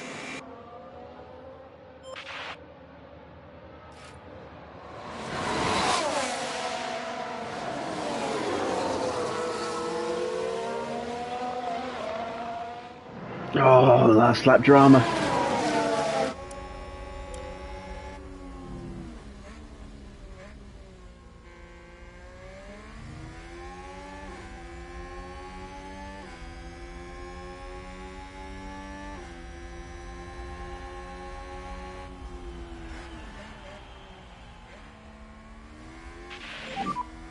We've got no ERS. No, I just didn't have enough left. Ugh. Checkered flag. I'm very sorry about that.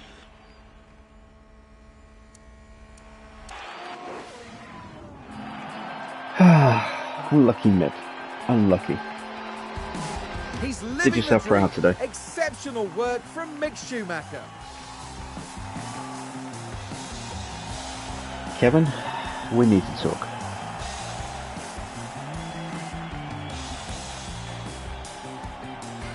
HAAS there having a very successful day at the races.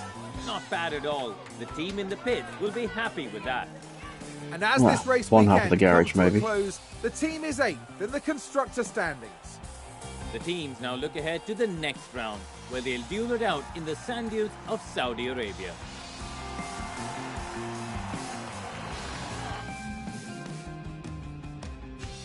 I threw away points. That could have been so much better.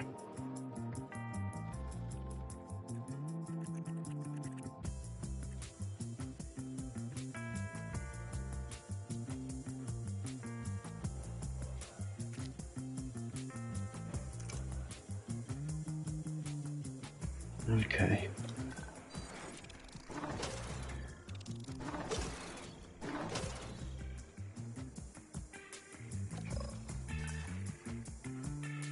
So we lost some money on our sponsors because of the performance guarantee that we made. We said that Magnussen would get up to P10, and he didn't. But we did say that Schumacher would gain a place, get up to, what was it, P14? I think we said we'd get Schumacher up to. We didn't obviously achieve that, but yeah, it's a shame.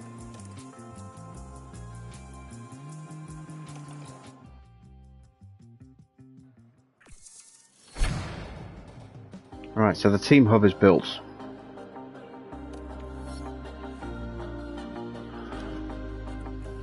Right, let's have a look. Consistency. This control maybe is where we're going to have to put some points when we get them.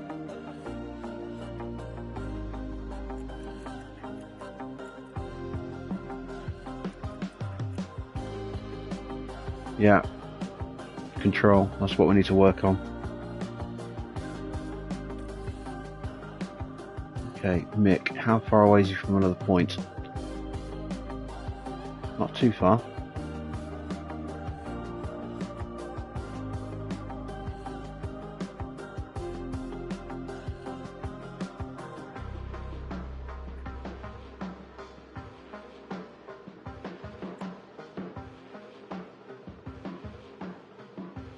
I think I might put some ability into cornering for Mick.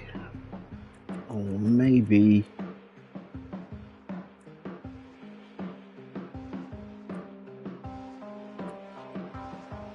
yeah, we'll see.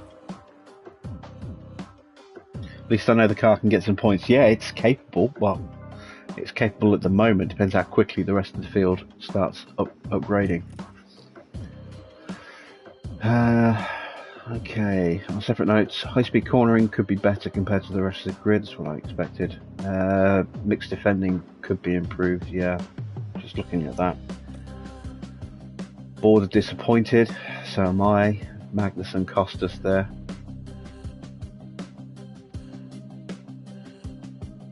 Lost confidence, oh, that's not good.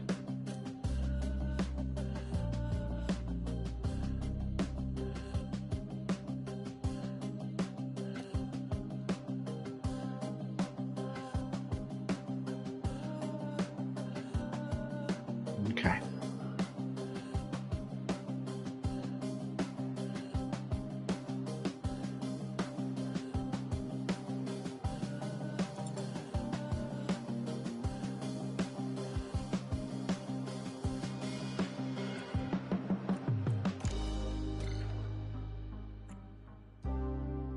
Yeah, disappointed in.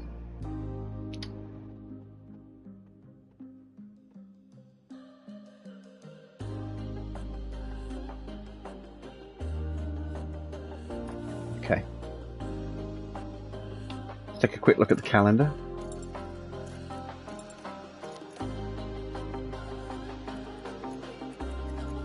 Where are we? We're here. So I've got another suspension coming for Saudi, so I'll have that spare one.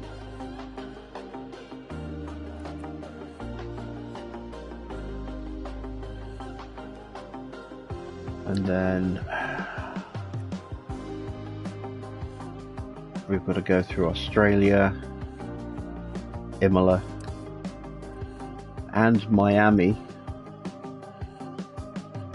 possibly, before we can get our hands on the new floor. Probably gonna have to wait till Spain before we get the new floor. Okay, so let's have a quick look at designing. Let's see, do we want a new rear wing?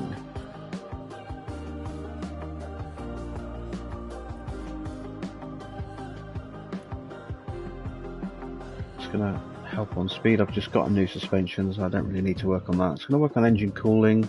It's not really an issue. Rear wing's going to help with acceleration and top speed. Front wing's going to help with cornering.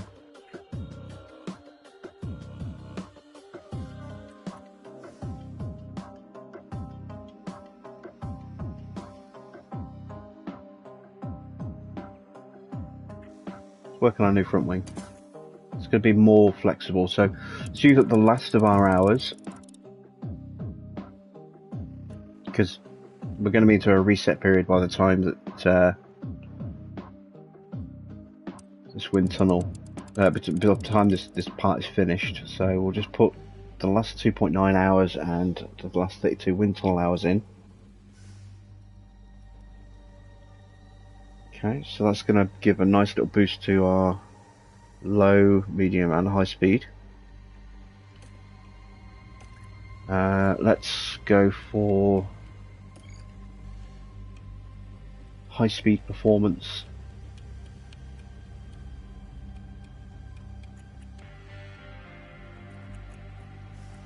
I want to reduce airflow sensitivity a little bit.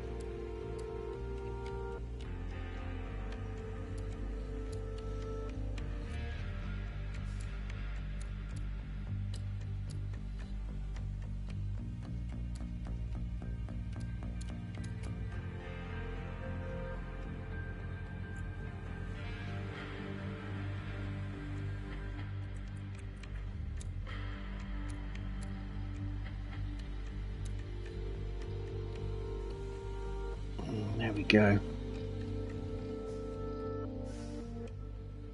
So let's see. Development settings. Got 4 engineers left. Again, we're going to go intense. It's expensive, but I'm hoping it's going to pay dividends in the long run. How long is this going to take? 49 days. Okay.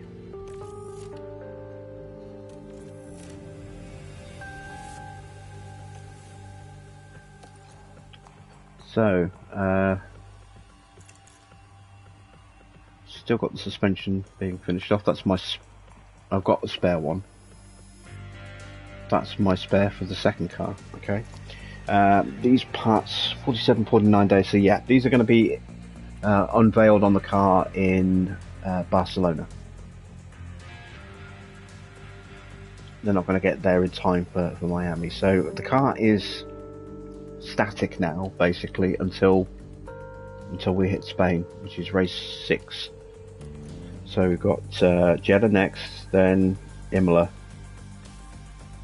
no, Australia, then Imola, then Miami, and then Spain. So that's, yeah, it's a bit of a way to go until we can get another car, another upgrade on the car. We could see our pace get hit hard over the next few races as a result of that. But that's where we're going to end it for this particular stream. We've gone through the entire race weekend for the first race. When we come back next time, we will set our performance targets for Jeddah, and then we'll go through the full race weekend again. So practice, quali, race, and see where we are after that. So I'll be looking to stream tomorrow from about 11 PM British summer time. So that if you're stateside, that will be about 6 PM Eastern, 3 PM Pacific. If you're Australia, that'll be 7 AM. So set your alarm clocks. But yeah, I will catch you guys tomorrow. Take it easy.